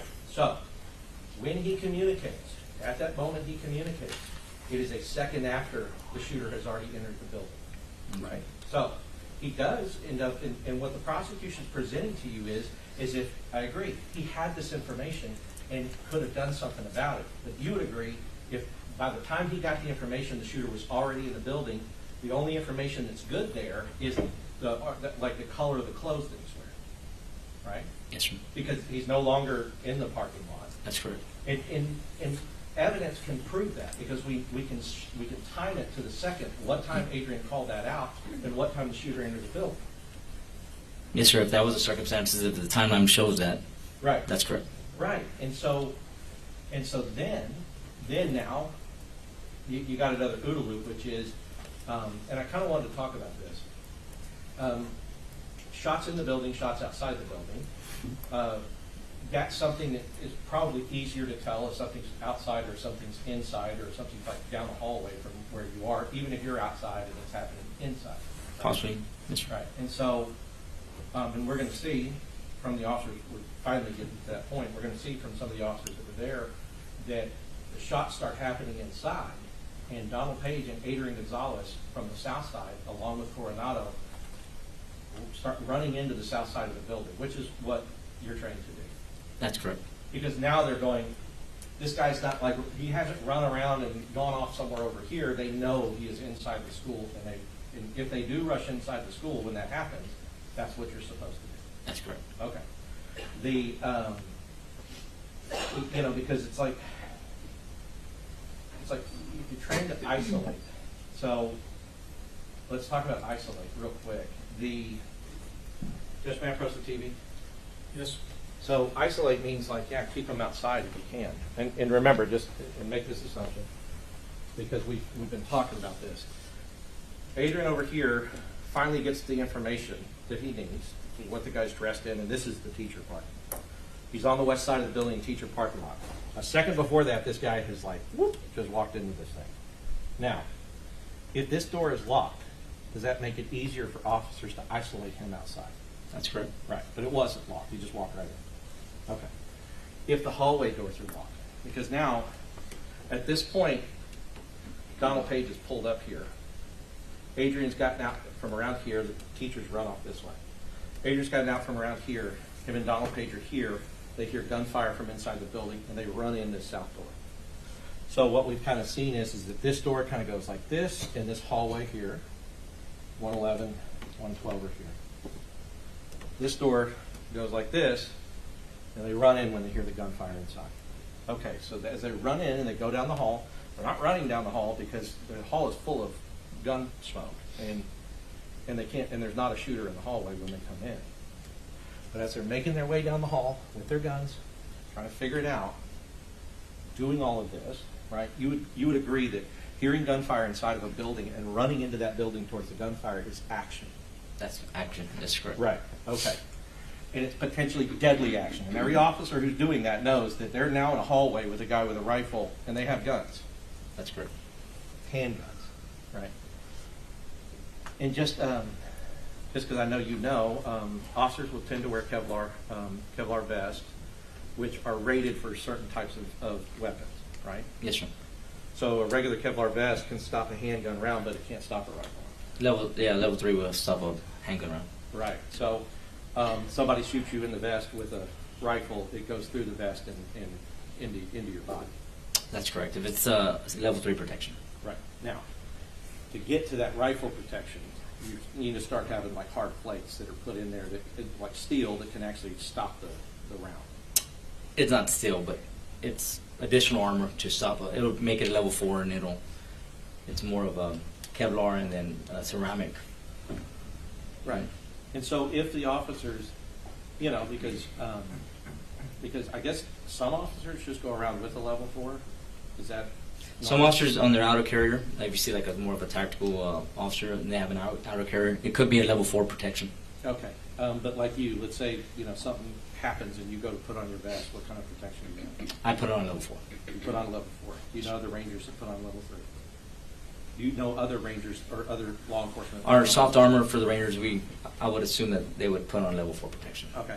Highway patrol guys that are just out on the highway. That's level 3. Level 3. Yes, sir. So those officers, if they're out on the highway making traffic stops, pulling people over, Pistol only. speeding, and then have to respond to something like this, they would be responding in their level 3. If they had the time to put on the level 4, which they have it readily accessible, just throw on the level 4. Okay. And so if they had a level 4, they could put on one. If they didn't have one, though, they're stuck with the level 3. Yes, sir. Right. Okay. So with level 3 protection, and I'm just saying, it's not that they shouldn't go in. They should go in. I agree with you. He went in. So he went in, but even going in there, it's you know that like that dude comes in the hallway and shoots down that hallway.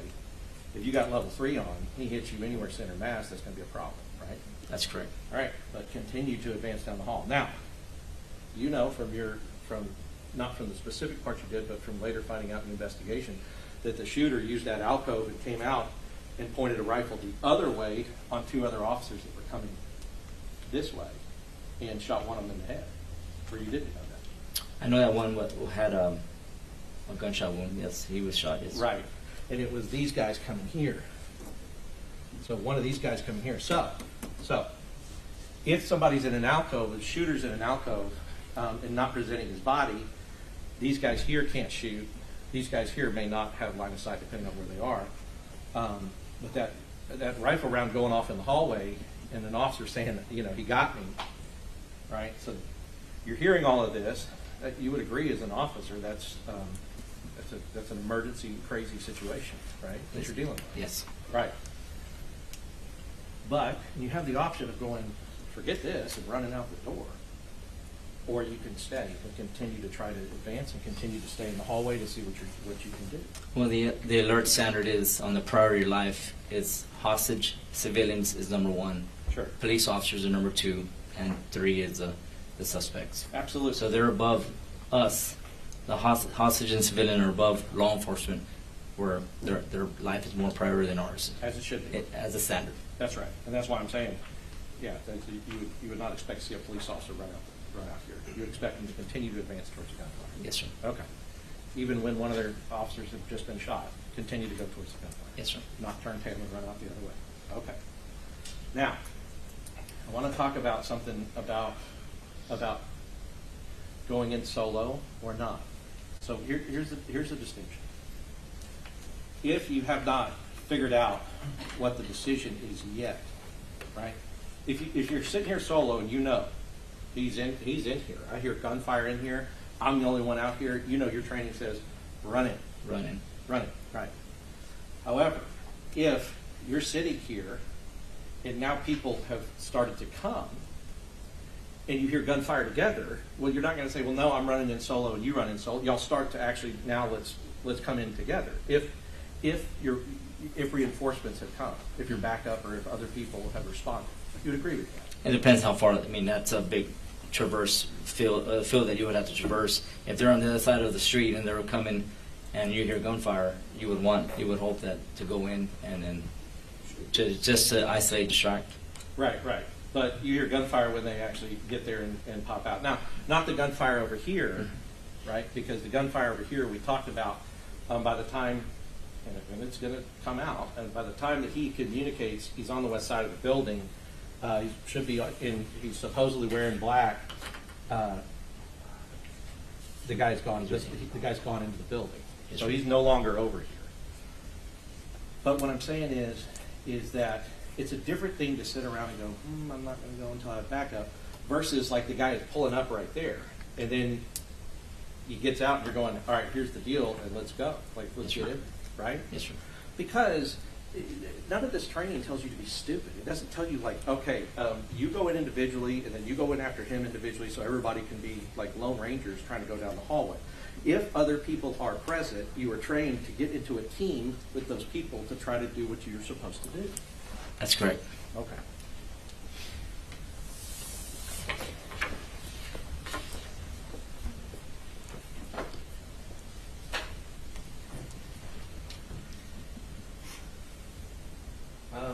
Distract. Does it actually tell you in the alert training how to distract, or does it just say distract? It just states distract. Okay.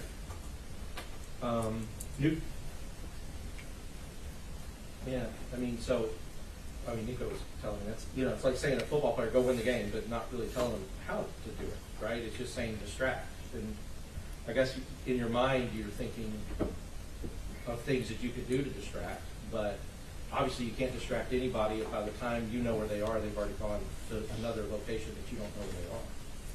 You see what I mean? Yes, sir.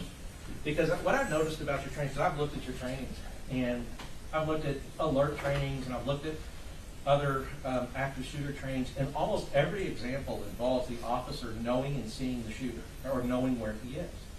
Do you see what I mean? Yes, sir.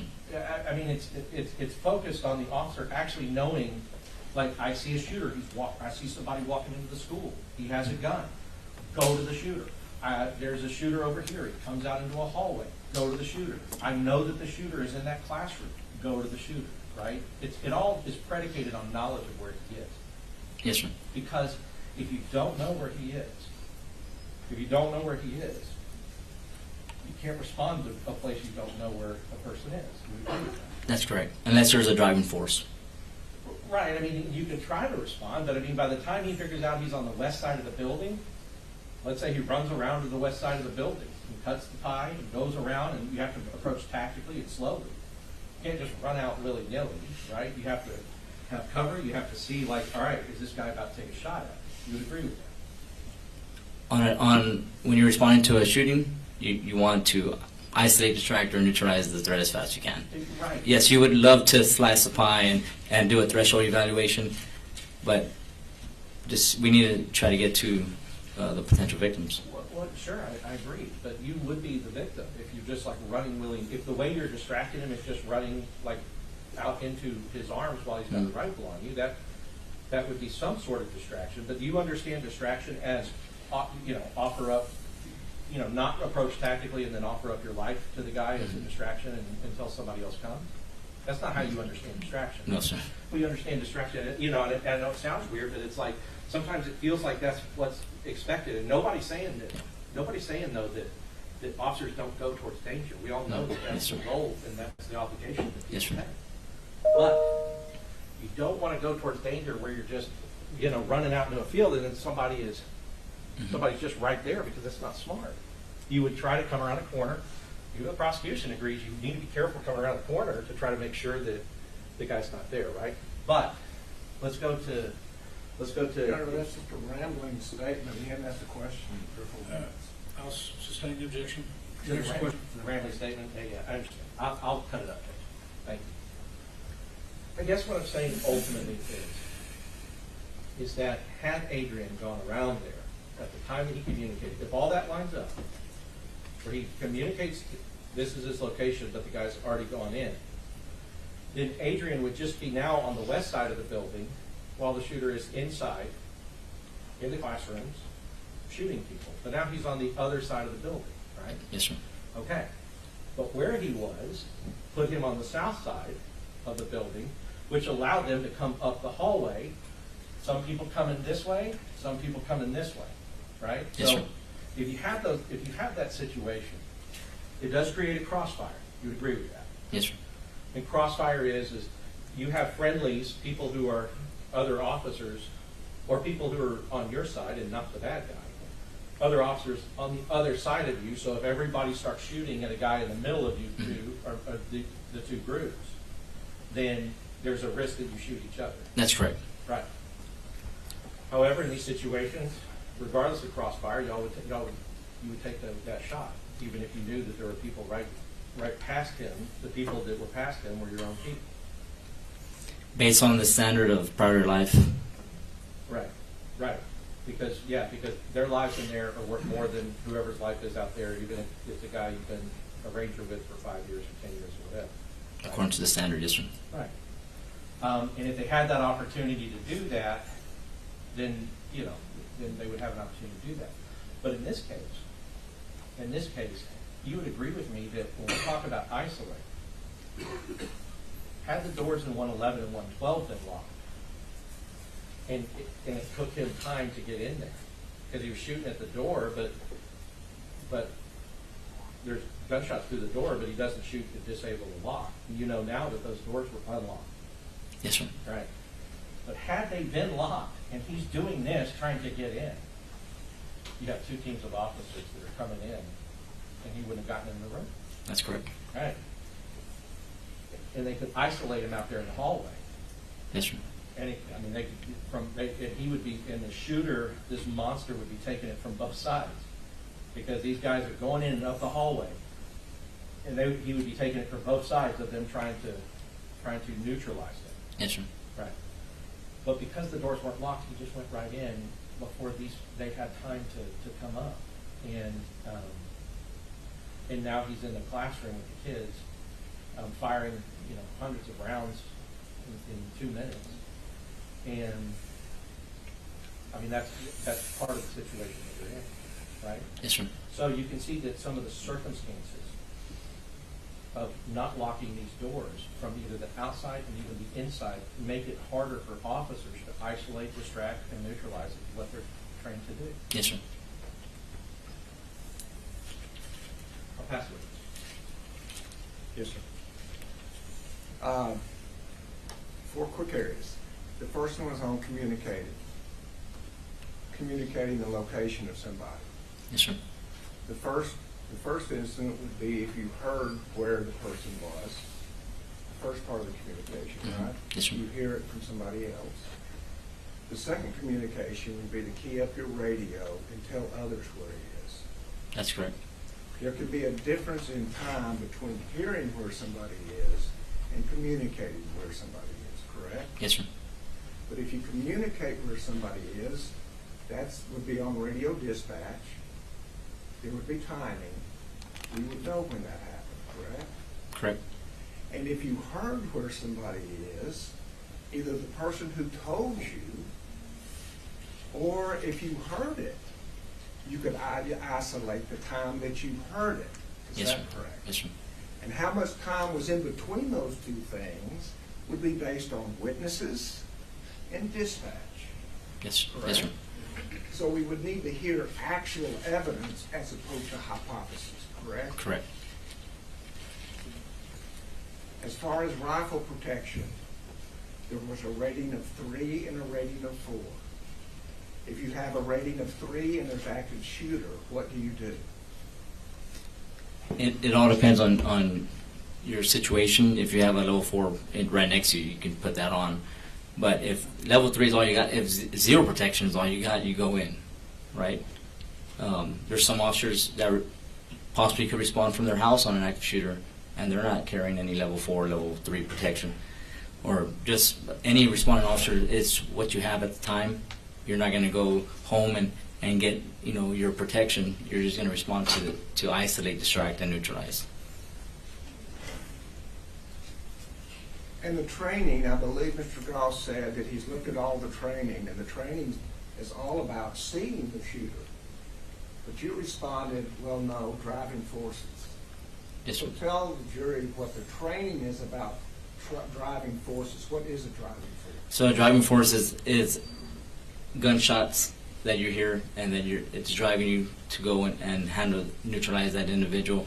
On certain trainings on alert, you're clearing floors or structures, and there's nothing driving you, so it's slow, methodical, and then you hear a driving force, which is gunshots, and then at that point, it's not slow and methodical anymore. It's get to the gun, go to the gunshots, enter that room as fast as you can, and neutralize the. So the training is not just about seeing the shooter.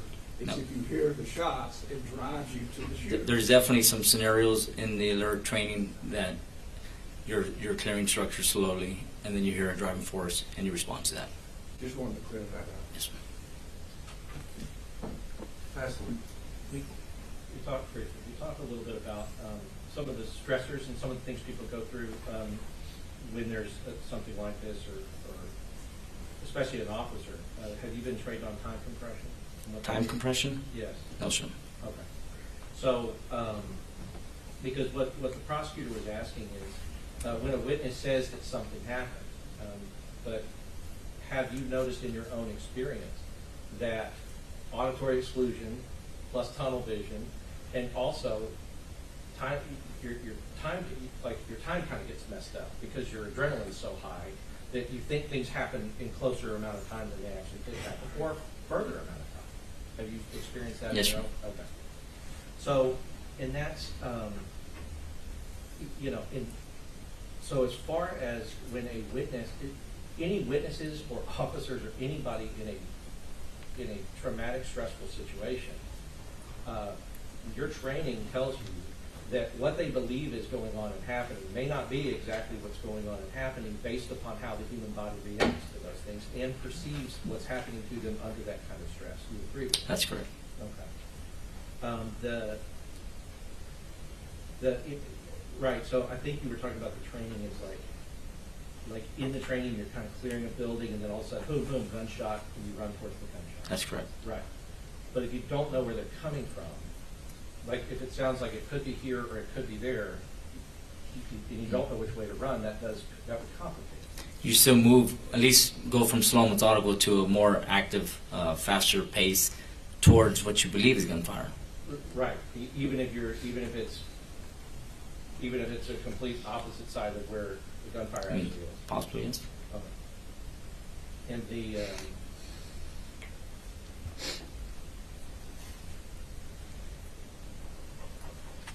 yeah, and then I guess you had alert training, but not all officers get alert training. Did you know that? I think it's a standard now. After this. Yes, sir. Right, and so, yes, I mean, and so if something so horrible happens, and now of course they're given that training, but you know, training records before this happened, that would tell the story about what kind of training a person got. Correct. Okay. That's good. No further questions, Your Honor. Recall, anybody? No. Thank you. Okay, Ranger, the rule's been invoked. You know what that means. You're released from the subpoena. You're not subject to recall, but please don't talk about the case till you're aware that the trial's over with. Yes, sir. All right, thank you very much. Ladies and gentlemen, I'm going to go ahead and take your afternoon break, about 15 minutes. Would everyone rise for the jury?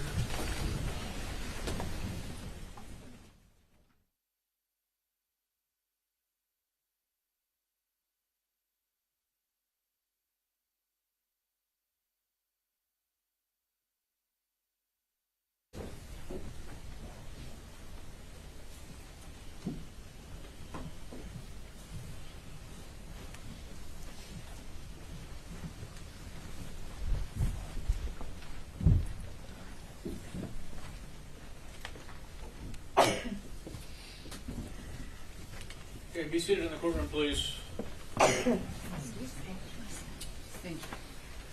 Members of the jury, the witness has been sworn outside your presence. He is under oath, so you may proceed when you're ready. Would you please tell us your name? Jimmy Claverman. And Mr. Claverman, what do you do for a living? I'm retired. And on May 24th, 2022, what did you do for a living? I was employed by Uvalde CISD, and I was the electronics technician / security coordinator. Would you tell us what an electronics technician / security coordinator is?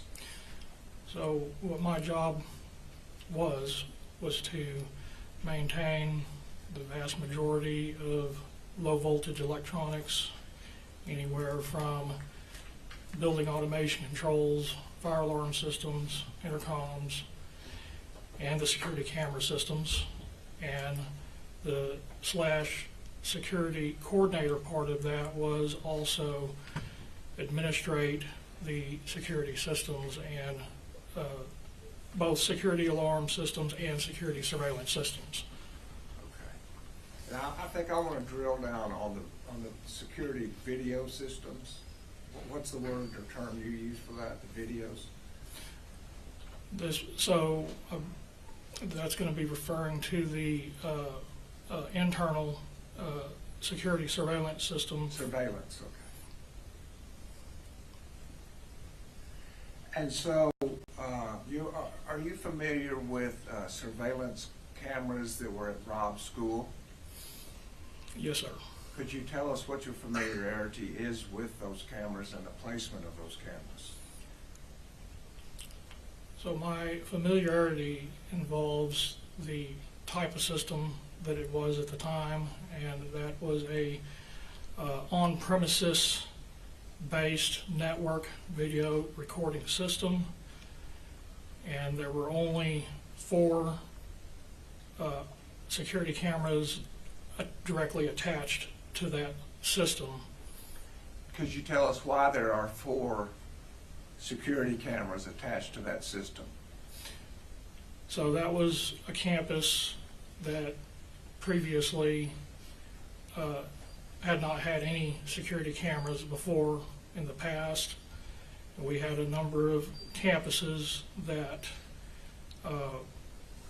had not ever had any security cameras, so that campus, among a few others, were campuses that were approved for a security, safety and security grant. It wasn't a real big one, but enough to get some cameras, a system in place to get it started, and then potentially in the future add more.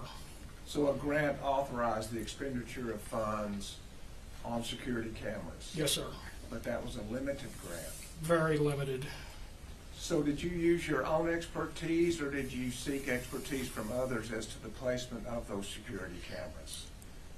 So originally, there was another gentleman that was working on that project, kind of outside of my knowledge, and once that was secured, as far as what campus we're going to get what, and even after it had been determined where the cameras were going to be placed, it was then later dumped in my lap. Like, okay, hey, we spent this money, this is being installed at these locations. We need you to now finish up getting, people set up where they can, log in, principals, district police officers. So it kind of was dumped out on me at the very end, You were the implementer, in a manner of speaking. but not the decision maker as to where the cameras went. That is correct. By that, I mean you put the cameras where you were told to put the cameras.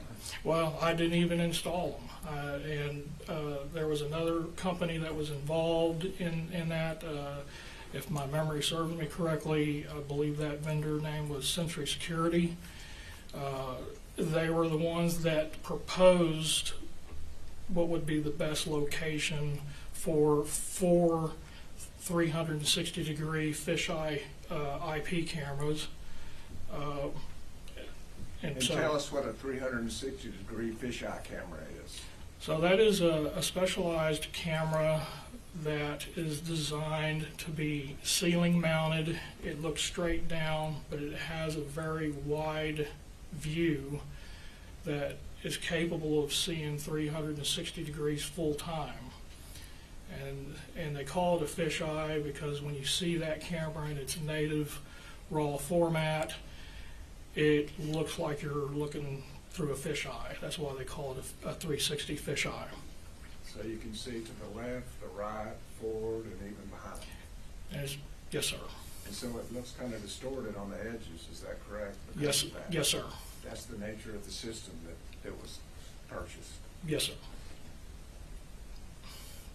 And is the camera system video only, or did it also capture audio? That particular system also included audio on those 4 cameras. And could you tell us the difference between a constant feed camera and an event feed camera? So an event feed camera would be if you configure the software and everything accordingly, what would happen in that situation, it would require detection of motion or either a trip line event. You can create virtual trip lines, or in some cases you can even say, well, I want this to record if it recognizes what looks like a human being. That would also be event-based. The downside of that type of system is that it requires the system to recognize one of those types of events to record, and then it's a predetermined amount of time of how long it will record versus a, what was the other that you said? Event camera and a constant feed camera. So versus a constant feed is continuous recording, 365, 7 days a week, 24 hours a day. The advantage of that is if something very subtle happens and you need to go back and replay it, you have a better chance of recovering or seeing that event versus maybe it was missed because the system didn't recognize a certain event. Okay. But the downside of that is you only have so much space. You can only maintain so many days of recording before the hard drives fill out. So you have to access it. If something important happens, you need to get to it fairly quickly. Yes, sir. But that was not a problem in this case, is that correct? That is correct.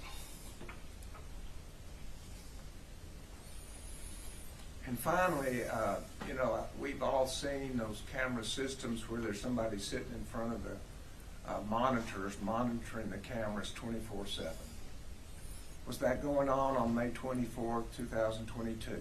So normally, we had not reached a point in safety and security where we had a designated team that's just all they do. Not like what we have now. When I became aware that something was happening, I pulled it up. Okay.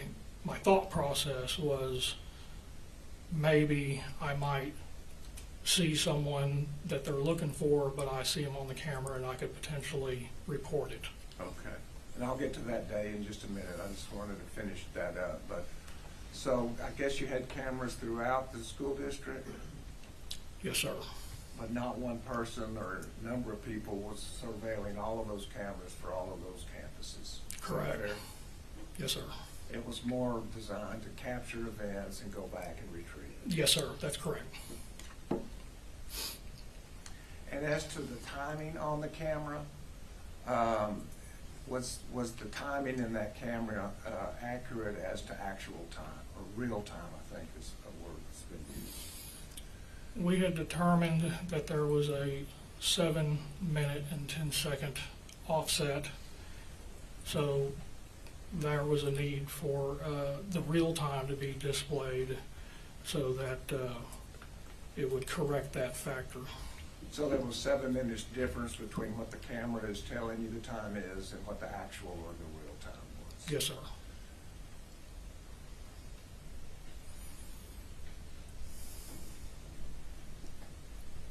May I approach you?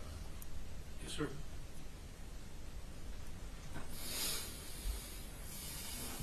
And we had marked this as State's Exhibit A. We previously showed it to the defense. May I approach the witness with defense? Yeah, just my objection. Excuse me? We have no objection to the motion. Okay. You may approach. It's admitted for demonstrative purposes. Thank you.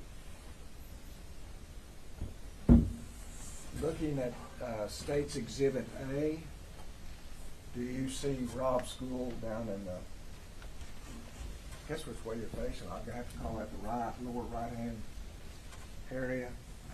I see Robb School right here. Okay. And is this the 4th grade wing then, to Robb School? Or are you familiar with what grade? I've never been able to keep track of wings and grades. That's fair enough. Could you say, you told us that there were actually 4 cameras in place Yes, sir. on this day? And are those 4 cameras marked on this State's Exhibit A? In the red numerals? Yes, sir. I do see 4 cameras. Yes, and that does look correct. So, Exhibit 2, is that inside a building? That camera's inside the building?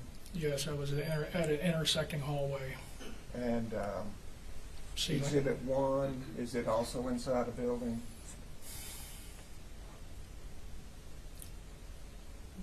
My memory is not clear on that one. I do not remember. Either just inside or outside? May have been just right outside, may have been inside. I'm Okay. not clear on that And one. number 4, is it in a breezeway? Yes, sir, it is. Mounted directly under the canopy. Under a canopy?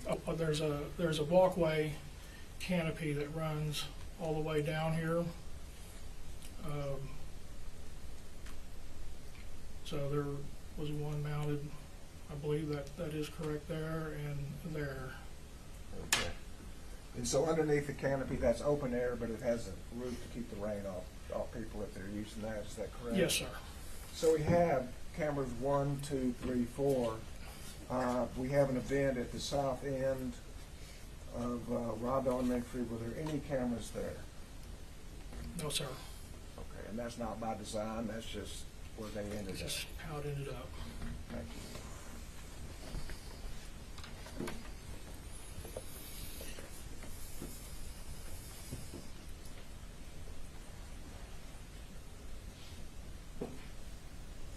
And now I'll take just a moment. I know this is very unpleasant, so I'm going to go quickly. Fair enough? On May 24th, were you tending to business around 11:30 hour?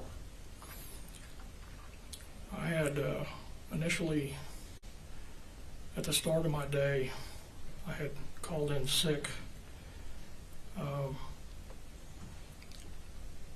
And then later, as the day progressed, I started feeling better and decided to go ahead and put in half a day. And I decided before I would return to work that I would take care of a personal matter, you know, get a vehicle inspected and then go to work. And did anything interrupt that? Yes, sir.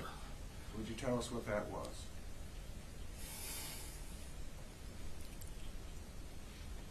I remember I had made it to the inspection station on the west side of town, past the police department. And initially, I met and had to yield right away to several emergency vehicles departing from the police department, and my first initial thought was maybe another bailout. We had been having a lot of those at the time. So I continued on to the inspection station, and once I arrived there, I had one of my radios that I usually would carry to work with me. I had with me, but I had not turned it on yet. And I still kept hearing all the sirens, and just, this is just way more than another bailout. So I turned my radio on subsequent to that, and then I realized that we had a serious problem. And just to shorten this, from there, did you go to your office and watch the events as they unfolded on Channel 2 of Robb Elementary? Yes, sir, I did. And were the cameras working appropriately at that time? Yes, sir. Recording the events? Yes, sir. And was that video recovered by law enforcement? Yes, sir, it was. When was that? It was fairly quickly after the breach, and everything had been neutral, you know, towards the end of it. Then they started calling for certain district personnel to arrive to the campus. That was Kenneth Miller was one of the ones requested to respond directly to the campus. And then fairly quickly after law enforcement met with him, they inquired from him who is the point of contact for the video surveillance systems for the school district. He informed them that was me, so they immediately requested my presence. So I had to make the location. They kept me at the FBI, one of their incident command vehicles, and then a little while later they met with me and then asked me all the technical details of the system. And then immediately afterwards came back to my office located on North Getty, which is just right adjacent to the central office. And they oversaw the whole process. By process, what are you saying? Of transferring through the network to their provided storage media. So straight off the network video recorder directly into their storage media, which that process took till about 3 in the morning to complete and verify the integrity of it. And you transferred the actual video, the accuracy of which you observed that day to law enforcement without making any changes in it? Yes, sir. Or being transferred? Judge, we don't have any objection to these videos, we'll stipulate to their admissibility. We'll pass the witness then. All right, that's. Okay, we have a number. I was going to offer it after they were through, but we can do it now. The state office exhibits 14 and 15, exhibit 14 being the hallway video, exhibit 15 being channel 4. Okay, they've indicated they have no objections, so they'll be admitted. Mr. Kramer, my name's Jason Goss. I just want to say sorry that you and everybody in Uvalde went through this, and family and everybody. And so I appreciate that you got the video, and you did what you had to do to document the evidence and let that monster was what it is. No further questions? Is he excused? Yes, Your Honor. All right, sir, you've been excused, not subject to recall. That means you're released from the subpoena, but the rule was invoked, and I'd like for you not to talk about the case until you hear the trial's over with. Yes, sir. Thank you very much. That's what. At this time, we've asked to play the hallway video. We only have about the first 15 minutes. We did not do the whole hour, 15 minutes. I think the relevant portions were covered in the first 10 to 15 minutes. And Your Honor, we just asked the court to warn it's extremely distressing, especially the first couple minutes, but it's gut-wrenching video. Yeah, well, once again, ladies and gentlemen, graphic video. It's going to be difficult to watch, so anybody who wants to step out is welcome to do so, but it's in evidence. You may proceed. Thank you, Your Honor.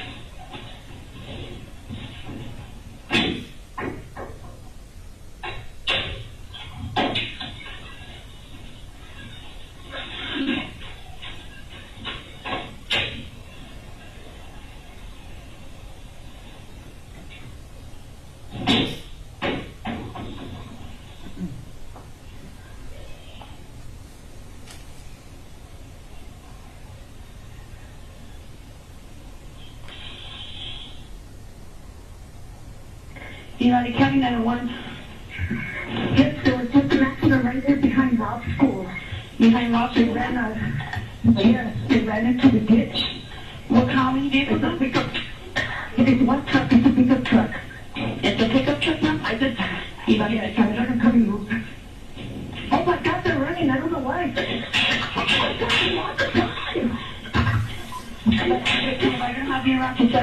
Oak Greenville Road have a one vehicle accident, white pickup truck crashed through the ditch.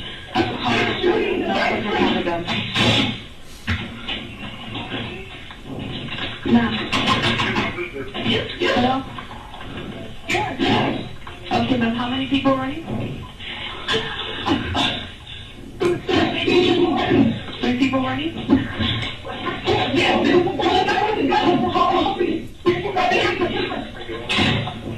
Hello, ma'am? Okay, ma'am, what is your name? Amy. Okay. Miss Amy, how many shots were fired?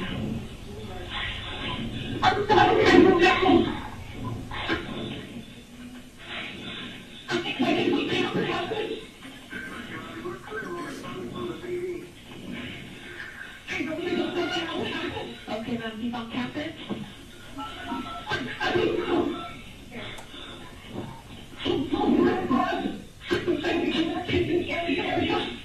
Okay, he's on the house.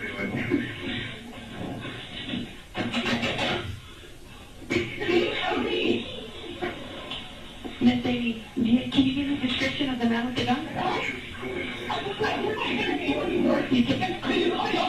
Okay, can you remember what he said?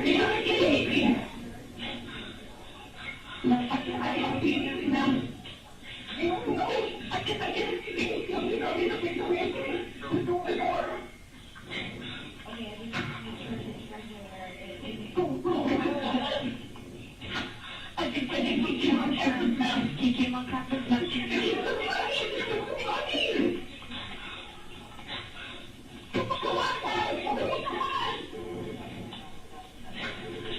Okay, that's it.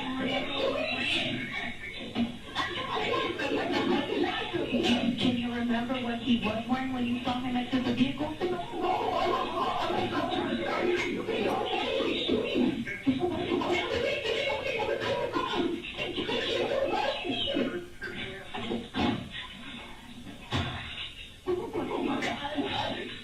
Where was he running towards? You said he ran into the school?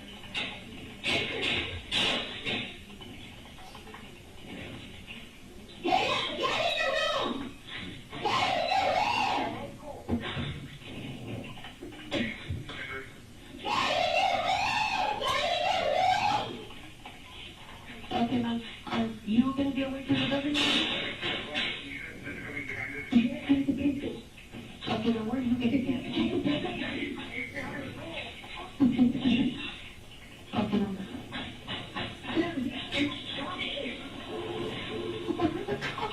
Okay, ma'am, I do have units already pulled up.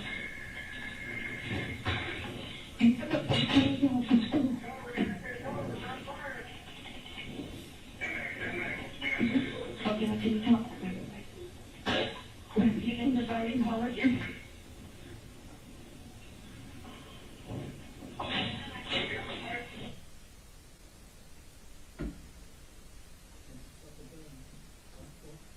I'm sorry.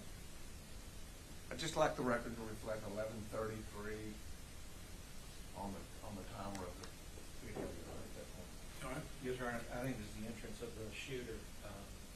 We'd also like the record to reflect the regular traffic that's going on the second after the shooter.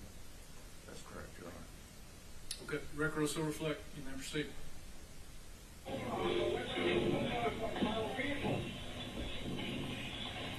Can you see him now?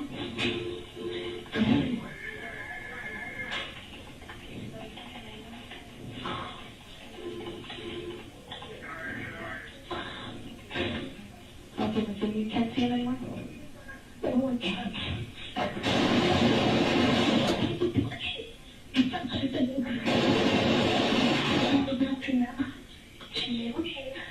Okay, then he went inside the building?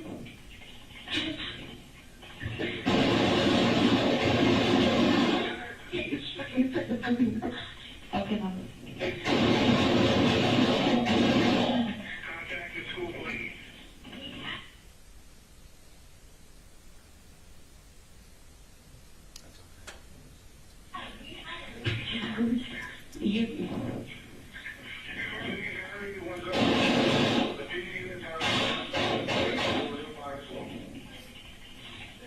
Okay, ma'am, we do have the officers on scene, okay?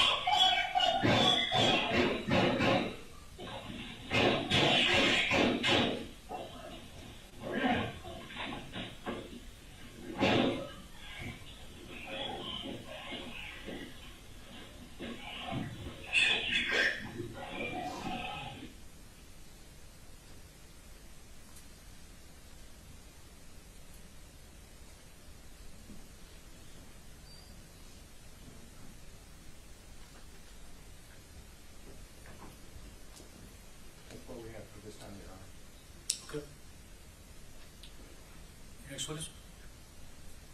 Arnulfo Reyes.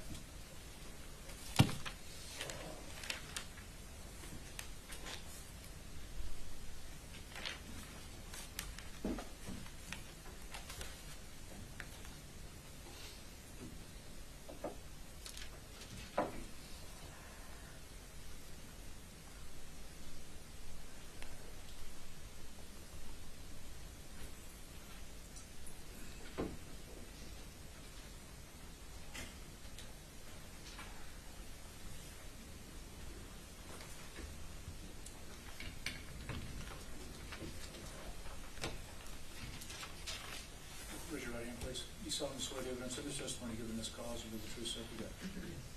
You lower your hand, and witness stands right over here, sir. Just have a seat, make yourself comfortable. Adjust the microphone. Speak up, sir. Everyone can hear you, please. Would you tell us your name? My name is Arnulfo Reyes. And what do you do for a living, sir? I was a teacher. You were a teacher? Yes. Are you now? No. And when was the last day that you taught? May 24th, 2022. And where did you teach? At Robb Elementary. And is that in Uvalde County, Texas? Yes, sir. Who did you teach? In general terms, what grade level? It was a self-contained fourth grade classroom. A self-contained fourth grade classroom? What does that mean? That means that I taught all subjects: math, reading, social studies, science. You taught all of the classes? All subjects, yes. Okay. And what age group did you teach? Throughout my whole career, or just? Just this year, May 24, 2020. It was fourth grade. And how old are those youngsters? They're 9 at the beginning of the year, and then some turned 10. Okay. How long had you been a teacher before this day? 17 years. Okay. And was your room was what number? Room 111. And was it adjoining another room? Yes, it was joined to another room. Yes. And what room did it adjoin? 112. And were there teachers in that room also? Yes. And who were those teachers? Those teachers were Irma Garcia and Eva Mireles. Okay.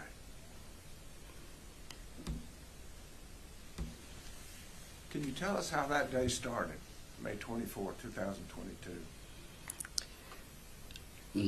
It started like any other day. I mean, just a normal day, like to go to school. Yeah. Okay. And did y'all have award ceremonies before the day was over? Yes, we had a award ceremony that was supposed to take place at 10:30 around there. We were just waiting for them to call us to the cafeteria. So the cafeteria is where the award ceremony took place? Yes. And what is award ceremony? Award ceremony is like when kids get awards for special things that they can do and achieve, and so we just give them awards for the special things. And did the parents attend the award ceremony? Yes, they're invited to go, yes. Okay. And how big was your class that day? That day, my class was about, I want to say 14 or 15. Around 14? Yeah, 14. And after award ceremony, did any of the kids leave? Yes. And how many kids left? I believe there was 3 kids that left that day. Okay. And so after award ceremony, then what happened? After the award ceremony, we headed back to our classroom. And that was at Robb Elementary School? Yes. Room 111? Yes. In the 4th grade wing? Yes. Did you get back to your classroom? Yes. And what happened next? After we got back to the classroom, we resumed doing what we were doing before we went to the ceremony. And so everybody went back to their spots, and we just resumed what we were doing. Okay. When you say they went back to your spots, could you tell us how your classroom was configured? Well, we were watching a movie, so like most of the desks were gathered together, kind of in the, I would say in the middle of the classroom, and they were, the kids were on the other side of that, and they were watching the movie on the big TV that we have. And were the lights on or off because of the movie? They were off. They were off? Yes. And what were you doing during this time? I was behind my desk and entering grades into the computer and doing things that need to be done before the year's over. And where was your desk in the room? It was in a corner. It's in a corner by a long table. By a long table? Yeah. Okay. We've seen photographs of room 111. Mm-hmm. Was it the corner where the doorway was? The entry to the doorway? Yes, on that same side of the door. Mm-hmm. And was it close to the closet? No. Where was it from the closet? Diagonally across from. Diagonal across to the opposite corner? Yes. That's where your desk was? Yes. And that's where you were sitting? Yes. And then what happened? We were there, you know, I was doing my thing and the kids were watching the movie, and I heard a noise, but it was kind of far, but it was still loud. And then... Did you recognize the noise? No, I didn't. Well, it assumed I assumed that it sounded like books when you bang them on the floor. And that's what it sounded like, but it was kind of far. And how many times did you hear that sound? I would say maybe like 5, 6 times or around there. And as I heard it, it kept on getting closer and closer, but it still seemed distant anyways, but yeah. And did it ring a bell to you as to what that may be? No. Mm-mm. So then what happened?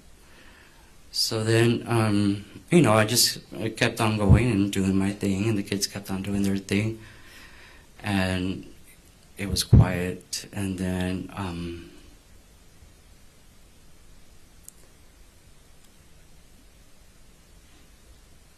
as we were there, they started again, the loud sounds and more constant, and they were just very close now. Very close, what do you mean? Like really loud, really closer. They sounded closer to where we were at. And did that change your mind about it being books? Yeah, it took me a while to process that, just because it did change my mind of that it was not books, but I didn't know what it was still anyway, yeah. Okay. So then what happened? The sounds got louder, like I said, and I was still sitting there behind my desk and trying to comprehend what was going on. And then, for some reason, I looked at the wall that's across from me, which would be facing room 112. And then there was just a lot more. And then I saw like pieces of the wall, or some objects falling. Not too sure if it was sheetrock or what it was, but something was falling off the wall. And at that same time, I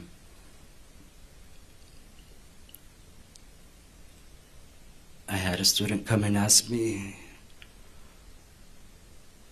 what's going on? And what did you say? And I told her, I said, I don't know what's going on. I don't know what's going on. And then I told my kids to go ahead and get under the table where we've always practiced to go when we're on lockdown. Okay, tell me about lockdown. What is lockdown? Lockdown is when we turn the lights off in the room and make sure that the door's locked and hide out of the view of anybody. And is there a specific place that the children are told to hide? Yes, we have a long table that would be like on this side, and so they would hide under that long table. And had y'all trained on that? Yes, always. And so when you told the children it was a lockdown hide, what did they do? They all went under that table. And was this loud banging going on at that time? Yes. So when the students were going under the table, and I got off from my desk area and was going around to hide from view, that is when I looked at my door, and that's where I saw him. What did you see? A black shadow. And what was the black shadow doing? The black shadow was holding a gun, and I know that he was holding a gun because I just saw the fire come out of the gun. And were you sitting or standing at the time? Standing. And what did you do? Well, he shot at me. He hit me in my arm. Can you show us where he hit you? He hit right here. Okay. So he hit me on my arm, and that's when I fell to the ground.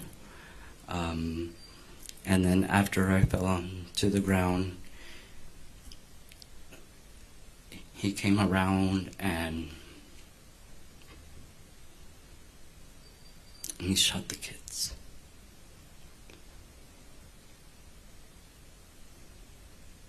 How close was he to you when that happened? He was very close.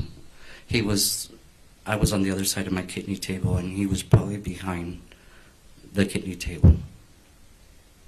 And so it was one of the first things he did after shooting you was to shoot your kids? Yes, sir. And About how many shots did you hear go off? Just a lot. I couldn't tell you how many, but just a lot. Did the shadow with the gun stay in room 111 the entire time? I'm not sure if it was the whole time, but what I do remember was a lot of the coughing that he was doing and the footsteps. So I heard a lot of it. Did you ever hear him leave room 111? No, sir. The only time that I would say is when that he walked to the other classroom would be when I heard one of the students say, "Officers, come in here. We're here." Excuse me? When he went to the other classroom was when a student from that classroom said, "Officer, come in here. We're in here." And then I heard walks over there, and then I heard more shooting. And did you hear that voice again? No. Is your timing accurate in your mind based on these events? I would assume that it's correct. Okay. Mm-hmm. At some point, did you say that it was your timing was kind of jumbled up? Well, I mean, I didn't have a concept of time, like actual time, but what did seem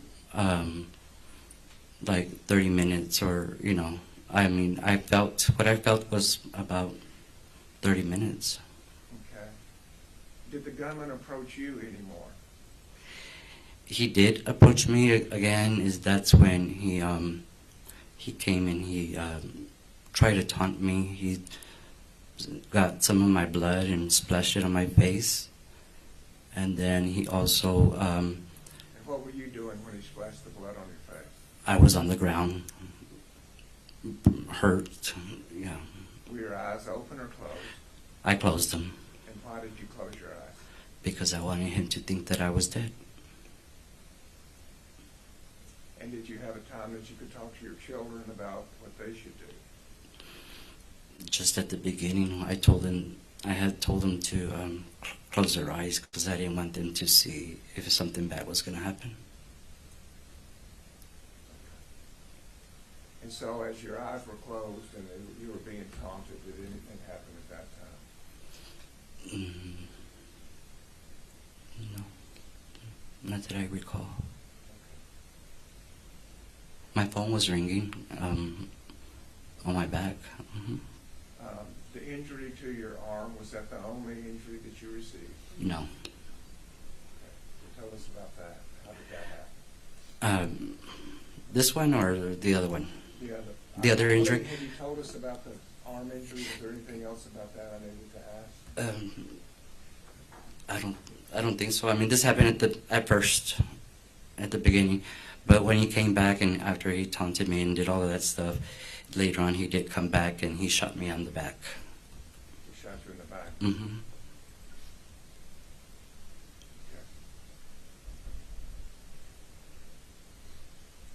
Okay. And am I correct, you're not sure how long all this took place?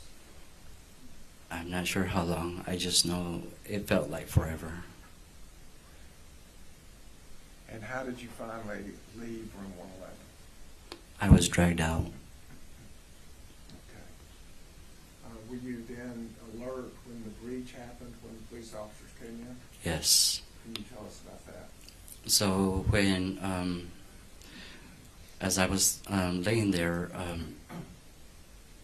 I heard like the door open, and then I heard little clanking of the desks, the metal. And that's when I told myself, they're coming in, anything can happen. And pretty much prayed, and I just, I gave myself to the Lord and just closed my eyes real tight and just waited for everything to be over. And what did you hear? Well, after the clanging of the desks, I just heard gunfire, just a lot of it. And after the gunfire, what happened next? what I assumed was a border patrol because I think I read it somewhere on his clothing. He had said, get up if you can get up, or talk if you can talk. And that's when I spoke and I said, you know, I'm here, I'm alive.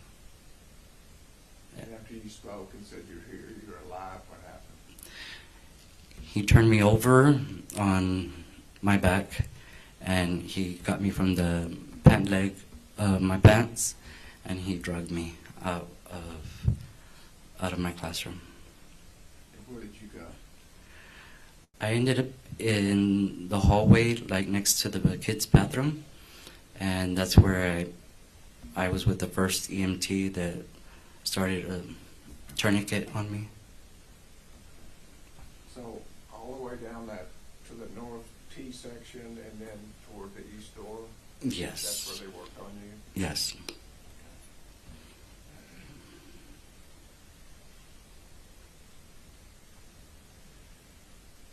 And did any of your children in room 111 survive this attack? No, sir. And in room 112, are you familiar with those children also? Some of them, yes. Mm-hmm. And have you kept a picture of them on your fence outside your home since then? Yes, sir. And did we ask you if you could identify each of these children so we could have a name attached to each of the paragraphs in the indictment? Yes. And are you able to? Yes. And I'll ask you now just one time as to each of these children, were they alive and well on the morning of May 24, 2022? Yes, sir.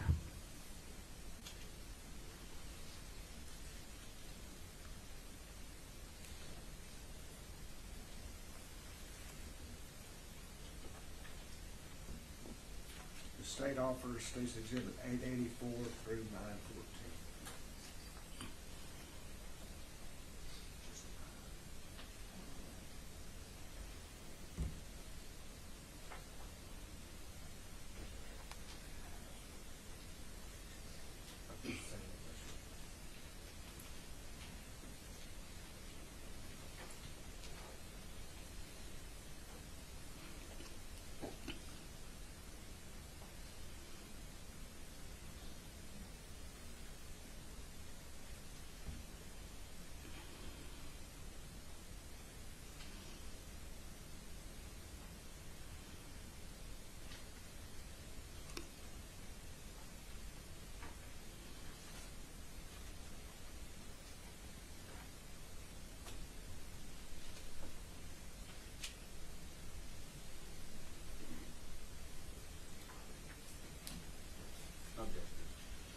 It's admitted. You may publish. Thank you, Your Honor. Starting with Exhibit 884, and if I'll ask you to tell us if these children were in your room or in room 112, and whether or not they survived. Okay? Okay. Starting with Exhibit 884, do you recognize that person? Yes, I do. Who is that? That's Josiah Garcia. And whose class was he in? He was in my class. Did he survive? No. 885. Rogelio Torres, he was in my classroom. Did he survive? And he did not survive. I'm going to ask you about each one, so if you just say that, if not. State's Exhibit 886. Alicia Ramirez, and she was in room 112. She did not survive. State's Exhibit 887. Neve Bravo, she was in my classroom, and she did not survive. State's Exhibit 888. Miranda Mathis, and she was in the next classroom, and she did not survive. State's Exhibit 889. Eliana Torres, and she was in my classroom, and she did not survive. 890. Leila Salazar, and she was in my classroom, and she did not survive. 891. Annabelle Rodriguez, she was in my classroom, and she did not survive. 892. Jace Lebanos, he was in my classroom, and he did not survive. 893. Eliana Garcia, and she was in room 112. She did not survive. Exhibit 894. Tess Mata, and she would in the next classroom, and she did not survive. 895. Maite Rodriguez, she was in the next classroom, and she did not survive. 896. Jayla Silguero, she was in the next classroom, and she did not survive. 897. Amory Jo Garza, she was in the next classroom, and she did not survive. 898. McKenna Elrod, she was in the next classroom, and she did not survive. 900. Alexandria Rubio, she was in my classroom, and she did not survive. 902. Jacqueline Cáceres, she was in my classroom, and she did not survive. 903. Jose Flores, he was in my classroom, and he did not survive. 904. Xavier Lopez, he was in my classroom, and he did not survive.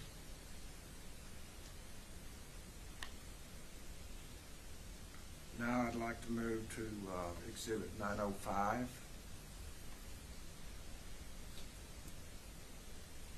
AJ Martinez, he was in the next classroom, and he's a survivor. And Stakes Exhibit 906. Gilberto Mata, he was in the next classroom, and he's a survivor. Exhibit 907. Jordan Olivares was in the next classroom, and he's a survivor. Exhibit 908. Kendall Olivares, she was in the next room, and she's a survivor. 909. Maya Zamora, she was in the next classroom, and she's a survivor. 910. Mia Cerrillo, she was in the next classroom, and she's a survivor. 911. Noah Orona, he was in the next classroom, and he's a survivor. 912.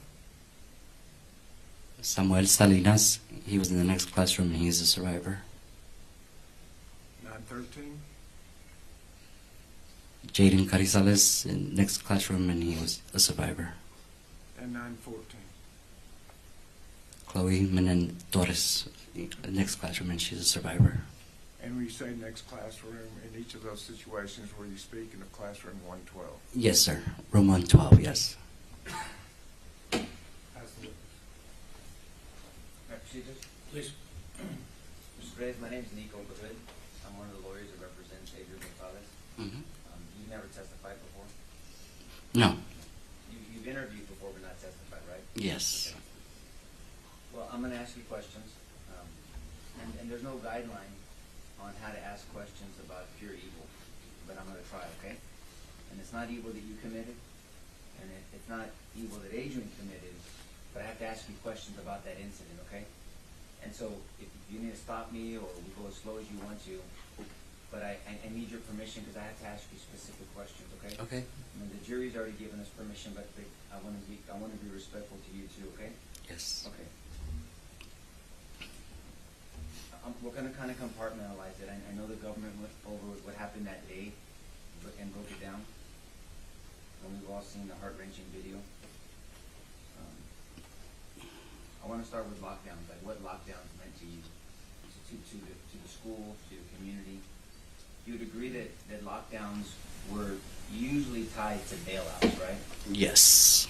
And the jury's heard about it, but you're an individual witness, and so bailouts dealt with someone who allegedly was here illegally and they're trying to evade capture of police, and they will bail out, that's where the term comes from, their vehicle, to get away from police.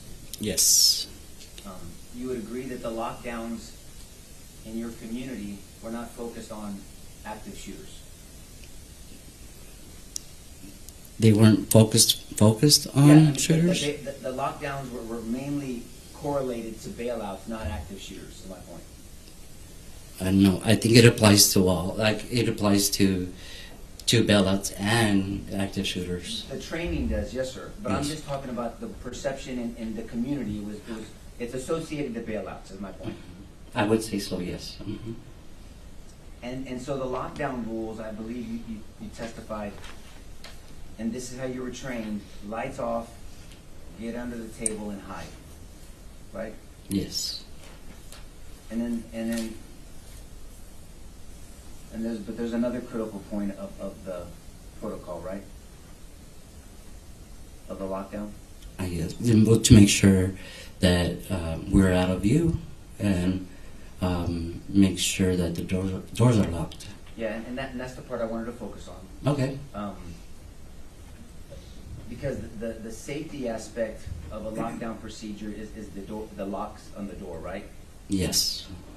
The other part of the lockdown procedure is to hopefully not be noticed by, if there was an active shooter, they're looking around, and if someone is hidden and in a corner and lights are off, they may think that no one's in there and they'll keep going. Yes. Right? Yes. So there's one aspect of it is not being seen. The other aspect of it, which is the locks, is to try to deter or stop a shooter from entering a room. Yes. Is that fair to say? Mm-hmm.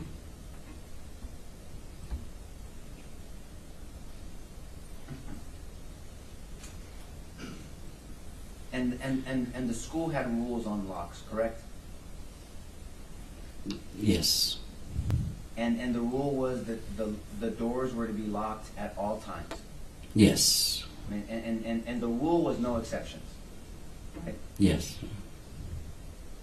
But there was a culture in the school where, and because of resources, that there weren't enough keys to go around to substitute teachers, that there was a magnet system used at the school. Right? That depended on the teacher, I guess, yeah. But it was known, right? It was known that magnets were used to wedge in between the door and the frame so it would not click, and then someone wouldn't have to get up every time to open the door with a key, right? Yes. And this is not your decision, but it's not like other schools that have like a key fob where they can just click it and then put it back in and easy access, and it can lock easily as well, right? Yes. Teachers actually had a key. Yes. And so it wasn't an official system supported by the administration, but it was a system that many, many teachers used, that magnet system, right? I've seen it not only in our district, but I've seen it in other districts as well. Yes, sir. And then that's what I mean. This was more of a culture of the whole school district, that for whatever reason these magnets were used, right? And yes. And is it fair to say that the administration discouraged them but did not ban them? I would say so. I mean, there wasn't a feeling that said if you use a magnet system, you're going to be fired. It wasn't like that from the administration. No. So the administration kind of, and I don't, if you don't agree, then don't agree with me, but kind of looked the other way, don't use the magnet system, but knew that people were using the magnet system. Is that a fair overall statement? I mean, I would assume that she knew. I mean, Well, you're talking about Ms. Gutierrez, the principal, but I'm just talking about the whole district, right? Yeah, I guess, yeah. Because your words were the magnets were used in other schools that you know of, right? Correct? Yes. And then also, not only, those are for the indoor locks, but the external locks, the external doors were supposed to be locked at all times, correct? Yes. And you know now that the external door was not locked, right? Yes, now I know. But the east door was always left unlocked, correct? The one near the library? Yes. And the reason why is because kids would go so much that they just left that one, that was knowingly left unlocked. I think they were left open due to rotations, going to PE, going to computer lab, going to other places, yes. And if I can direct your attention back to your room,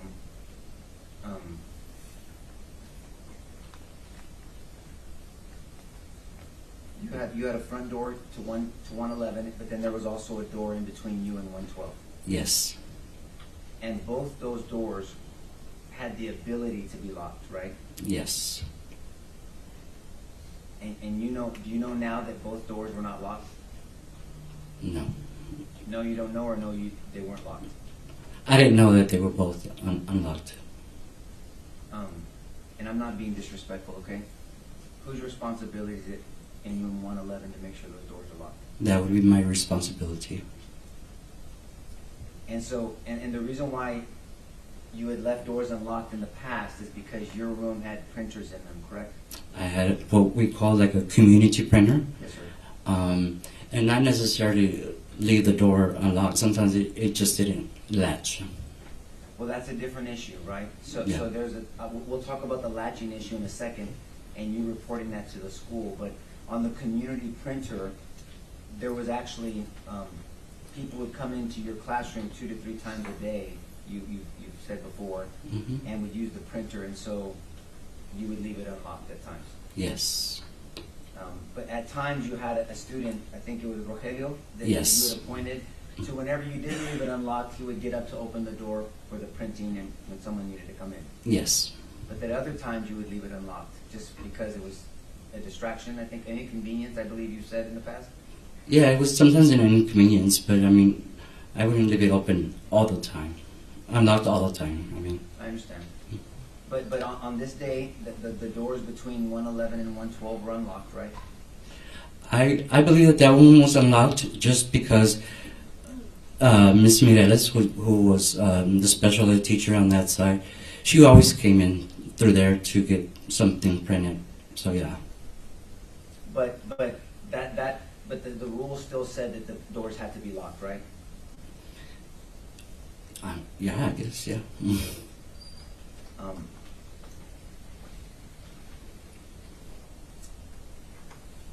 And you had, earlier that day, you had exited your door to cross to room 105 to see if the teacher in 105 wanted to order something because it was a kind of a relaxed day. You guys were ordering food. Yes. And so at some point, we can play later for the jury, but you've seen that you leave your classroom from 111 and you cross the hall to 105, and then at some point you come back to your room. Yes. And have you seen the video of you doing that? Yes. And did you recognize that it looked like the door, just you opened it right away, it wasn't locked? No, I mean, not that I opened it right away. Okay. But you don't recall using your key, and you couldn't say whether you had locked the door or not, right? The only reason that I know that I don't know for sure if I locked my door or not was because I still had my keys on my arm when I ended up in the hospital and all that. So if I still had my key here, why would I have it here if I didn't lock the door? That's what Is in your mind. is in my mind, yes. Are you aware now, today, that the Rangers came to a conclusion that the door was not locked? Yeah. And so that was a factual, objective determination that an independent investigator made, right? Yes. Okay. Now I do want to talk about the malfunctioning, because your door, although it was able to be locked, sometimes the catch would get stuck in the door, right? Yes. And you'd have to kind of either shake it or jimmy it, and then it would click when you would shut the door. Yes. You had reported it. You claimed and I'm say claimed only because we don't have a work order, but you claimed that you reported it to the school, correct? Yes. And I believe you have said that you reported it to the principal and to the secretary. Is that true? Yes. But there's not an official work order. We cannot, the government or us, we can't get our hands on a work order where you're requesting for them to fix that malfunction, right? Yes, but I think that the school police department should have a record of that. If they did walkthroughs, how come they didn't report it? Okay, well, you're asking a question, and I can try to answer that. You guys didn't have a police officer assigned to your school, right? No, but they did walkthroughs. Well, we'll go one thing at a time. Okay. You didn't have a police officer assigned to your school, right? No. So the high school had a police officer full-time, but unfortunately your school did not have a police officer full-time, right? No. And the walkthrough, by whomever, whichever PD did it, it was to make sure doors were locked, right? Yes. And is it safe to say there was a culture of warning teachers when that police officer, whoever it was, would check on the doors so then to remove the magnets? You remember that? No. Like teachers wouldn't tell other teachers that the police officer is there to remove the magnet? No. Okay. So now I wanna direct your attention back to a little bit to before the incident happened. I think you testified that you thought you heard books dropping on a floor, Yes. but it was far but loud, correct? Yes. And then it got closer. Yes. And then at some point, you said that you saw sheetrock chipping off of the walls. Something was falling, or yeah. Can you, because maybe I'm not clear, can you, Judge, may I stand up, please? Yes. If you're sitting at your desk in that room, Mm-hmm. will you tell me where to stand where the front door is to 111? On this side. Tell me when to stop. Right there. Okay. Right there. Mhm. And I'm sorry. That's fine. And is this the distance you were sitting as well? I mean, your desk from the door? No, I would say it's probably where that gentleman's right there. This gentleman here? Yes, right there, right there. Do you know the measurements of your schoolroom, of your classroom? No, but I would say it's probably like 30 feet by 20 feet or something like that. Okay. And then when you saw, because I have to ask, when you saw things chipping and you made a decision ultimately to have the children hide, it was because you were worried that maybe they were in danger? Yes. In past lockdowns, would you go lock the door in past lockdowns? Well, I would have gone to go check the door, yes. And as these sounds got louder and louder, but in this incident, for whatever reason, and I'm not going to try to push you to try to remember why, you didn't go check the door to see if it was locked, right? No, because I was confused of what the noise was. I didn't know it was a gun at the time. And again, I have to ask this question. In the lockdown training, you're not taught to figure out what the danger may be. Once you make a decision to do a lockdown, one of the responsibilities is to immediately lock the door, right? Yes, but we weren't told like how we had practiced before. So when we would go into lockdown, it would usually come out on the intercom, or we had the Raptor system, which we never really used. So I wasn't too sure if we were on a lockdown or not. Okay, let's break that down, because you said two things. You said intercom and you said Raptor system. Mm-hmm. So everybody knows what an intercom is. We're going to hear about how the school used it, but let's explain what the Raptor system is. The Raptor system is an app that you have on your phone. So whenever there's something that's happening bad, it should come up on your phone and let you know that you're on a lockdown or something, or whatever's, the problem. But if a teacher doesn't have their phone with them, then they can't get that part of the notification, right? That's correct, yes.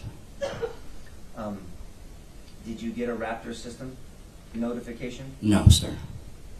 Did you have your phone with you? Yes. Because you were receiving text messages and calls after you were shot, Which is surprising to me because I never got text messages during the school year. But so for sure nobody was using the Raptor system to warn of this incident, correct? You didn't get a warning from your phone. I didn't get a warning on my phone. I don't know if anybody else did. Right. Now I'm focused on you. Mm-hmm. And then the intercom system. In the past, how would the intercom system be used? Well, she would come on there and say, okay, we're on lockdown, and so we would do what we needed to do. And she is the principal? Yes. But in your training, a teacher doesn't have to wait for the principal to go on lockdown. They can make an independent decision themselves. Do you agree with that? I guess, yeah, you could. Well, I'm just going to respectfully push you on this a little bit. But the training specifically says that you didn't, because if a teacher or a principal doesn't act or is not notified of an incident on the west side of a school, they would know, so a teacher can take responsibility in their own hands and call for a lockdown with their students, right? So I'm guessing that you're assuming that I knew that was a gun? Because I didn't make the correlation that the noise was coming from a gun until the gun was actually in my classroom. So the noise and the gun, I could not actually tell that we were in danger. It was just a loud noise and it was just banging. So, if you're... I'm trying not to assume anything, that's why I'm asking questions, okay? And I'm really not trying to blame you or do anything disrespectful, I just have to ask these questions, okay? Okay. At some point, because we saw in the video, Amy Marin was yelling with another teacher down the hall, Mm-hmm. correct? Mm-hmm. And you have to say yes, just because Yes. she's typing down. I'm sorry. It's okay, it's just for the court reporter. And you did not hear Amy yelling? I did not hear Amy yell, no. Did the teachers in 112, what were they doing during this time? I'm not sure. I think that they were watching a movie as well. But at some point, you have stated that they were trying to lock their door. You believe that they were locking their door. I never stated that. Have you ever spoken before to grand jury? Yes.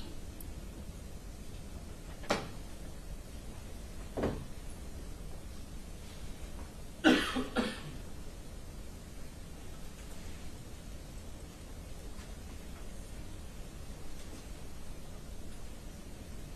going to find it for you, okay? Okay.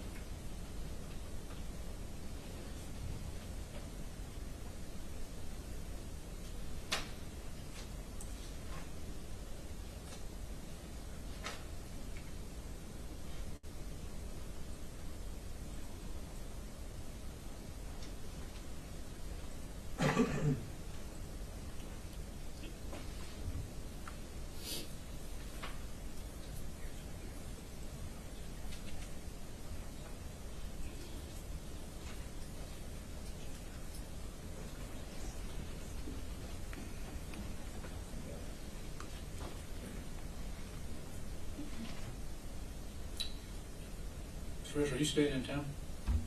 You staying in town? Yes. Okay.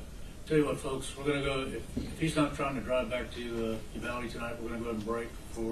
Judge, can I just make this last point before we take a break? I found it.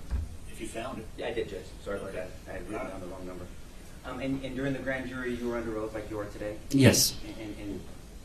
And you answered questions honestly. May I approach? Yeah.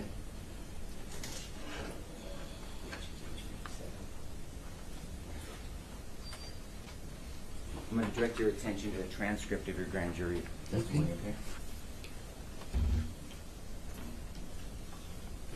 Can you read line 13 to 17 to yourself, sir?